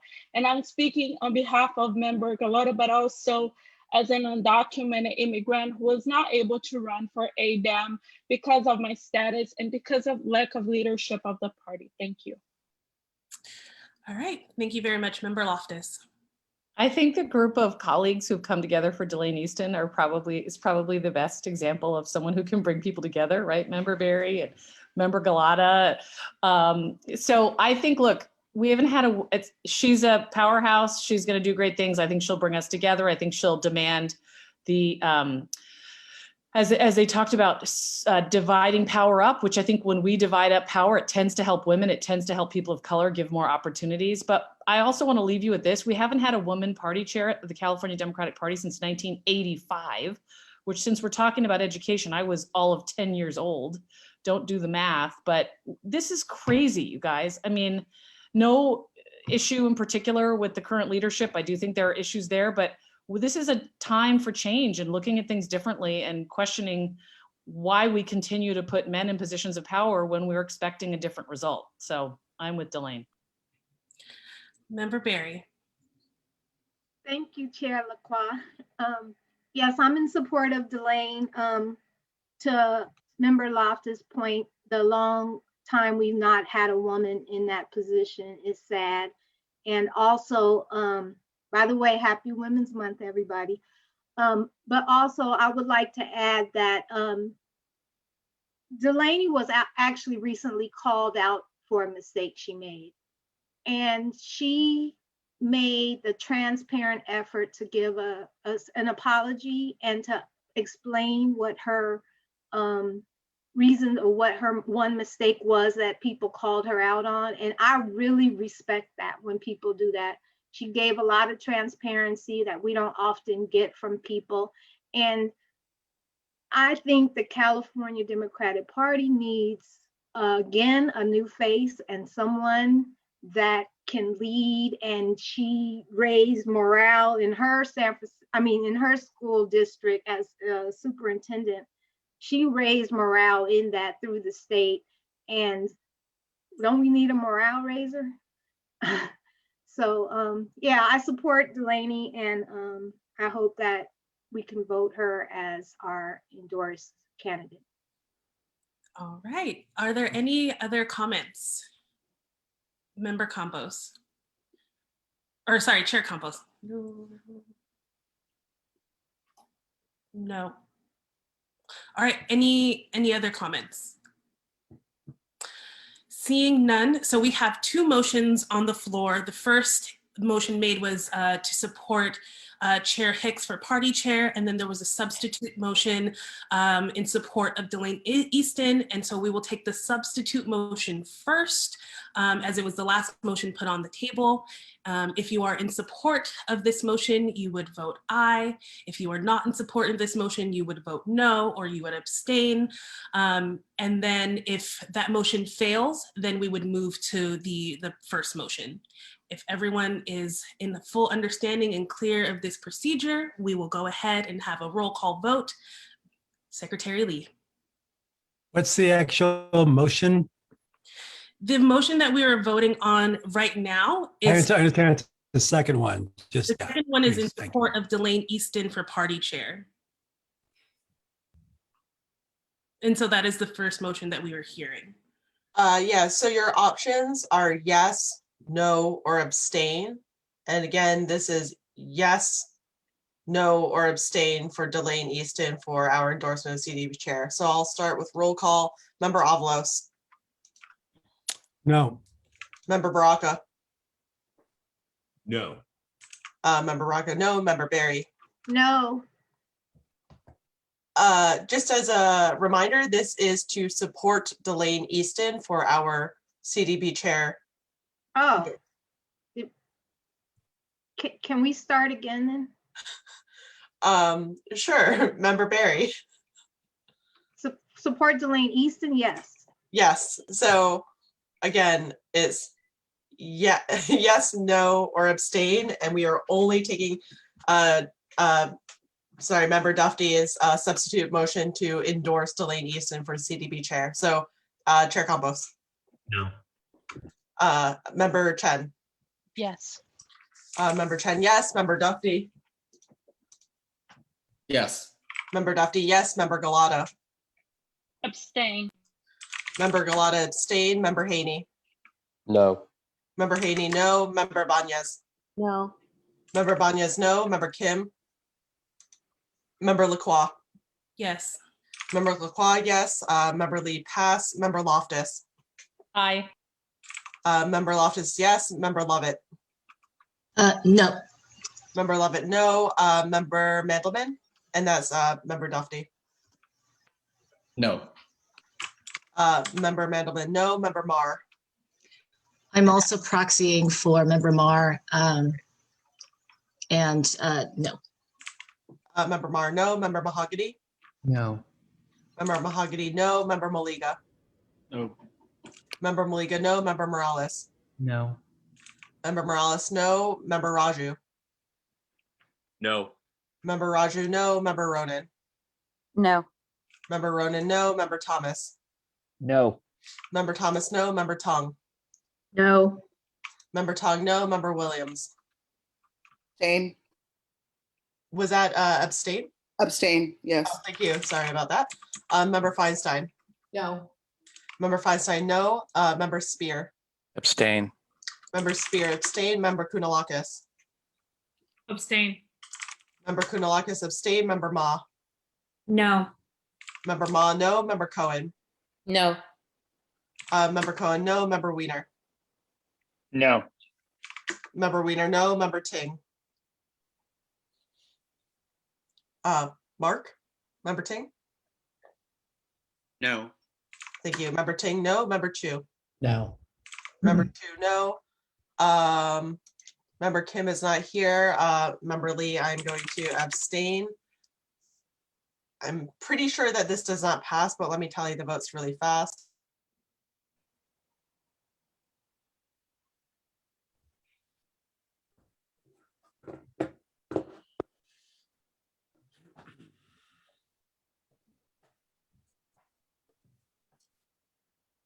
There are already 21 no's, so I can give you the final vote, but it does not pass. So I feel comfortable moving on to the original motion made by Chair Campos to endorse Rusty Hicks for CDP chair. Would you feel comfortable doing that, Vice Chair Lacroix?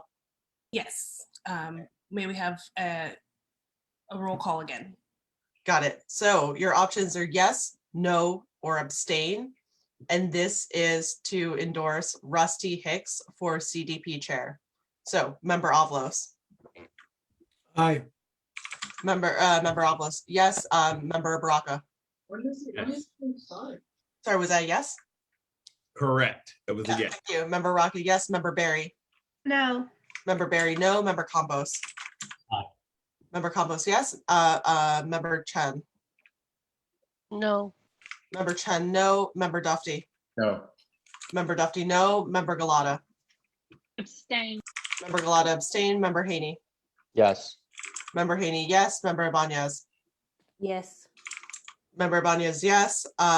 Member Lacroix. No. Member Lacroix, no. Member Lee, abstain. Member Loftus. No. Member Loftus, no. Member Lovett. Yes. Member Lovett, yes. Member Mandelman. Yes. Member Mandelman, yes. Member Marr. Proxy, yes. Member Marr, yes. Member Mahogany. Yes. Member Mahogany, yes. Member Maliga. Yes. Member Maliga, yes. Member Morales. Yes. Member Morales, yes. Member Raju. Yes. Member Raju, yes. Member Ronan. Yes. Member Ronan, yes. Member Thomas. Yes. Member Thomas, yes. Member Tong.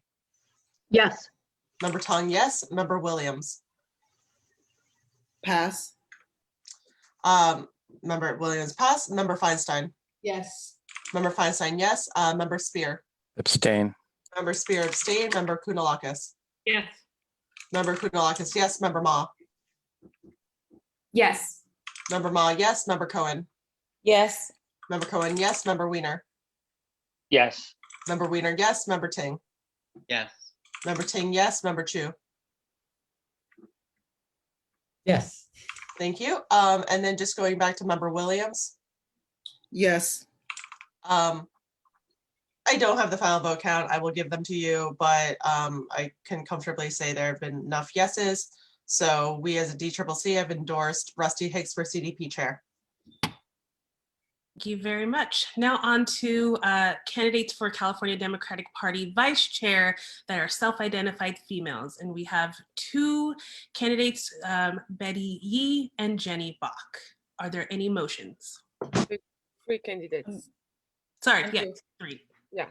I move to endorse Betty Yee. I second. Okay. Repeat who motioned that. Member Loftus and Loftus. seconded by, I missed who was the second. Love it. Thank you. Thank you. All Point right. of The information. L's have it tonight. Point of information. Would it be possible to do this by acclamation? Sure. All those in favor say aye. Aye. Aye. Those opposed? Ma. No. Wiener. So we have Wiener, Ma, Lacroix, Spear abstain. Perkins, Spear, Abstain. We Spear didn't have abstain. discussion on it. abstain. Ting abstain. Kunalakis abstains. Okay, I'm recording all this. I'll read it back. So after the vote by acclamation, the nays are Wiener, Ma, and Lacroix, and the abstentions are Spear, Ting, and Kunalakis. And I would like to abstain too, but I love Betty Yee. I just haven't, I need to speak with, we didn't have a discussion on this and I was planning on saying this, but I think Jenny brings an important youth element to the Democratic Party. I'd like to speak with her a little bit more. I haven't made my final decision yet, so I need to abstain at this point. I would also like to abstain.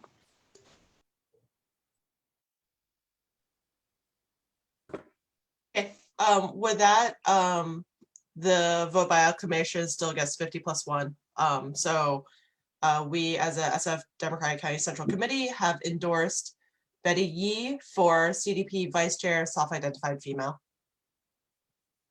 Congratulations to Betty. Next is candidates for Democratic Party Secretary. Are there any motions? I move Malahat. I second. Okay, we can take this by acclamation. All those in favor of the motion, please say aye. Aye. Aye. Aye. Those opposed? Those abstaining? Spear abstain. Feinstein abstain. Ting abstain. Chen. Ma.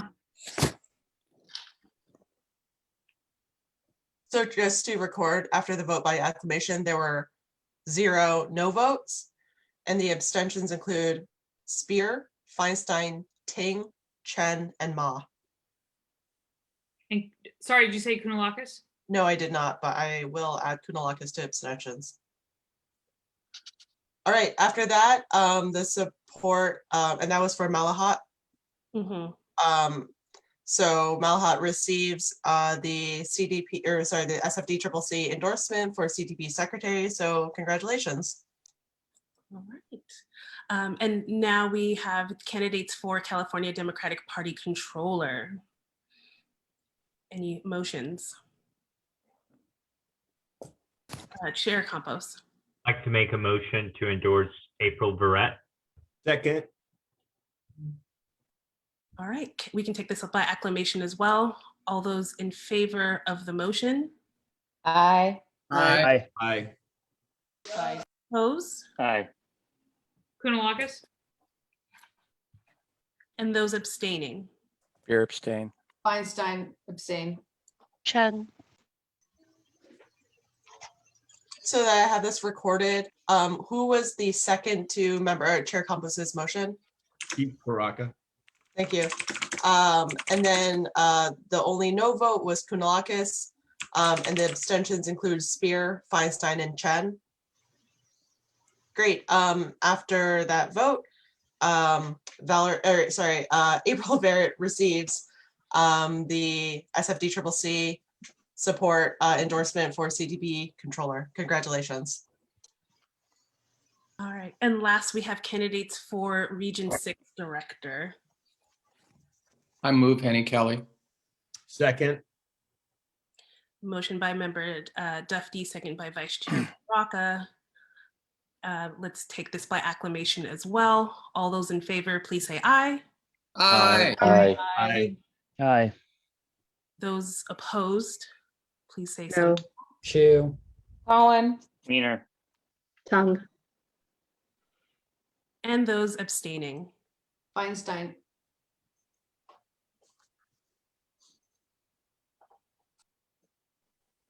Just so I have it recorded, that was no's from members Chu, Tongue, and Wiener. And then the only abstentions from Feinstein. Is that correct? Cohen is a no. Sorry, what? Cohen is a no. Oh, sorry about that. Got it. Okay. After that vote, congratulations to Honey Kelly. You have received the SFDCCC endorsement for CDB District 6 Regional All right, that concludes item 7. Congratulations to all of the candidates that were endorsed by the SFDCCC. As we move to the next item, I'd like to turn things back to our Chair Campos. Thank you so much for allowing me to chair this portion of the meeting. Well, can we give our chair, acting chair, Vice Chair Lacroix a big hand? Thank you for running a very smooth meeting and some challenging issues. So thank you very much for your great work. Greatly appreciated. And I'm sorry that I was in and out because of other things that were going on. So we'll now move on to number 8, and these are the officer reports. And I actually want to just say that I would ask the officers to not give a report unless you really feel that something has to be reported on. So I'm going to bypass my chair report and I would turn it to any officer who feels that something needs to be highlighted. But otherwise, I would say give your report to the executive director, and anyone who wants it can contact Karima to access the report. Of the officers, anyone who would like to give a report? I would just like to quickly state that do I have the floor, Chair? Yes, go ahead, Vice Chair Brock. Thank you. I would just like to quickly mention that we have received a proposal for the voter registration item that I mentioned last month. I've sent that to the only other member I think is a member of our voter registration committee, and that's member Tongue. If there are any others who would like to work on this committee besides member Tongue, myself, and Karima, please let me know. We'll be evaluating the proposal and bringing it back to for approval probably in the next meeting. That is all. Thank you, Mr. Vice Chair. Anyone else? Seeing no other hands. Member Vice Chair Lovett had her hand raised. I'm sorry, Vice Chair Lovett. I actually raised my hand. With my internship committee hat on, we are embarking on the process of doing outreach to our communities and our democratic clubs to recruit for summer interns. We're likely looking at 3. And again, it'll be a mix of high school and college students. So we're really looking forward to this. And thank you to our wonderful intern, Jason Park, and your predecessors. Thank you very much, Madam Vice Chair. Is there anyone else of the officers? And I'm sorry that I'm not seeing the hands, so I don't know if there's anyone else. I don't see anyone else. To our executive director, anything you want to add? Yes, thank you, Chair Campos. I just want to add that we have an event on Wednesday, April 7, and it's for all of us, especially delegates and new delegates. This is a meeting that we're leading with Annie Kelly, and this is going to be a meeting where we get more information of what is happening in the convention and also about your vote, because there's 3 different ways to vote for this election. So please come. This is a time to meet delegates of the Bay Area. Is on Wednesday, April 7. I will send you again, the link and more information about this. Thank you. Wonderful. And the chair of our finance committee, Chair Thomas. Thank you, Mr. Chairman. Just a quick update for everybody. Both the Finance Committee and the fundraising subcommittees have met over the last month several times. I want to especially thank members Haney, Marr, and Ronan for their commitments on fundraising and bringing in money during this time for the federal account. As you've seen from the documents provided by Karima, our accounts are low right now. It is a non-election year. A lot of typical donors to the Democratic Party expended a lot of resources in the federal cycle last year. So this is a big challenge, and we're asking for everybody, all hands on deck. I want to note the contributions of Member Baraka, Member LaCroix, and Catherine from Dianne Feinstein's team in these committees doing call time. I really do appreciate that. If you have received a call from one of us asking you to do the $20 a month donation, please do it. You're one of the last few who hasn't. We really are appreciative of all the members who've done that. Regarding our spring fundraiser, that has moved forward. We now have a confirmed date. So if everybody can make sure and mark on your calendars, May 13th, that is the confirmed date for the spring fundraiser. So please mark it down. If you are a proxy, please make sure whoever you're proxying for has that marked in their calendar as well. Tom Amiano has graciously volunteered his time to be part of this, and he will be our honored guest. We'll be talking about his book in San Francisco politics. We are putting together the event now. It is planned to be a Zoom event for our first fundraiser. We are definitely looking for party members who are volunteers and want to be involved in this planning process and the execution on game day. So please let us know if you're interested in that. But definitely, please, the minimum is please plan to attend on May 13th. And also once we get the graphics package and invites set up, please be prepared to send that out to your mailing lists and post it on your social media as well. That's it. What time is it, AJ? This on the 13th. I don't have a specific time for you just yet, but 6:30. 6:30. Okay, perfect. Thank you, Karima. Anyone else? Okay, our executive director, anything else? Great, thank you. We'll now move on to item number 9, and thank you to all the officers for your great work, and especially those of you who haven't signed on to be recurring donors, please make sure you do. Item number 9 is an item that has been introduced by Vice Chair Baraka, a resolution calling for the City and County of San Francisco to stop the hostile work environment of paramedics and EMTs and discontinue efforts to privatize public emergency medical services. Vice Chair Baraka. Thank you. And I will try to make this quick because I know we've had a long night already. As you all know, I've been a firefighter for almost 25 years now, and I have worked very closely with our paramedics who work very hard at our Station 49 facility. In a simple way, we have 2 different divisions in our department. We have our suppression division, which still answers medical calls, and we still have paramedics on fire engines, but this also relates to our ambulance or emergency medical services unit, also known as Station 49, and some treatment that they've gotten from the local emergency medical services agency.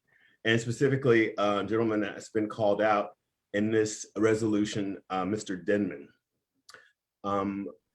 As a 25-year member of this department, I know how important having this very vital union job in my life. It is giving me, as well as my colleagues, a way to sustain themselves, their families.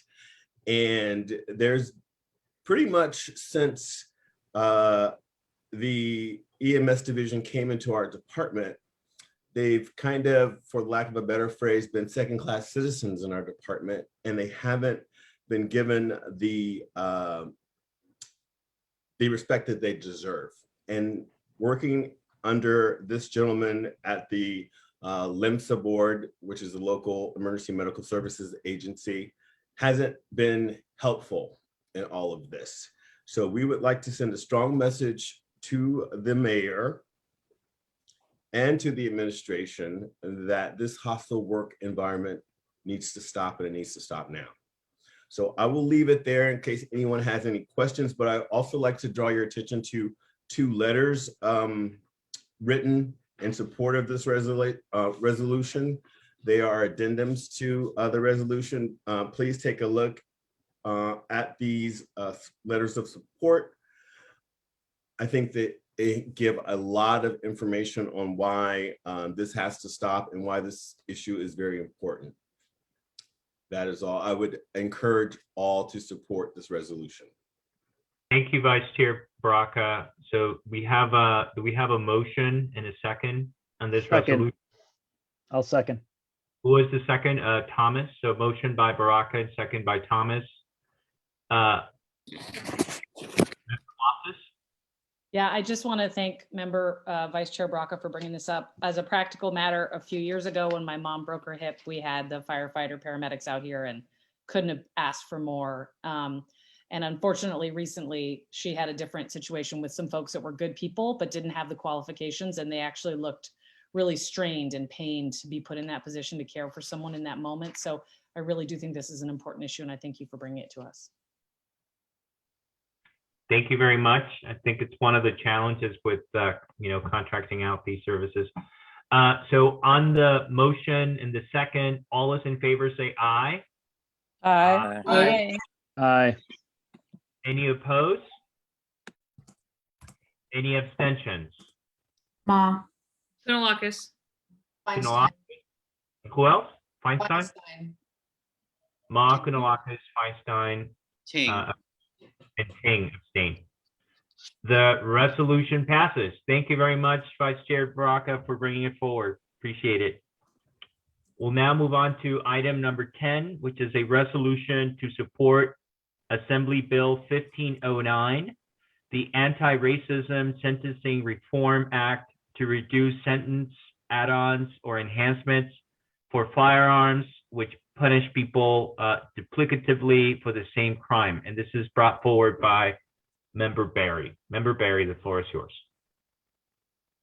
Chair Campos, and again, I would like to say happy Women's History Month. This bill that I'm asking this body to support is Assembly Bill 1509. The Anti-Racism Sentencing Reform Act is currently in the Committee on Public Safety. It was supposed to be heard March 22nd, but according to the California Legislative Information Site, it has not been heard as of yet. Our colleague Weiner is a co-author. It was authored by Assembly Member Alex Lee, who I'm growing very fond of. The point of this bill is that often Black and Brown people receive sentence enhancements when they face the criminal justice system. For example, when I was charged with possession of marijuana, I was also charged with possession of drugs because marijuana is considered a drug. So hence 2 charges. And then they tried to put a gang enhancement on top of that, all for possessing less than an ounce of marijuana, which is legal today. So I personally see the dangers that these enhancements do. And the word that stands out to me in this injustice is duplicately. It duplicates the same sentencing or more sentencing for something someone is already being sentenced for, which is increases mass incarceration.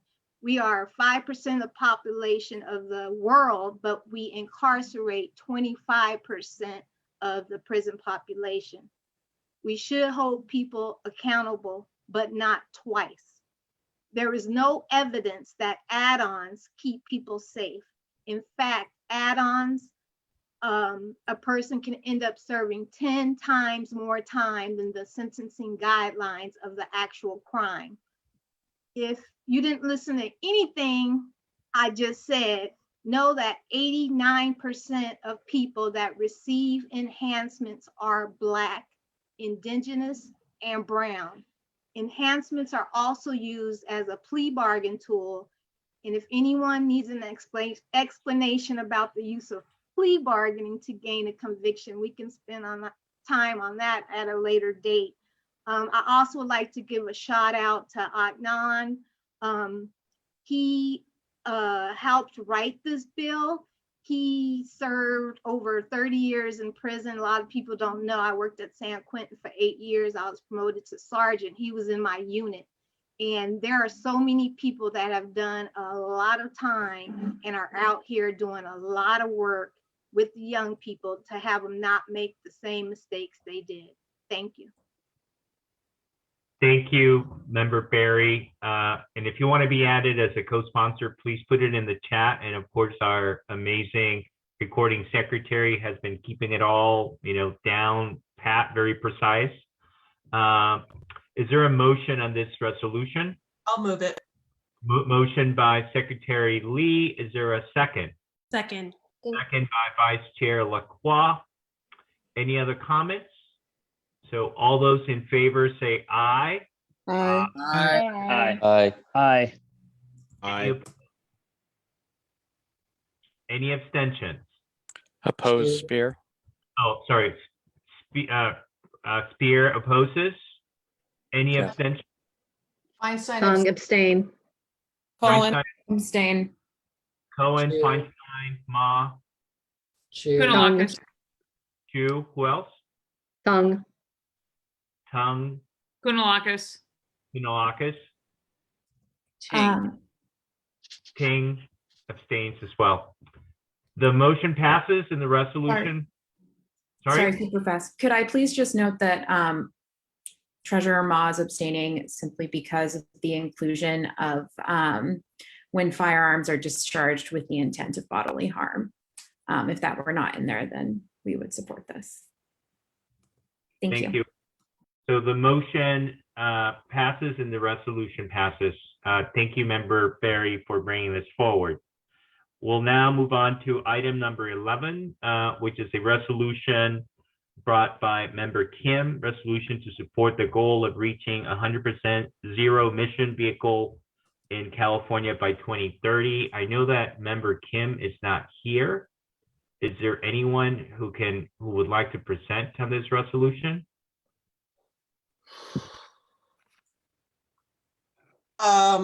I think I originally signed on as a co-sponsor. I admit I am not super familiar with all the facets of the resolution. However, as serving on a public transit board and a strong advocate for public transit, and also my day job as a bicycle advocate, I absolutely support reaching 100% zero emission vehicle in California by 2030. I know our governor has stated some strong goals, but this is even loftier and more ambitious. But as we see, climate change really affecting our entire world, really, and the fact that the transportation sector in California continues to be one of the most polluting sectors, while we are seeing decreases, when it comes to buildings and a lot of other sectors, we're not seeing that in the transportation sector. And so pushing this forward, along with supporting things like public transit and biking and walking, I hope we have your support for this resolution today. Well, very well stated. So we have a motion by Recording Secretary Lee. Member Barry, do you want to add?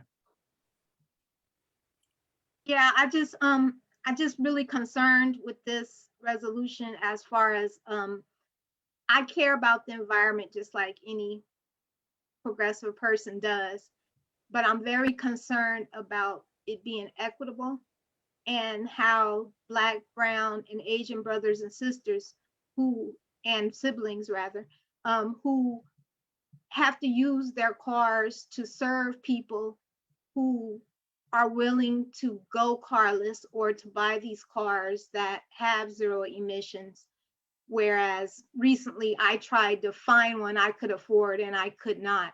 So I would like to see more discussion and progress towards how this would be a solution for all and not just people who can afford it.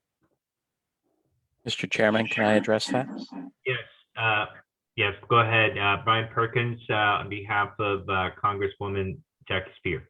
So to Member Barry's concerns, in fact, it's a legitimate one in the sense that the current structure of the market generally favors, at least as an initial, as a new car, a very high price. But Congresswoman Spear and actually others have bills to offer substantial discounts. The cars typically would, under those discount arrangements, cost about $20,000 as a new car and would have very high mileage. And the benefit, in addition to what was already mentioned, is that there's less maintenance, and the jobs in America are going to go away if we don't move the whole industry in this direction, because every other major automobile market is moving in this direction. So if we want to be pro-labor, and if we want to be in favor of the environment, we should, in fact, do as you're suggesting, Member Barry, and that is support these other kinds of bills that offer substantial discounts. Eventually, the discounts won't be needed because the cost of batteries is plummeting and new technology is coming out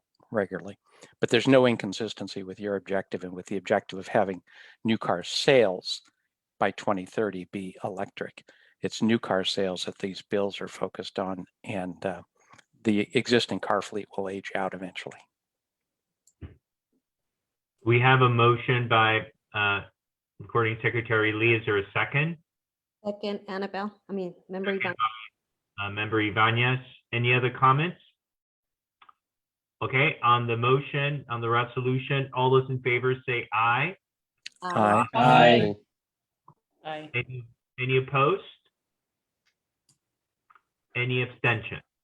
Barry. Chen. Bear, Chen. Anyone else? Okay, Barry and Chen abstain. The motion passes and the resolution is approved. Thank you to Member Kim and to her co-sponsors, Member Lee and others, for bringing this forward.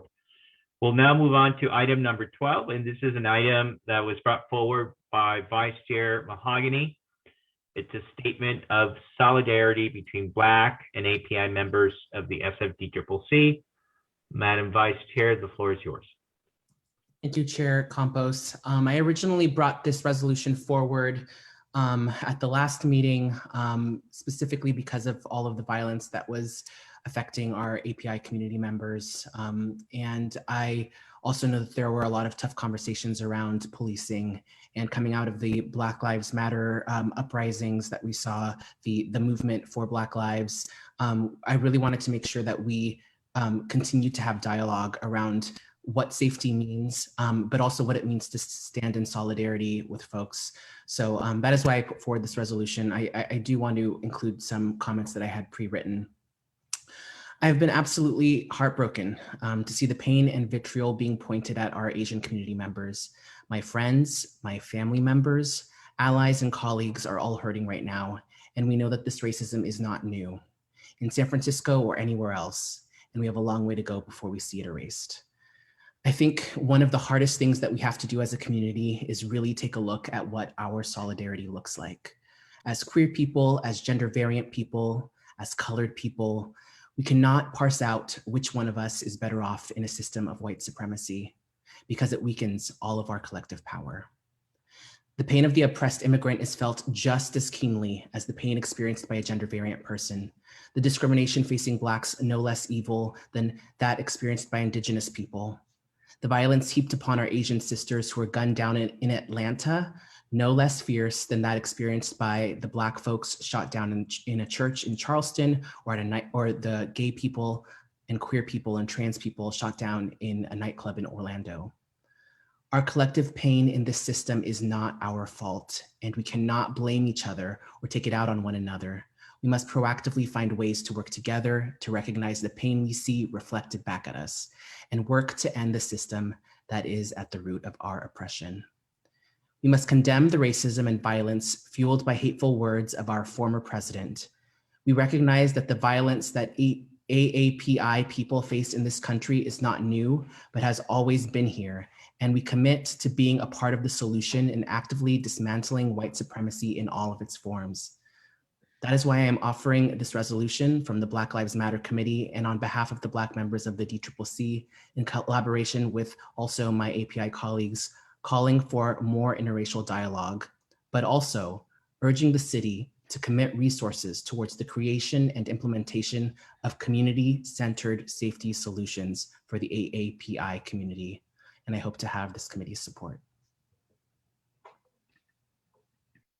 Thank you very much, Madam Vice Chair.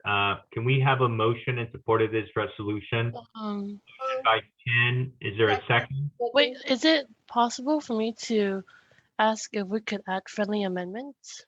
Yeah. Let me take a second. Second by whom? Second. By Baraka. So member Chen. Yeah. Thank you, honey, for writing this resolution. It really means a lot. The only thing I wanted to add in is in the first resolved statement is towards the bottom, it's for the creation, funding and implementation of the community-based safety solutions for API communities and community-based resources for victims and survivors. I think there's a lot of times where we want to do all these different things, but we lack funding. So just a reminder to everyone that we do need funding to make this happen. And also I feel like there's a lot of, right now the Asian community is really hurting. And I think that there isn't enough resources for victims and survivors. There's a lot of things that they probably have to go through mentally and just like for the medical recovery. So I think it's really needed. Thank you for your consideration. So you accept that friendly amendment, Vice Chair Mahoney? Just to clarify, can I add including, can I add the language for including for victims and survivors at the end of that resolved clause? Is that sufficient, or was there other language?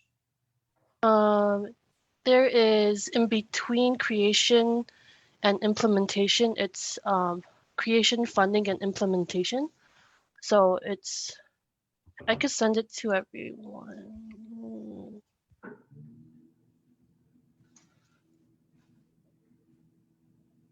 Oh, I hope that's okay. Thank you so much again for. Okay, sure. I'm happy to accept the amendment. Thank you. Appreciate it. So on the motion and the second, any other comments, colleagues? And I do want to thank Vice Chair Mahogany for bringing this forward. So all those in favor say aye. Aye. Aye. Aye. Aye. Aye. All opposed say no. Abstentions? No abstentions. It passes unanimously. Thank you again, Vice Chair Mahogany, for bringing this forward. And the next item, item number 13, it's also an item brought forward by Member Mahogany, and it's a resolution condemning the wave of anti-transgender bills in state legislatures. Again, Member Mahogany, the floor is yours. Thank you, Chair Campos. I don't know how much folks have been tuned into this, but there have been an incredible wave of anti-trans laws being passed or being considered by state legislatures all across the country.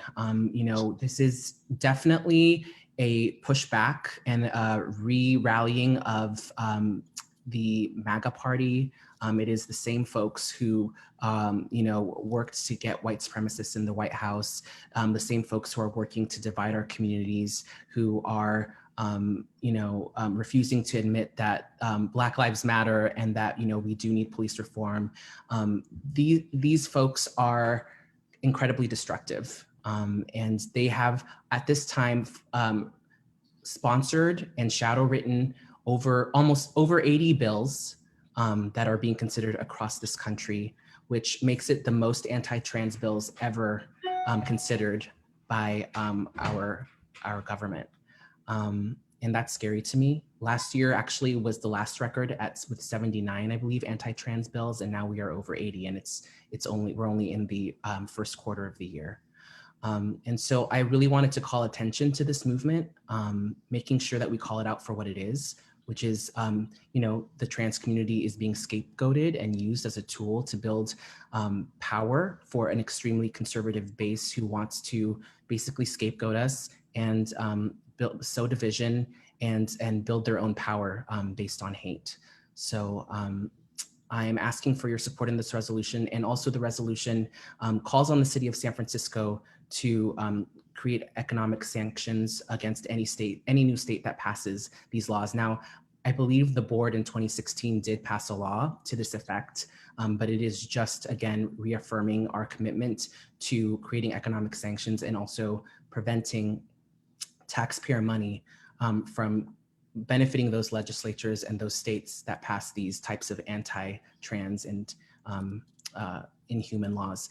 The most recent one, just to give you a picture of how real the threat is, passed in Arkansas, passed the state legislature, and it actually allows paramedics and first responders to deny people service based on their own religious or personal beliefs. So if you are trans and they don't feel like you're not, it's not acceptable to be trans in their religion, they would then have the right to not treat you as a paramedic or as a doctor when you are in need. So this is a very real and dangerous, and it's something that I hope to have all of your support on. Mr. Chair. Yes, Mr. Perkins, on behalf of Congresswoman Spear. This is a very important issue, and this is something that for other categories of discrimination was settled as a matter of law ages ago. And I'm not the lawyer, Mr. Chair, you are. But this idea that you can use religion in the public domain to discriminate ad nauseum has been repugnant to our basic core values in this country since at least the passages of the 1960s Civil Rights Act. And as Member Mahogany just pointed out, it can have lethal consequences. So this is really important. And Member Mahogany, I hope you'll add Congresswoman Spear as a co-sponsor. But this is just repugnant. Thank you to Congresswoman Spear. Secretary Lee, do you want to? Yeah, thank you, Chair Campos. I just have some brief remarks here. Member Mahogany, thank you so much for bringing this across. It actually gives me a lot of hope that there are so many people jumping on as co-sponsors. I think we absolutely have to fight transphobia everywhere. And I recognize that there have been some questionable comments that we've seen on Facebook, as we've been trying to understand and discuss. And what I also recognize as part of this is that there needs to be a lot more discussion and education around, using this as a wedge issue and what this means. So I know a lot of you, there are certainly a lot of LGBTQ folks who are members of DCCC, who are also parts of different LGBTQ Dem clubs. I'm really looking at Milk and Alice. I would really love ways that we can come together and educate and not just make assumptions that we know what these bills mean or why these are wedge issues. And so, I would consider this a calling in about how we as cis people can be better allies to the trans and gender non-binary community. That's work we must do as a SF Democratic Party. And I just want to thank you, Member Mahogany, for bringing this forward. If I may just simply add that, I want to thank Member Mahogany for her leadership when she became the first Black trans person to serve as a member of a central committee anywhere in the state. That was important for so many reasons. But when you're sort of blazing these trails, it's not an easy thing to do. When you are the one of a few, and so many questions that come up, and I just think that it's something that those of us, and I'll even talk as a gay man, being gay in the LGBTQ community is a lot easier than being transgender in the LGBTQ community. And sometimes we take those things for granted. And so my hat's always off to members of this transgender community who day in and day out have to deal with so many questions that, as Mr. Perkins said, issues that have been resolved for most of the groups in our society, but this group, so thank you for bringing this forward, for continuing to educate us.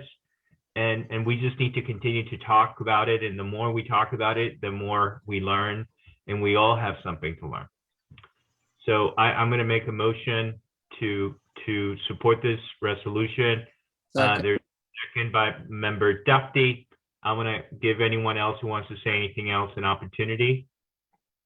No? So on the motion and the second, all those in favor say aye. Aye. Aye. Opposed? Any abstentions? That's progress. It passes unanimously. Thank you, Vice Chair Mahogany, for bringing that forward. Thank you for continuing to educate us. So we'll now move on to item number 14, which is a resolution by Member Ibanez to endorse the PRO Act and abolish the filibuster. So, Member Ibanez. Yeah, thank you so much. As everyone knows, that the House of Representatives voted on this bill 2 weeks ago, and it's now in the Senate.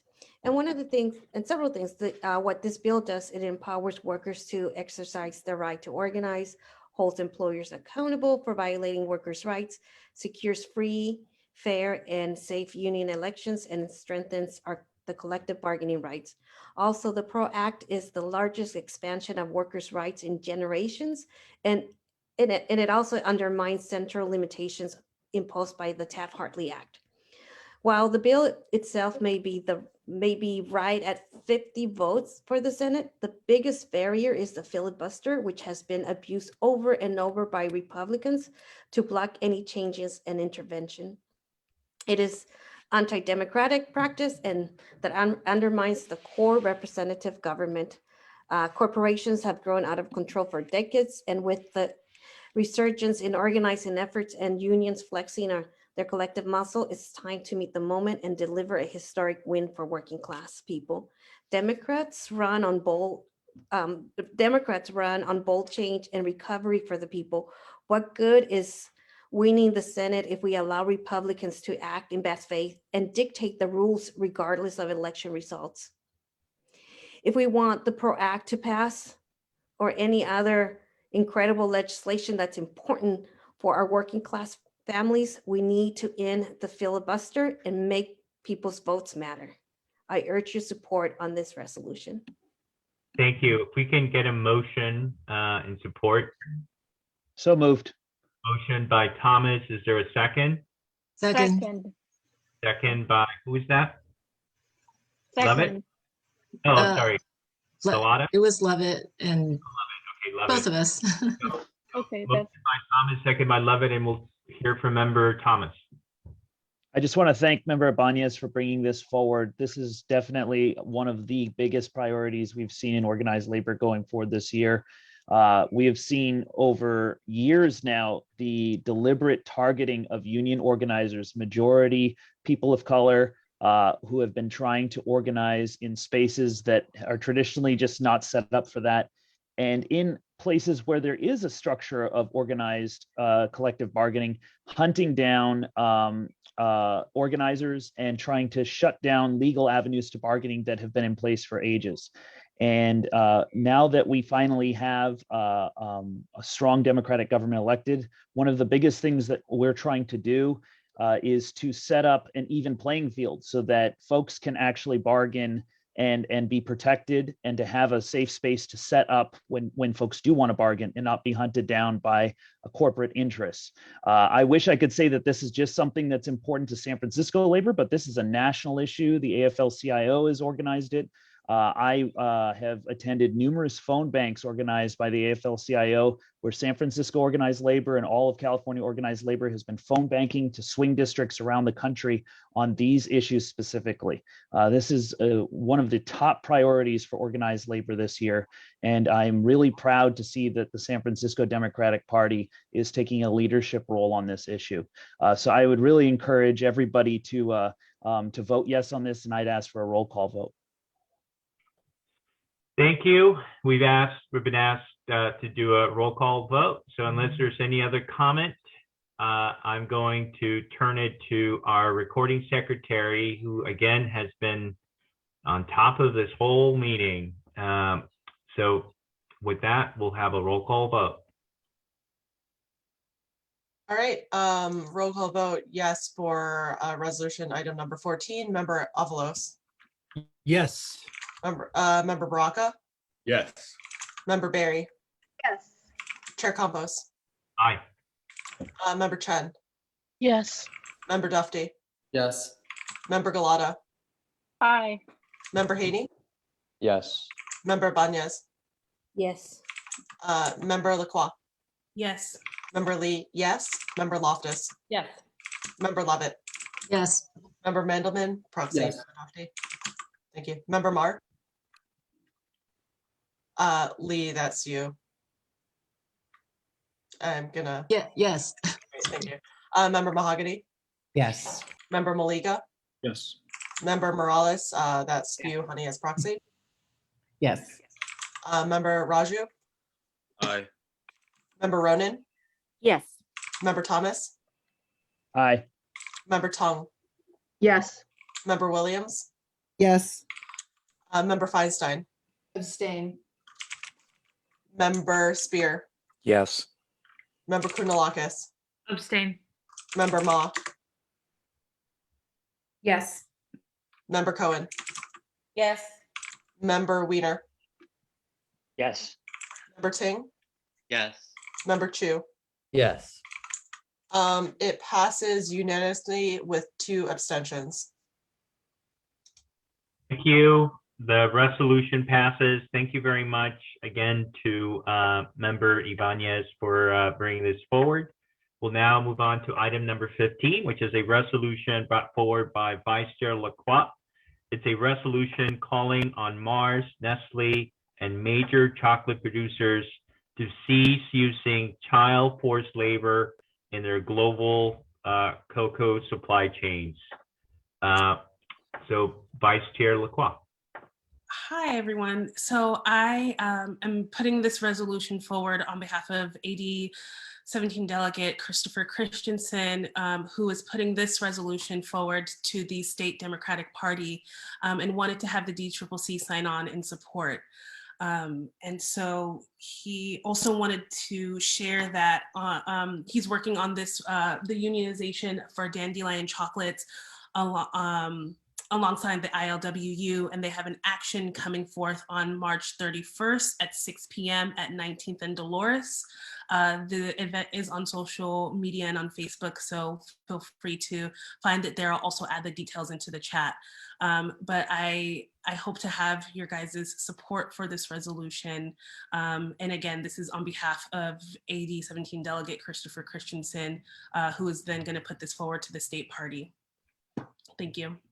Vice Chair Lacroix, thank you for bringing this forward. As a lover of chocolate, it pains me to think that there's anyone selling chocolate out there with child labor. So I'm going to make a motion to put this forward. Is there a second? Second. Second by member Vice Chair Lacroix. Any other comments?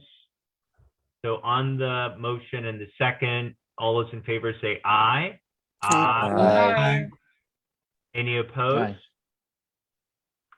Any abstentions? Einstein. Feinstein abstains. The resolution passes. And again, thank you to Vice Chair Lacroix and to ADEM Delegate Christensen for bringing this to our attention. We'll now move on to item number 16, which is a resolution brought forward by member Loftus. in support of Board of Education committing to 5 full days in the fall. Member Loftus, the floor is yours. Thank you, Chair Campos. I would just like to start by saying this is Women's History Month. I believe today is Women's Pay Equity Day, where we continue to mark the huge disparity in what women are paid and how that grows when we're talking about race, white women, women of color. And so this resolution is grounded in a reality that we have to face as leaders, which is that domestic responsibilities, which include childcare and getting kids to school and making sure they're on their Zoom, are disproportionately held and absorbed by women. And the labor statistics that have been coming out that I quoted in this resolution are actually old at this point.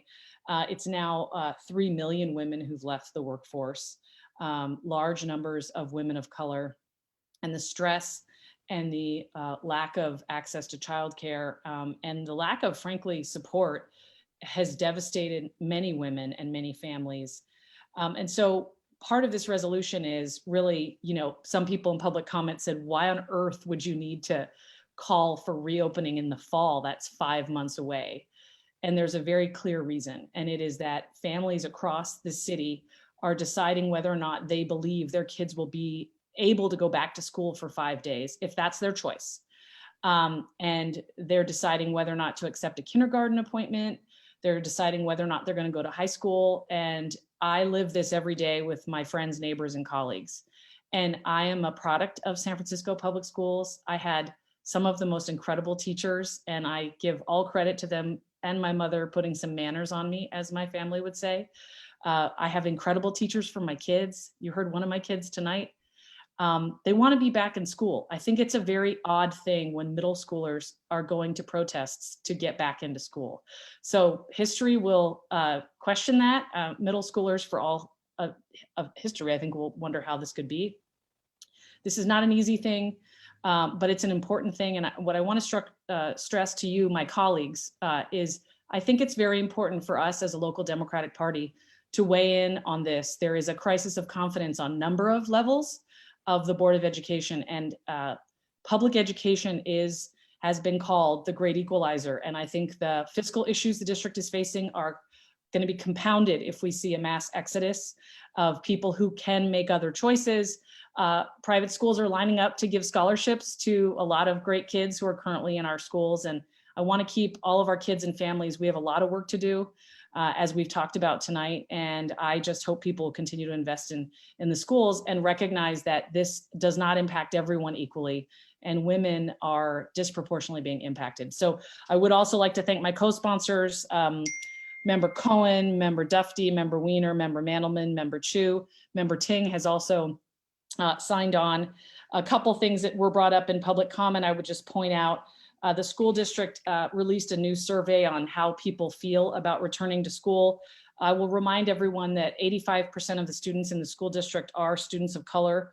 And the latest numbers have 67% of TK to second grade wanting in-person learning, and 70% of 3 to 5, third grade to fifth grade want to return. So it's something where, as the science becomes more clear and we're getting guidance from the CDC, families are growing more comfortable with the vaccinations. The goal is to have every teacher vaccinated who wants to be, and certainly, the district has prioritized that and the city's prioritized that. So I would urge you all, please, to stand up and urge the Board of Education to allow people to make plans to stay in the school district and offer 5 days, a full 5 days in the fall, so people can make those plans. Thank you. Thank you, Member Loftus. Before we go to any comments, I just want to take a motion on this resolution. Is there a motion to support? I move to support. Second. Ting. By Ting and second by Dufty. So Member Vice Chair Mahogany, then we'll follow by Member Ting and then Member Dufty. And then Baraka. Thank you, Member Loftus, for bringing this forward. It's definitely a very important issue, and my only issue is that I wish that I'd had the time to actually go and talk to teachers about this and talk to more parents about this and really get some feedback on it, because it is so important. And that's the only concern that I have. I would really love to support this, and I think I will. I just would wish that I'd had more time to consider it. Thank you, Vice Chair Mahogany. Member Ting. So first of all, Susie, on behalf of, I'm going to speak personally for a second. All the parents are on the Zoom right now. I want to thank you. I've never had such a hard time in my life as I've had the past year working and parenting a Zoomed school child. I just wanted to clarify that the legislature did give authority last June or last March in the budget to allow schools to do distance learning for public health reasons, but encourage them to open as soon as possible as public health dictated. We never intended as the legislature for this to continue as long as it has.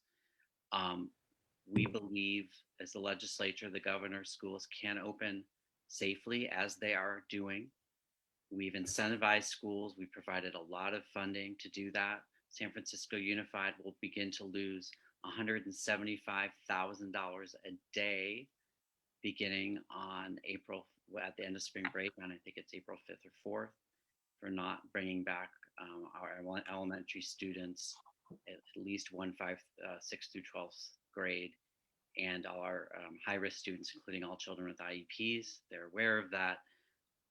That said, we can do this safely, and the legislature has not indicated in any way that we intend to extend the ability for distance learning to continue after this academic year ending at the end of June. We currently expect summer school in July to be in person. We're incentivizing it. We're supporting schools, and the legislature does. Currently, there are no plans being discussed to allow distance learning to continue, except for perhaps high-risk medical need students to continue for the next academic year beginning in August. So I just wanted to clarify that from what is being talked about in Sacramento. Thank you. Member Duffy. No. Member Vice Chair Baraka. I'm just curious as to, and thank you for your work on this, Member Loftus. I too am a product of public schooling. It wasn't here, but I did attend public school through college. So I understand and appreciate the significance of your resolution, but I'm wondering why no talk of the reason why we ended up in this situation. You know, I think it's obvious that we have gone through, are still going through a pandemic.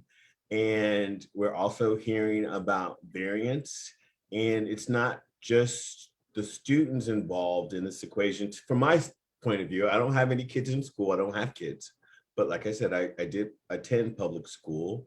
But where's the discussion about what if there is a more aggressive, more virulent strain that comes about that we have to deal with, that our current vaccines, I know all of these hypotheticals are being thrown out, but I don't hear any discussion about the safety of not only the teachers, but the lunch workers, the maintenance engineers, the janitors, a whole host of people who are also have a higher incidence of bad outcomes with COVID. So how does that factor into this all members having 5 days in school? That's what I'm not hearing.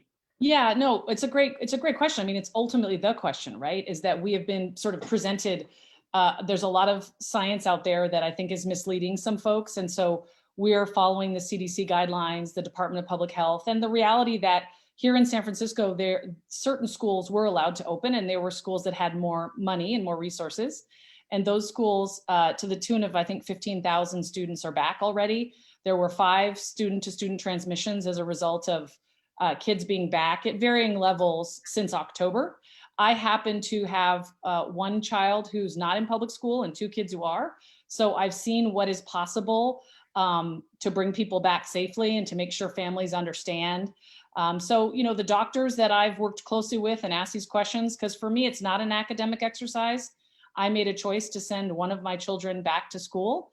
And I did it because I researched what is currently happening, what the best guidelines are. And when we wear a mask and we wash our hands and we follow social distancing guidelines, there's not been high transmissions. And at the end of the day, what we are doing is exacerbating an already huge cratering achievement gap, because we are watching certain kids get what we know is the finest, best type of education, which is in person, and other kids not. And then we know in families, based on what your circumstances are, you know, Mark and I are saying, right, we're pulling our hair out, but we're able to sort of make sure our child is on Zoom. You know, there are children who haven't logged on all year.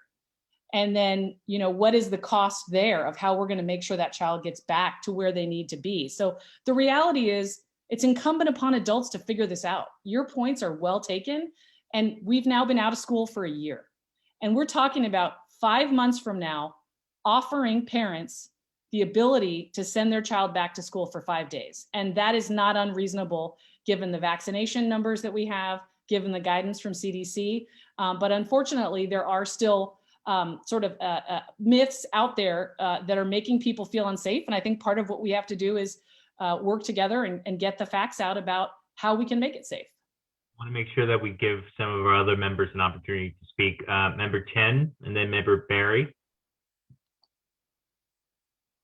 Thank you so much for writing this, Member Loftus. I plan to support this resolution, but I do want to make a comment that there are a lot of families who do live in tight quarters, congregating settings, and I know for a fact that some of those families feel unsafe to go back to schools right now because it's a high risk for not only them but also the people they live around, because usually when people live like in SROs, it's not only a family that lives with them, they have like elderly seniors next door, and there's a lot of things going on with the vaccine shots right now that I don't want to get into, but I would support this bill, but I just want everyone to keep in mind that there are families who do feel uncomfortable, and I like how this resolution says that it gives the option of parents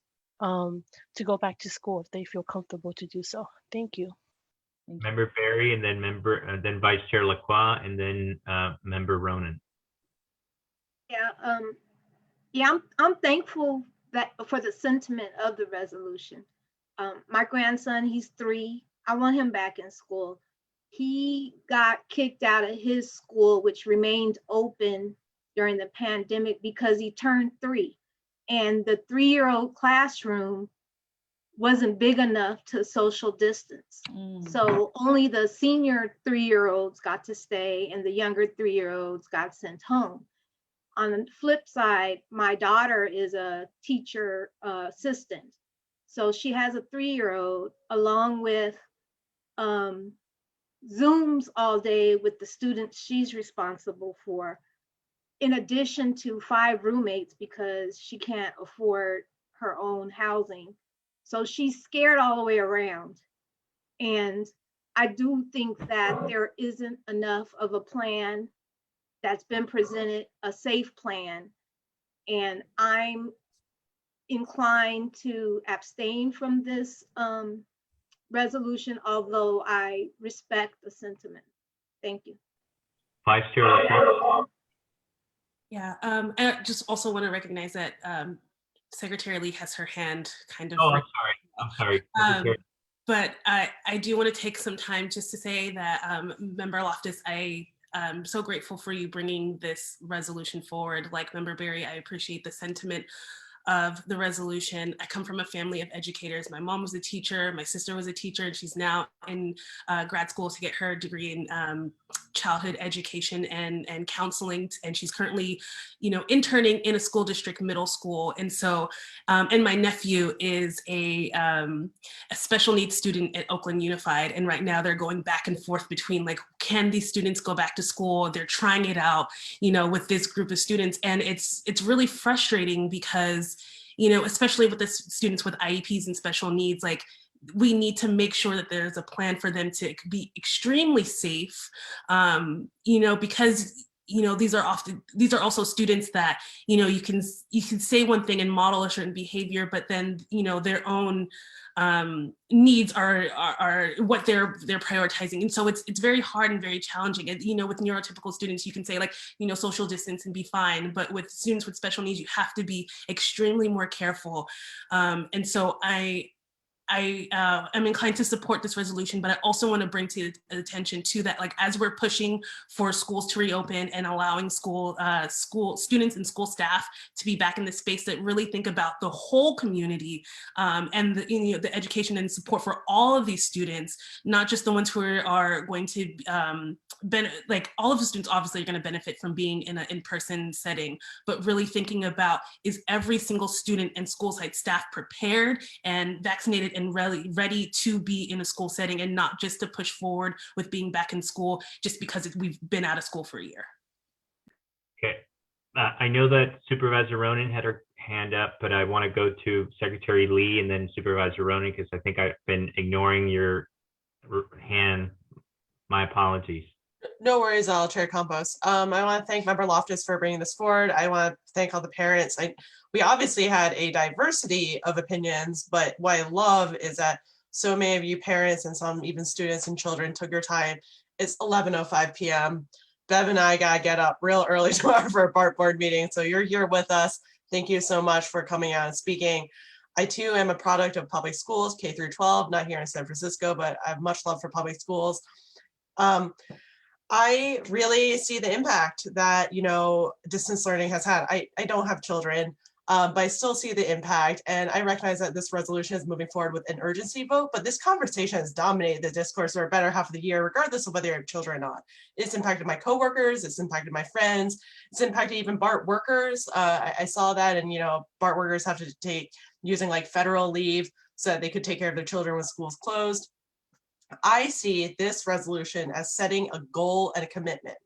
This committee does not set mandates, but we can set visions of what we want the city and, more generously, what we want the world to look like. We're not mandating anything, and we cannot. So I support this resolution for what it puts forward. I mean, I would support a resolution before this body supporting, free public transit. It doesn't mean that I'm going to make a vote tomorrow on it. We can't. Don't try to push me on it. Bev and I are going to be like, what the hell are you thinking?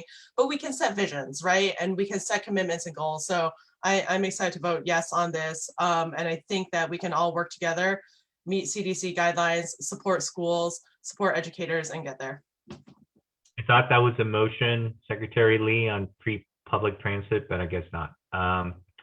I'm going to turn it over to Supervisor Ronan, who I know has been putting herself out there on this issue for quite some time. So Supervisor Ronan. Yes, thank you. Member Loftus, I really want to thank you for putting this forward, and I would like to be added as a co-sponsor. I won't repeat many of the great points that were brought up tonight. I've talked about this issue ad nauseum.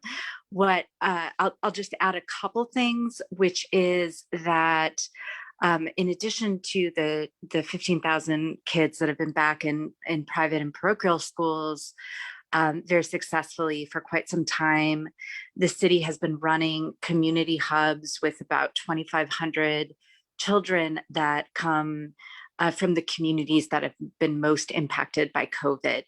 And there has not been a single outbreak in a single community hub when particular safety measures aren't put in place. And so I would just encourage us to look at the science, which isn't in a vacuum. There are now case studies here in San Francisco and all throughout the world that show, with particular precautions, it is safe for absolutely elementary school children to come back.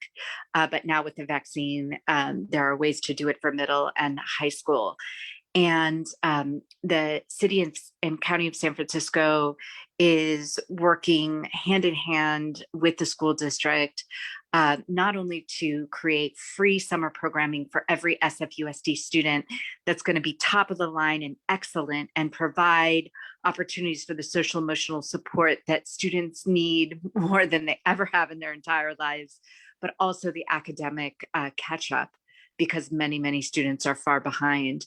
And then Supervisor Melgar and myself, together with Board of Education Commissioner Kevin Bogus, are working on a long-term initiative called Students and Family Rise, which will bring resources to our resource-starved public school system and expand the community schools model so that we can have the best public school system in the country, so that we can make sure that we reverse so much of the harm that's happened this year with students being out of school and isolated from one another. But I could not agree with Commissioner Loftus more. Parents need to know that we're coming back to school full-time, 5 days a week next year. Of course, if there's some new strain that begins a whole new pandemic, circumstances change. But with what we know now, which is there are several very miraculously effective vaccines, that there are ways to bring students back that are safe, that 1 in every 3 San Franciscan has already been vaccinated, at least with their first shot, that we're probably going to go to full vaccination by May of this year, and certainly by next year. There shouldn't be any wavering about this. There should be a full, a complete, a non-ambiguous, statement and promise that we are going to be back in the schools. And I know, responding to Member Lee, I know that we don't make the mandates here, but I think this statement is very important. We're not the decision makers, because the decision makers, in my opinion, have failed students this year in this city. We are the only urban school district in of the 25 largest that have no plans to bring back middle and high school students. It's unacceptable. It's an embarrassment for our city, quite frankly. But most important, the damage that has been done to San Francisco kids who don't have the money or the opportunity to go to private schools is absolutely unacceptable. And we are a city committed to equity who love our public school system. We have got to get it back open. So thank you so much, Member Loftus. I'm honored to be a co-sponsor of this. Thank you for joining in on that last point. Thank you, Supervisor, so much. This is a hard statistic to share, but to the point of our kids are dealing with the harm here. UCSF Benioff Children's Hospital reported in February that they've seen a 66% increase in suicidal children. Yes. So suicidal children, and a 75% increase in children needing to be hospitalized for psychiatric issues. So I think that part of the way we're thinking about this incorrectly is thinking about what could go wrong, and everything's hard to do. We know that as elected leaders, but we're not, because the people impacted are little people or people who don't have a voice. That's why it's even more important that we stand up for them, because this will be the shame of this city if we let kids continue to suffer in this way and give excuses. And so I really would ask all of you to really, vote your conscience and stand up for kids. Thank you. I'd like to call the question. If I may, I do want to make a point as someone who has spent a lot of time, a lot of my professional career working in the school system, including working as a lawyer. I will support this because I do think it's important to set that target of when we're going to go back to in-classroom instruction. The only thing that I worry about and what I hope doesn't happen, and I would really challenge all of us who care about this issue and who are talking about the need to bring back in-person instruction, is that we don't forget about the public school system once schools have opened, because the reality is that the issues that have led us to where we are right now are issues that have been in place for a long time. And I really hope that we see more resolutions supporting the public school system in the fall and going forward. I hope that people understand now that they've had to do teach your kids at home and do virtual learning, how difficult it is to do the job of a teacher.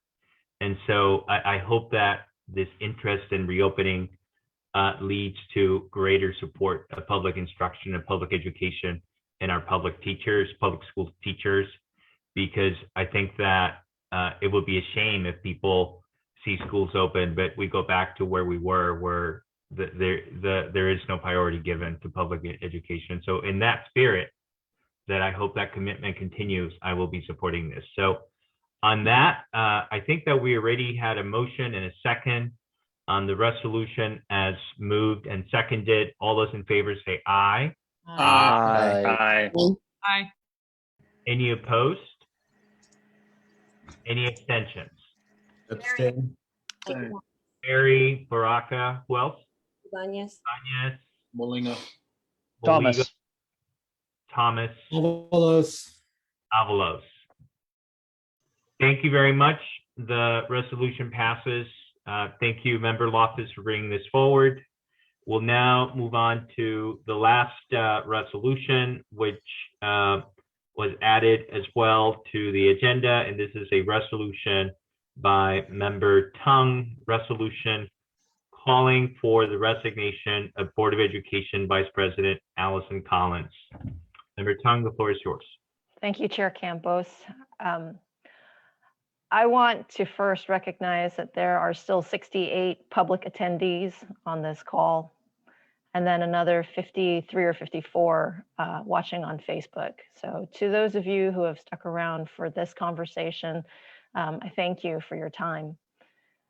Discussing race is never a very easy thing for us to do in our country. And I want to give first a little bit of background in my experience along as being an immigrant child, a child of immigrants rather, and what our family has gone through. So my father grew up under martial law in the country of his birth. It began with a massacre in which a civilian uprising was crushed by the government, causing the murder of tens of thousands of people. The people targeted by the government were the educational elites, doctors, lawyers, and political dissenters. They were rounded up and murdered. And it was not until decades later that my father told me about this historical event and disclosed that it was the reason he studied engineering. My grandfather forbade him from studying law or politics because it was too dangerous.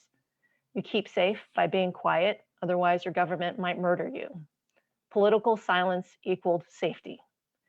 And returning to his homeland later in life, my father half joked that he could now participate in political protest because his American passport would protect him. Unfortunately, my identity as an American does not always protect me, even in the country of my birth. As a child growing up in Louisiana, I couldn't understand why our house constantly got toilet papered or why people were writing racial epithets on our windows in soap. I didn't know why our babysitter's boyfriend would ride his bike past our house and yell at us to go back where we came from. And even when we moved to a much more diverse California, I was still picked on for the shape of my eyes. I was mocked with words like ching chong chung, catcalled with phrases like me love you long time, and worse. Probably the worst insult I ever endured was as a prosecutor in San Francisco, where a defendant in open court turned to me and told me to go back to my own country. My American passport did not protect me from being a constant outsider or an other, even though this is the only country I've ever called home. Being a veteran doesn't protect you either, as we can see that there was an Asian man who was beaten on Ocean in Plymouth while the assailant said, "You're not a veteran," and hurled racial insults at him. There is a deep-seated history of racism and bias in this country that affects minority groups. There is no denying anti-Black, anti-Asian, anti-immigrant, anti-LGBTQ currents even today. I appreciate much of the work that the NAACP and other groups have done to move the ball forward on race relations and in collaboration with the API community. Just this week, I stood shoulder to shoulder with Dr. Reverend Amos Brown to denounce violence against Asians and any other group. I've read the NAACP statement in support of Ms. Collins and appreciate what they have said about our collective histories. And I've also reached out to Ms. Collins herself with no response. However, the API community is going through a racial reckoning of our own, just as there was an upswell of the Black Lives Matter movement last summer. I understand that the Black experience is not my experience. and that many of my Black friends and colleagues needed allyship in the moment then and going forward. One important takeaway that I had was that when the Black community is hurting, we need to lift up Black voices and Black leaders. Similarly, in this moment, where the API community is hurting, I ask that people here listen and uplift Asian voices and Asian leaders, because that is what we need. Not for someone else to tell us that Ms. Collins' apology is enough for us. And I ask you to listen to Commissioners Lam and Maliga and the leadership of the Rose Pac Dem Club, the Edley Dem Club, and the Chinese American Democratic Club. I will also say that during this process, I received hate mail from one of Ms. Collins' supporters. I was called, and I apologize for the language here, a stupid anti-Black bitch, suggesting that I am weaponizing very real pain and that I should fuck the fuck off. I do not attribute this to Ms. Collins, but I find it very much an attempt to intimidate me or keep me from speaking on behalf of myself and my community. As one proxy, frequent proxy on this membership has said in his own tweet, restorative practice is not telling a hurt community how to feel or calling them pawns. I personally do not think that Allison Collins is a bad person. We are all human. We make mistakes either out of inadvertence or not understanding a community's cultural or historical context. My issue is with how Vice President Collins has handled the matter, with a non-apology and without understanding why her actions have undermined the two API board members' trust in her abilities, but also a large portion of the API school community. I think to the point of many of the speakers on today's public comment that this has been described, this resolution in particular has been described as a politicized anti-Black resolution. I would point to these leaders in our community calling for her resignation. Norman Yee, Sandra Lee Fewer, Jane Kim, Jenny Lam, David Chu, Phil Ting, Connie Chan, Gordon Marr, Janice Lee, Carmen Chu, Hydra Mendoza, Ivy Lee, Scott Weiner, Shaman Walton, Matt Haney, Raphael Mandelman, Myrna Melgar, Aaron Peskin, Hillary Rona, Asha Safai, Catherine Stephanie, Stevan Cook, Rachel Norton, Paul Miyamoto, Alex Randolph, Alan Wong, Hanley Chan, Stephen Lee, Sin Wang, Irene Riley, Bevan Defty, Minna Tao, Claudine Chang, Leanna Louie, Frank Noto, Marlene Tran, Dennis Wu, Drew Min, and the APA APAPA, the Pacific American Community Center, the Coalition of Asian American Government Employees, the Edwin Lee Dem Club, and Self-Help for the Elderly, who have all signed on to a letter that was authored by former supervisor and former school board president Norman Yee. I think that there is a place for Ms. Collins to offer an honest apology and to go through a restorative justice process. But moreover, she has lost the ability to govern in the school board. She has lost the confidence of her fellow school board members who are of API descent. And I think that her presence, her continued presence on the school board is a distraction to the very, very important things that the school board needs to address, least of all of which is finding a new superintendent of schools. There is a lot of work to be done, and this is not motivated by Ms. Collins' race or the fact that she's the only African-American woman that sits on the school board. It is really motivated out of a hurt community and a lack of recognition of the pain that she has caused and a lack of remorse. And I do hope that there can be some healing in the future. I would ask if any of you would like to co-sponsor the resolution, and I would ask for your support. So we have, can we have a motion for this resolution, members? Chair Campos, we do have some friendly amendments from Member Chen. Okay, Member Chen, I'm going to turn it over to you, Member Chen, to just outline those amendments. Yes, a few of the friendly amendments. The first part Whereas it kind of lists the history of Asian Americans and hate crimes, and just like the not just the things that has happened that our history books don't really talk about. It's really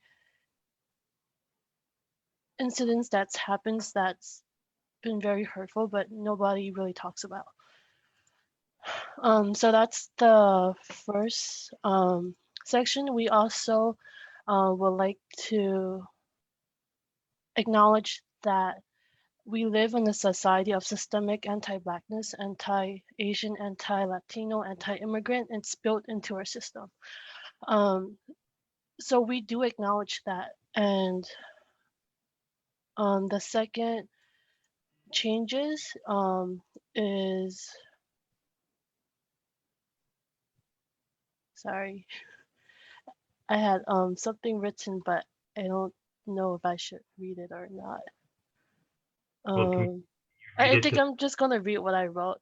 I want to really thank Commissioner Collins for the work she's done with the community. She was, and I hope she still will be, a great ally to the Chinese community. I remember talking to Commissioner Collins on different occasions about how she advocated to ensure Chinese parents had language access at different school meetings. That left a really big impression on me because I really felt that she cared about something that I hold very close to my heart, and that's language access. Because that creates a better understanding of each other, right? People could actually communicate with one another. So it really saddens me today to bring this resolution. Rather than recognizing the hurt words that cause and the harmful implications, Commissioner Collins dismissed it as a case of miscontext. The amendments to this resolution acknowledge that we live in a society of systematic anti-Blackness, anti-Asian, anti-Latino, anti-immigrant embedded into it.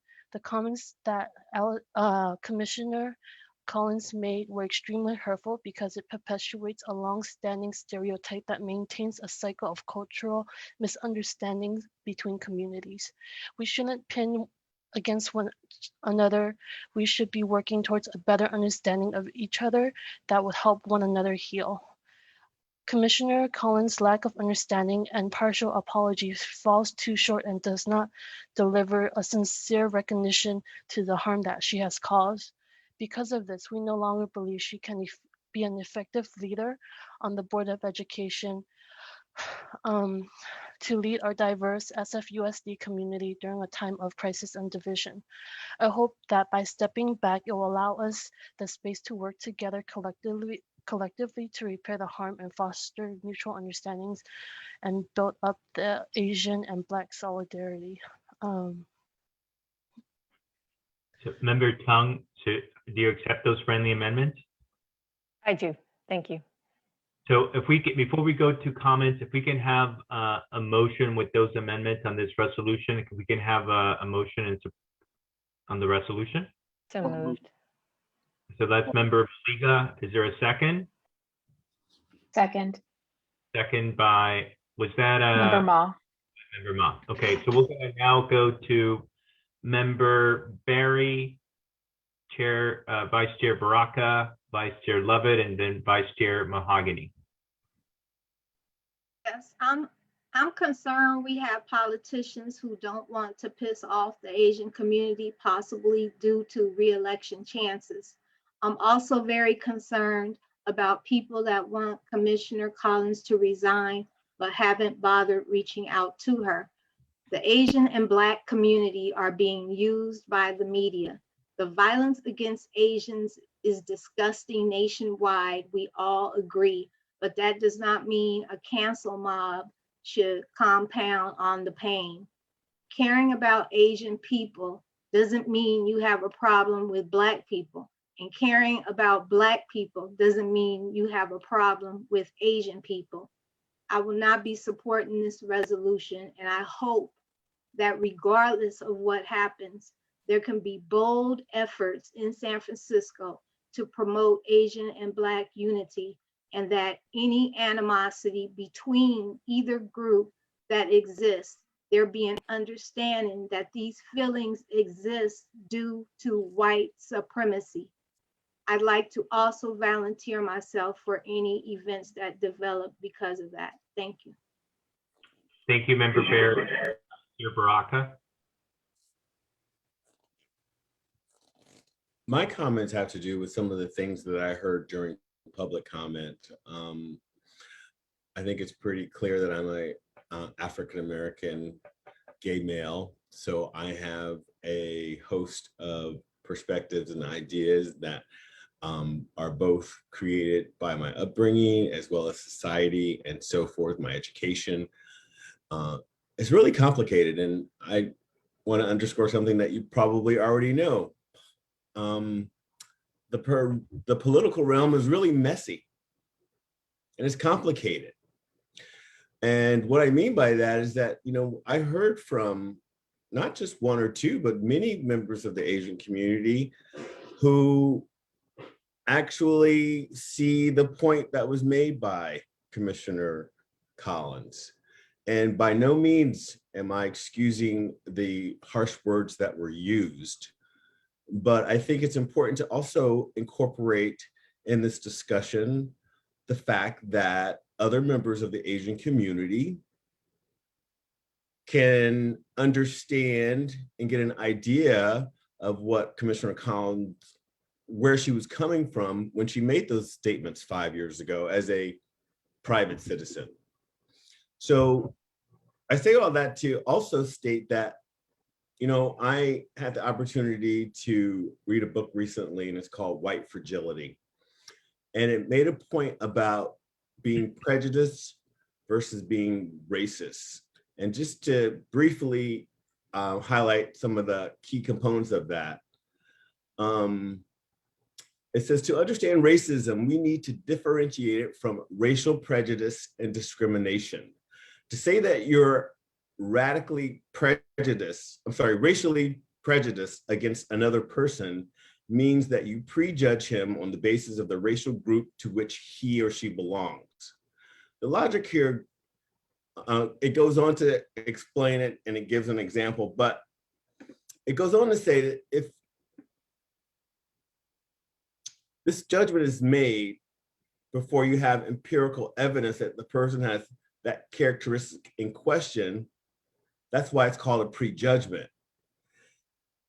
If you then act on your prejudice against the person, you're discriminating against them. This could take the form of ignoring, excluding, avoiding, ridiculing, and so on. In these senses of the terms, a person from any racial group can be racially prejudiced and can racially discriminate against a person from any other racial group. And in this case, since the book is called White Fragility, they talk about Blacks and whites and that power dynamic. And he goes on to say, white people can do against Black people. I'm sorry, let me back up a little bit, because this is, I think, very important.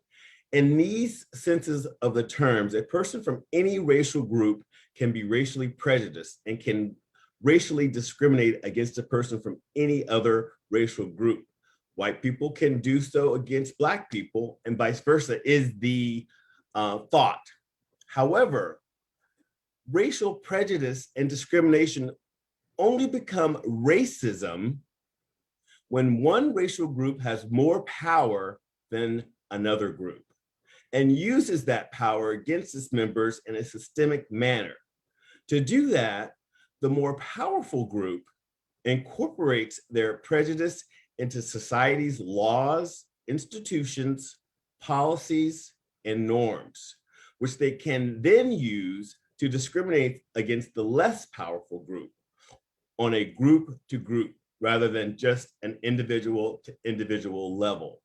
So to me, that's a powerful distinction, because in order to be truly racist, you have to be a part of the system to impose the laws or to create policies in our institutions to yield power over someone else.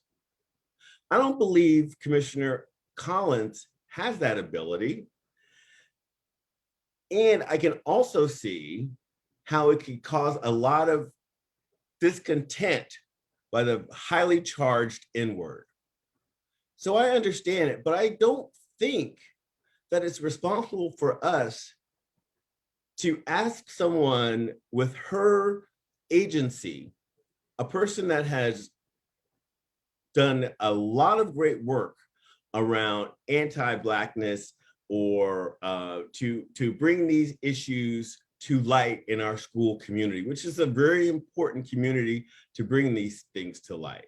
So that combined with what I've heard from other members of the Asian community, what I've heard about our own ideas around restorative justice and this body's inability to actually give her that opportunity to express herself as a Black woman, to speak coming from that perspective, but not at the same time shut it down by saying, you have to leave, we don't like what you say. All of that to me means that we still have a lot of work to do. And the political ramifications of this wedge issue, which is a wedge issue, has meant that the old strategy or tactic of divide and conquer does seem like it's at play here. So I can't support this resolution tonight because I feel that it is way too early to bring her to the point where she said that we say that she has to leave. And I think that Member Liga, you mentioned that you're a friend of hers, and I understand that people wanted to hear from school board members, but as a friend of hers, you said that you described yourself as a friend of hers.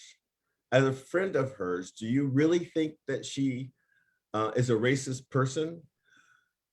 Or has she just been caught up in this very politically charged, very divisive issue just to cancel her out so folks can have the status quo as it's always been?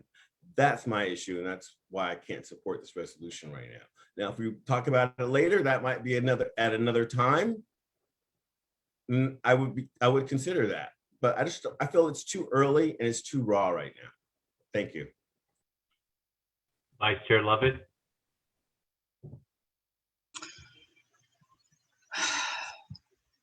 I want to take a moment so that we can just breathe. At the Portsmouth Square event in support of our API communities last Saturday, that's what Eddie Zhang asked us to do. Already, every day we carry on so much tension. We have the world's burdens on our shoulder. We're all called in our jobs and here, right, at 11:37. Whatever happens, I really hope that we have a process for people to be heard, because we are all in this place of pain. And Member Tong, I am so sorry to hear that you've received these comments, because we should never denounce people. We can call out actions. We can call out, Vice President Collins, but we should never denounce people. And that suffering that we carry from our childhood. I cannot support the resolution in its form because there's already this avalanche, as I said. And while I personally think that it would be in the interests, probably of everyone, that she seriously considers resigning, because this avalanche is so severe. I can't support a process where we as a body have just voted on a statement of solidarity between the Black and the AAPI community in this body, and then say, well, let's kind of move forward. And again, I respect all the groups, all the electeds who have weighed in, because it is serious when words land and they hurt. And And I really think we need a process. It's not supported by this world of, media and social media because things flew so fast and there's following all of this. But, when I talked to Allison Collins yesterday, I think we spoke for over 40 minutes. I didn't hear defensiveness. I did not hear defensiveness. I heard a genuine interest in engaging our communities. And maybe she needs to go a little farther with her apologies, right? But I think we can all practice that pause, nonviolent communication that truly is nonviolent, instead of saying, I feel you are right? It's like, I feel hurt. And that's not coming yet. I understand when people come from that place, we're all human. And as a leader, she has a lot of learning to do, when we all do. But I will dare to say that we're not all woke and we're not all racist. The truth is complicated.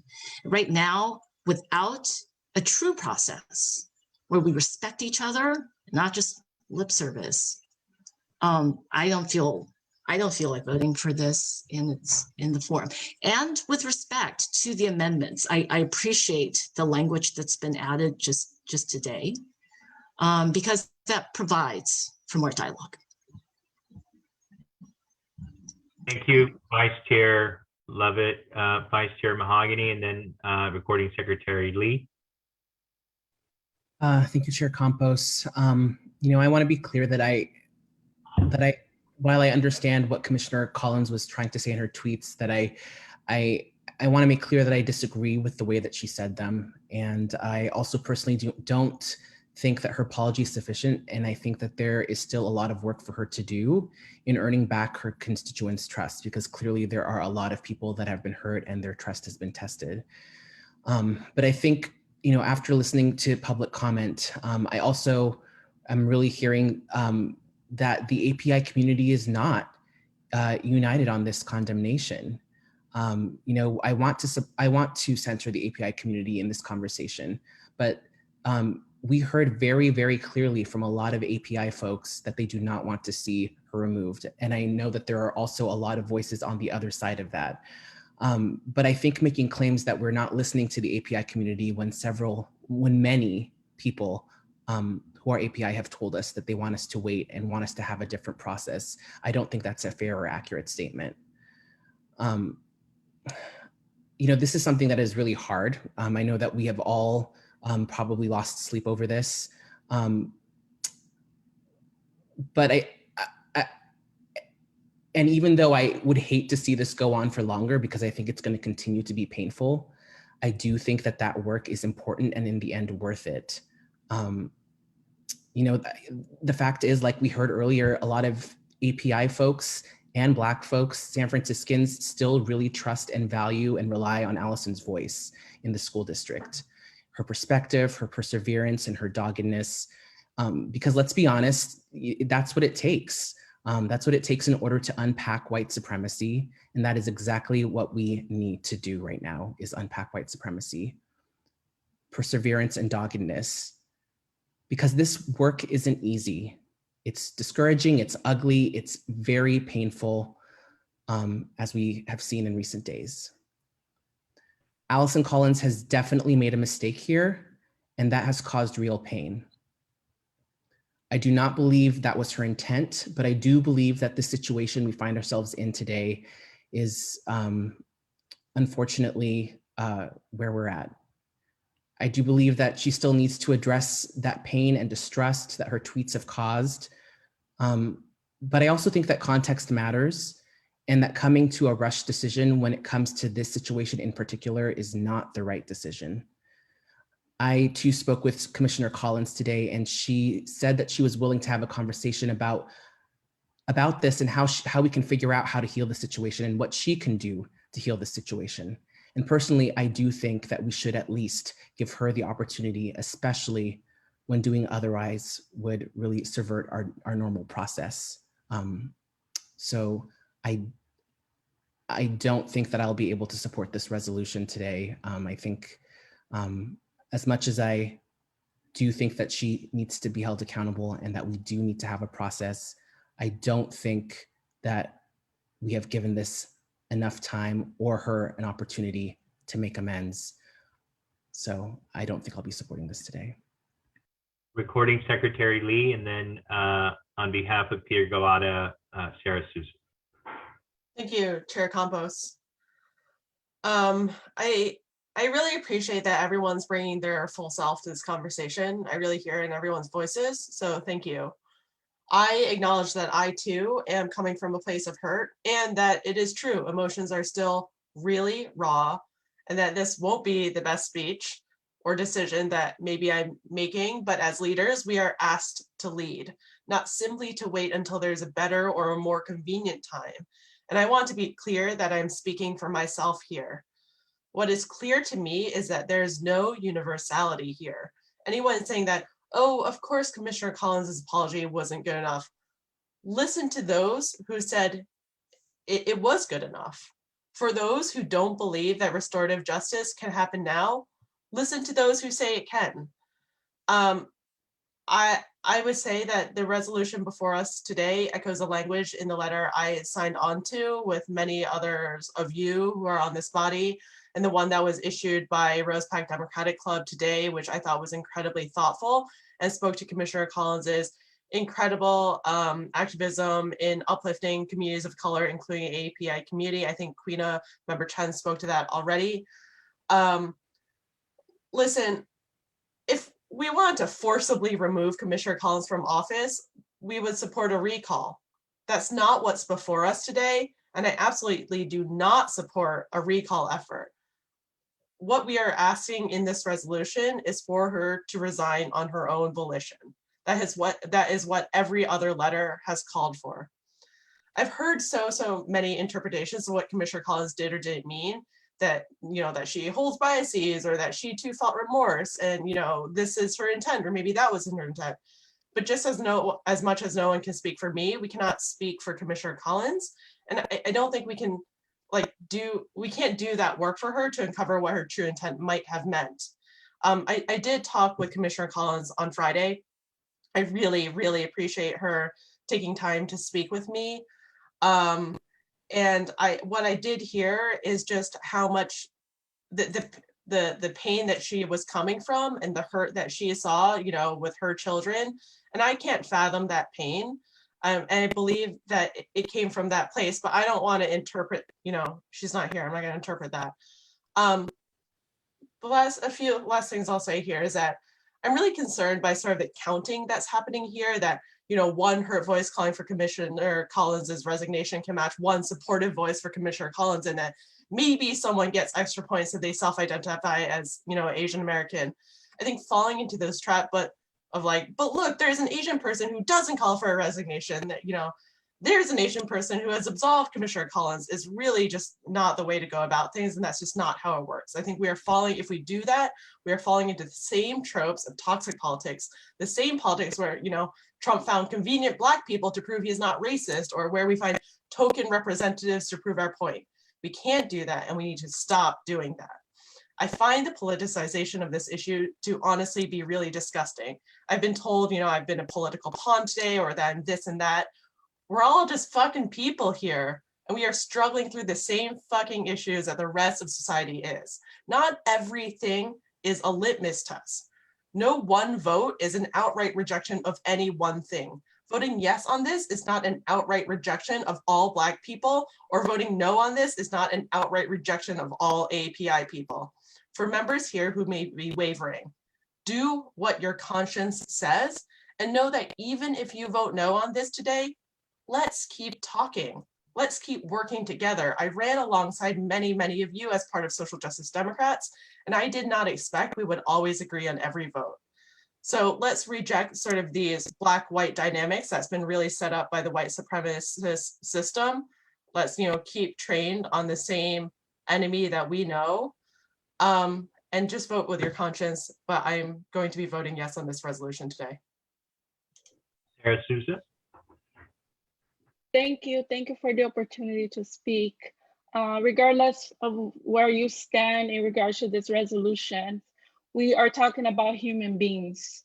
As leaders, we must be held accountable and must ensure that we take actions to remediate our own mistakes as leaders, because the community is looking up to you as leader of the school board, the board of supervisors.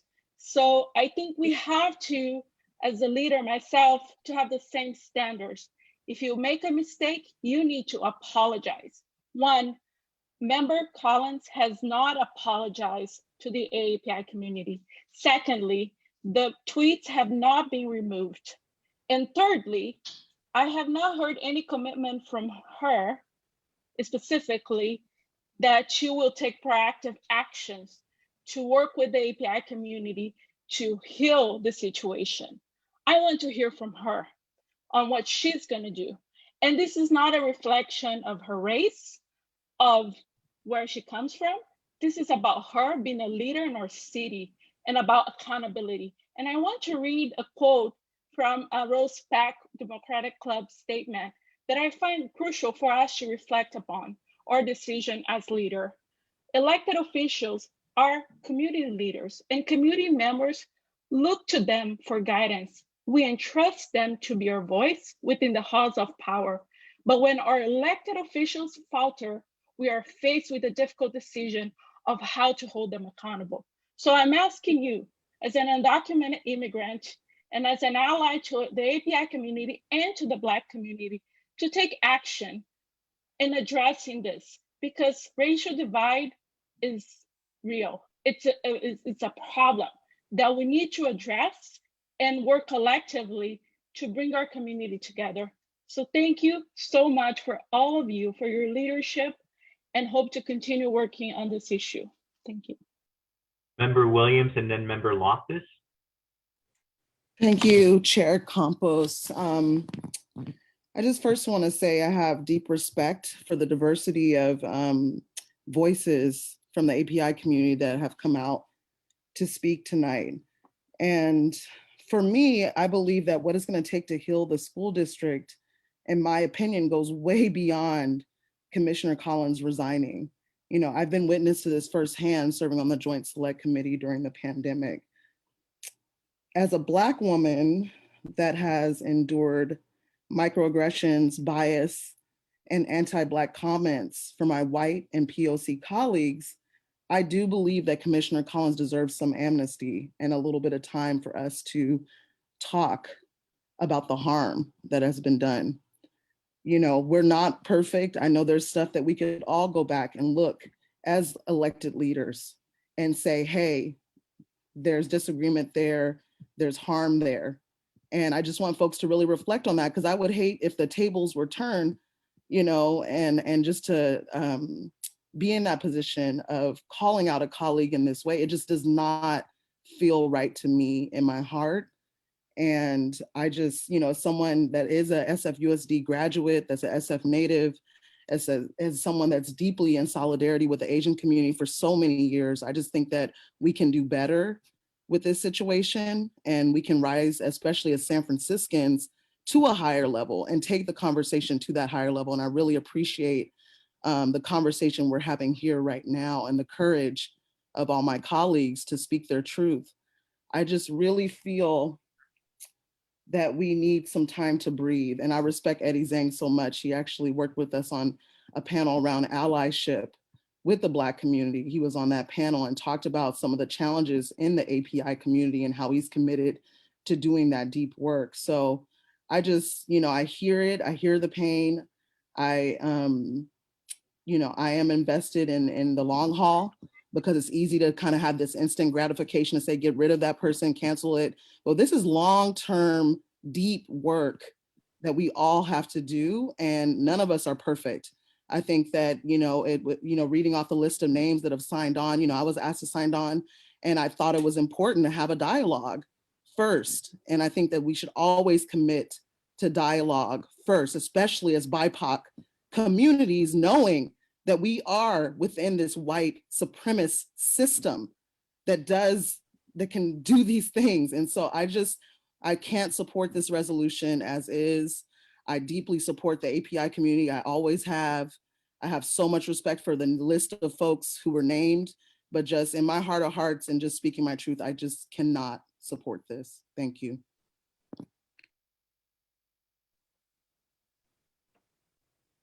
Member Loftus? Yeah, I just wanted to say that I've been doing a lot of listening to everyone, and I'm grateful for so many people who I deeply respect. Ms. Marshall from the district, Reverend Brown, Vivette. And I think that I want to acknowledge the impact that Commissioner Collins has made fighting for anti-racist policies within the district. And I think that it sounds as though she is really believed to be the one person who can do that. And that's what I'm hearing, that there's a need for anti-racist leaders, of which Commissioner Collins has been one. And it's clear that we need more. And I think the idea that it needs to be her, I have to consider that one of the greatest tools of white supremacy is to say a community has to be monolithic. And if they're not monolithic and they don't agree, then we just like, look, it's a mess over there, so we're not going to listen. And so I think in this conversation, I do not expect the AAPI community to speak with one voice. There's a diversity of thought, and there should be. I would be shocked if people didn't support Commissioner Collins for all the work she's done and all the kids she's helped. I mean, the question that I have is, there are a number of elected leaders from the AAPI community, and I've never, in all my years in San Francisco, seen such unanimity among them. There are different ideologies, there are different backgrounds, there are deeply seated divisions that this issue has eroded. And the Rose Pac Dems, Ed Lee Dems, Chinese Democratic Committee, and a number of other groups, and the only two Asian school commissioners have said, in order to do what parents like me are demanding, which is to get our kids back in school, we want her to resign so the work can continue. And I, for one, in this moment, will not substitute my judgment for the elected leaders that represent that community and the diversity that are saying the apology wasn't enough. Not everyone agrees with that, but nobody ever agrees with everything. But the huge pain that has been described, and even the pain of what I know some members have felt in this conversation of them being minimized, is horrific. And I will stand in support of the many people who have reluctantly, Commissioner Maliga, I think you're incredibly brave, especially because you consider Commissioner Collins your friend. The hardest thing to do in the world is to stand up to your friends when you think it's right. And I don't have any other choice but to stand with you. Thank you very much. Are there any other comments? I do want to take an opportunity to say something, and I apologize that I wasn't here for the prior discussion as I was in and out of the meeting to attend to other commitments. Let me begin by just saying something about what Member Tung said in the threats and the comments that have been made against her. I find that very disturbing.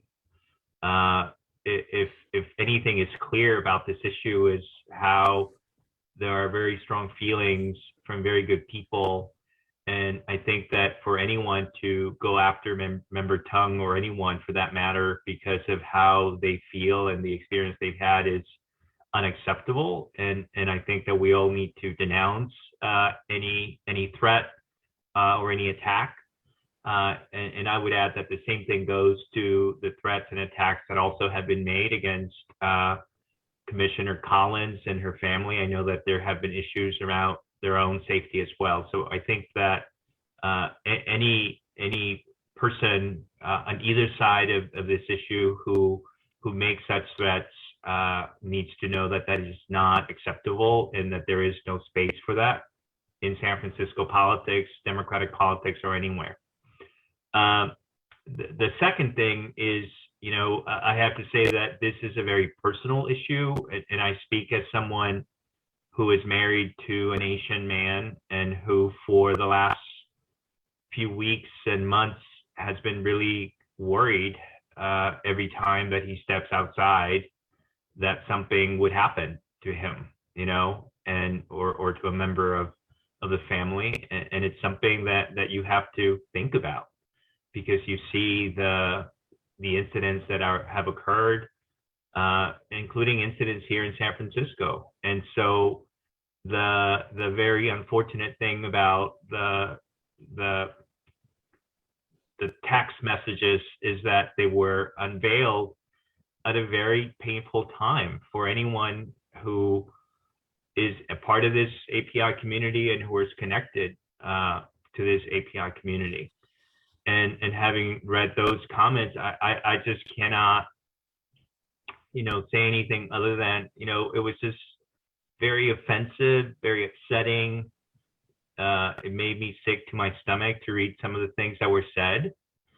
And I know that we're all speaking our truth, so I will speak my truth to say that while I understand that others read the statement as an apology, I didn't feel like it was enough of an apology. I think that when you make those kinds of comments, the apology is not, I'm sorry that you felt that way about what I said, but it should be more, I'm sorry that I said what I said.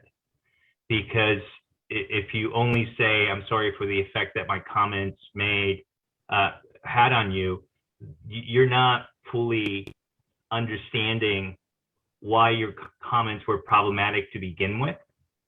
And I understand that she's speaking her truth and I'm speaking my truth. And I think that truth reflects a lot of people who felt that apology didn't go far enough. I want to be clear that I don't believe in cancel culture, because I think that people are more nuanced and more complicated than cancel culture allows. It's one of the reasons, by the way, I've always had concerns about the way the whole school renaming thing has been done. You know, people are not perfect, and some of these historical figures, they're a lot more complicated. And the same thing is true of Commissioner Collins, and the same thing is true of all of us. And I know that at some point in our lives, all of us have done or said something that will be problematic if we were in these roles. And the question for me is not whether we cancel Commissioner Collins. The answer clearly is no. I think that there is a role for Allison Collins. And I think that she can learn and grow from this experience, as can all of us. The question for me, though, having been an elected official at different times in my life, is, do I see a way, given where things are, that she can continue to play this role as an elected member of the Board of Supervisors without that getting in the way of everything else that needs to happen? And I honestly don't see how that's possible right now. And that isn't to say that she doesn't have support in the API community, that she doesn't have support in the Black community. She has support across all communities. But in my heart, I believe that if she continues in this role, that she will be a distraction to the point that it gets in the way of that work. And I think that the spirit of this resolution is not to push anyone out. I am against any recall, because I think that for so many different reasons. But I think that this is not about removing her from office, but simply asking her what I think is needed, which is for her to step down from this role. And, you know, maybe she has an opportunity to come back and play this role again in the future.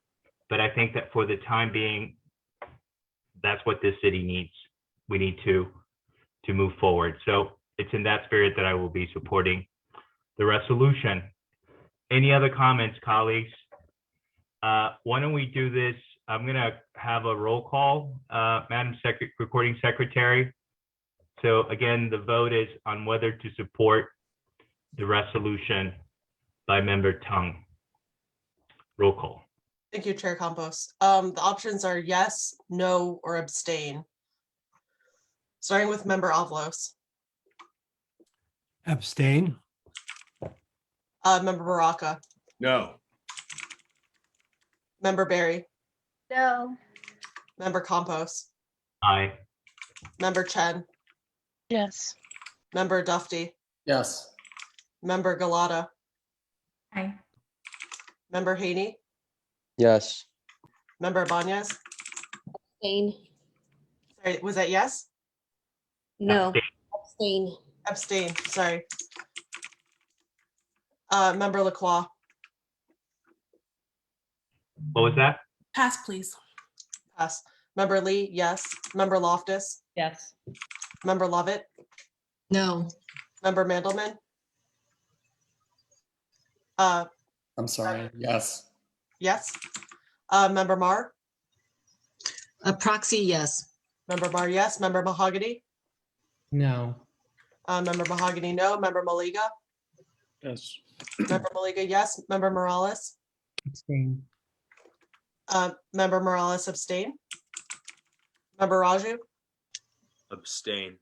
Member Raju abstain. Member Ronan, Yes. Member Ronan, yes. Member Thomas,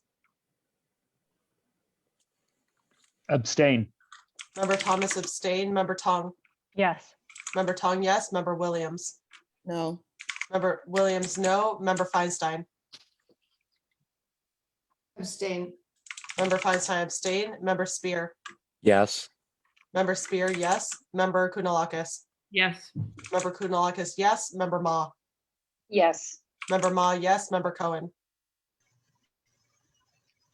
Member Cohen. Tyra. All right. Member Weiner, Yes. Member Weiner, yes. Member Ting, Yes. Member Ting, yes. Member Chu. Yes. And then I think there was one person who passed, which was Member Lacroix. Abstain. Abstain? Yes. Okay, I'm sorry, but I have to manually count the votes.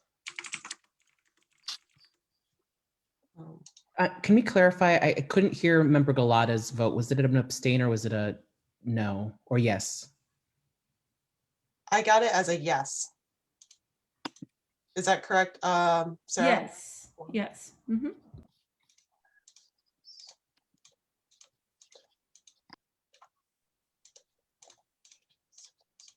There are 18 yeses.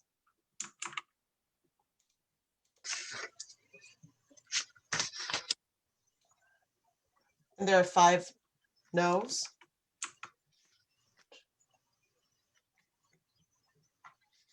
And then Colin, there are did you get abstentions. Colin abstaining? Pardon? Colin abstaining? There was no vote from Cohen, so is that an abstain, Tyra? Yes, it is. Okay, yeah, thank you. 1, 2, 3, 4, 5. While Secretary Lee is counting, I just want to acknowledge her incredible work every night, but tonight in particular, I think we've been going for like 5.5 hours. So And only a 5-minute break. you rock, Janice. Thank you. So the total vote, so there were 18 yes, 5 no, and 8 abstain. So with 23 counting votes, the threshold of, oh, it's just 50 plus 1, huh? Oops. So with 23 counting votes, the threshold to pass is 12, and with 18 yeses, this resolution passes. The resolution passes. I also do want to note that we did invite, and I think that maybe this was said earlier, we did invite Commissioner Allison Collins to come and speak today, and I think she chose not to come. Thank you very much to everyone who has come to speak about this matter. We'll now move on to the last item, which is new business. Any announcements or any new business, colleagues? Vice Chair Lacroix. Hey, yes, so a delegate out of Alameda County had reached out to me earlier today asking for the DCCC to support the Vision Act. And so I told him that our meeting is today, there's no way that they can be put on the agenda, but that I would bring it to member Lee for issues and resolutions. And so if they want to pursue having the DCCC consider this at a future meeting, I'm just following up on my commitment to bring it forward. So I will email it to member Lee and to members for consideration. Thank you very much, Vice Chair Lacroix. Any other announcements? Yes, I do. I have an announcement. I would like folks to actually consider reading the book that I read from tonight, White Fragility. And there's also a great book called How to Be an Anti-Racist. And both of those books, I think, are quite eye-opening and speak to some of the things that we talked about tonight. So please educate yourselves on this very important matter. Let's keep this conversation going. It's not by far done tonight. Any other announcements, colleagues? Chair Yes? Campos, along those lines of Vice Chair Baraka, in the amended version that went out, we had a collaboration on the last resolution. And one of the things that we included was to actually have a continuing dialogue and to encourage all the chartered democratic clubs to take up this issue and to engage in dialogue around race issues. And then I will say that I'm personally making myself available for anyone who wants to talk about them. I think that it's important that we do continue the conversation and be a model as to how we can all figure out each other and how we can get along and build community among different groups in our city. It's so important. Thank you for that, Member Tong, and I apologize. I didn't speak to this, but I was a big proponent of the second be it resolved statement that was part of the friendly amendments. So the first be it resolved was around, asking for the resignation. But for me, the second be it resolved was really about creating communities. And it does not, I acknowledge that I was looking at the votes. I don't think any Black member of the DCCC voted yes on this. There were only yes abstentions, if I think I see that correctly. That, I'm not ignoring that. And so, I will certainly be taking actions to be reaching out not only to API Democratic clubs, but certainly the different groups and Democratic clubs that represent the Black community. Again, acknowledging there are no monoliths here, and that we need to do that work. This is not just about taking positions or passing resolutions, it's about taking action. I just have one final reminder to everyone that the election for officers has started.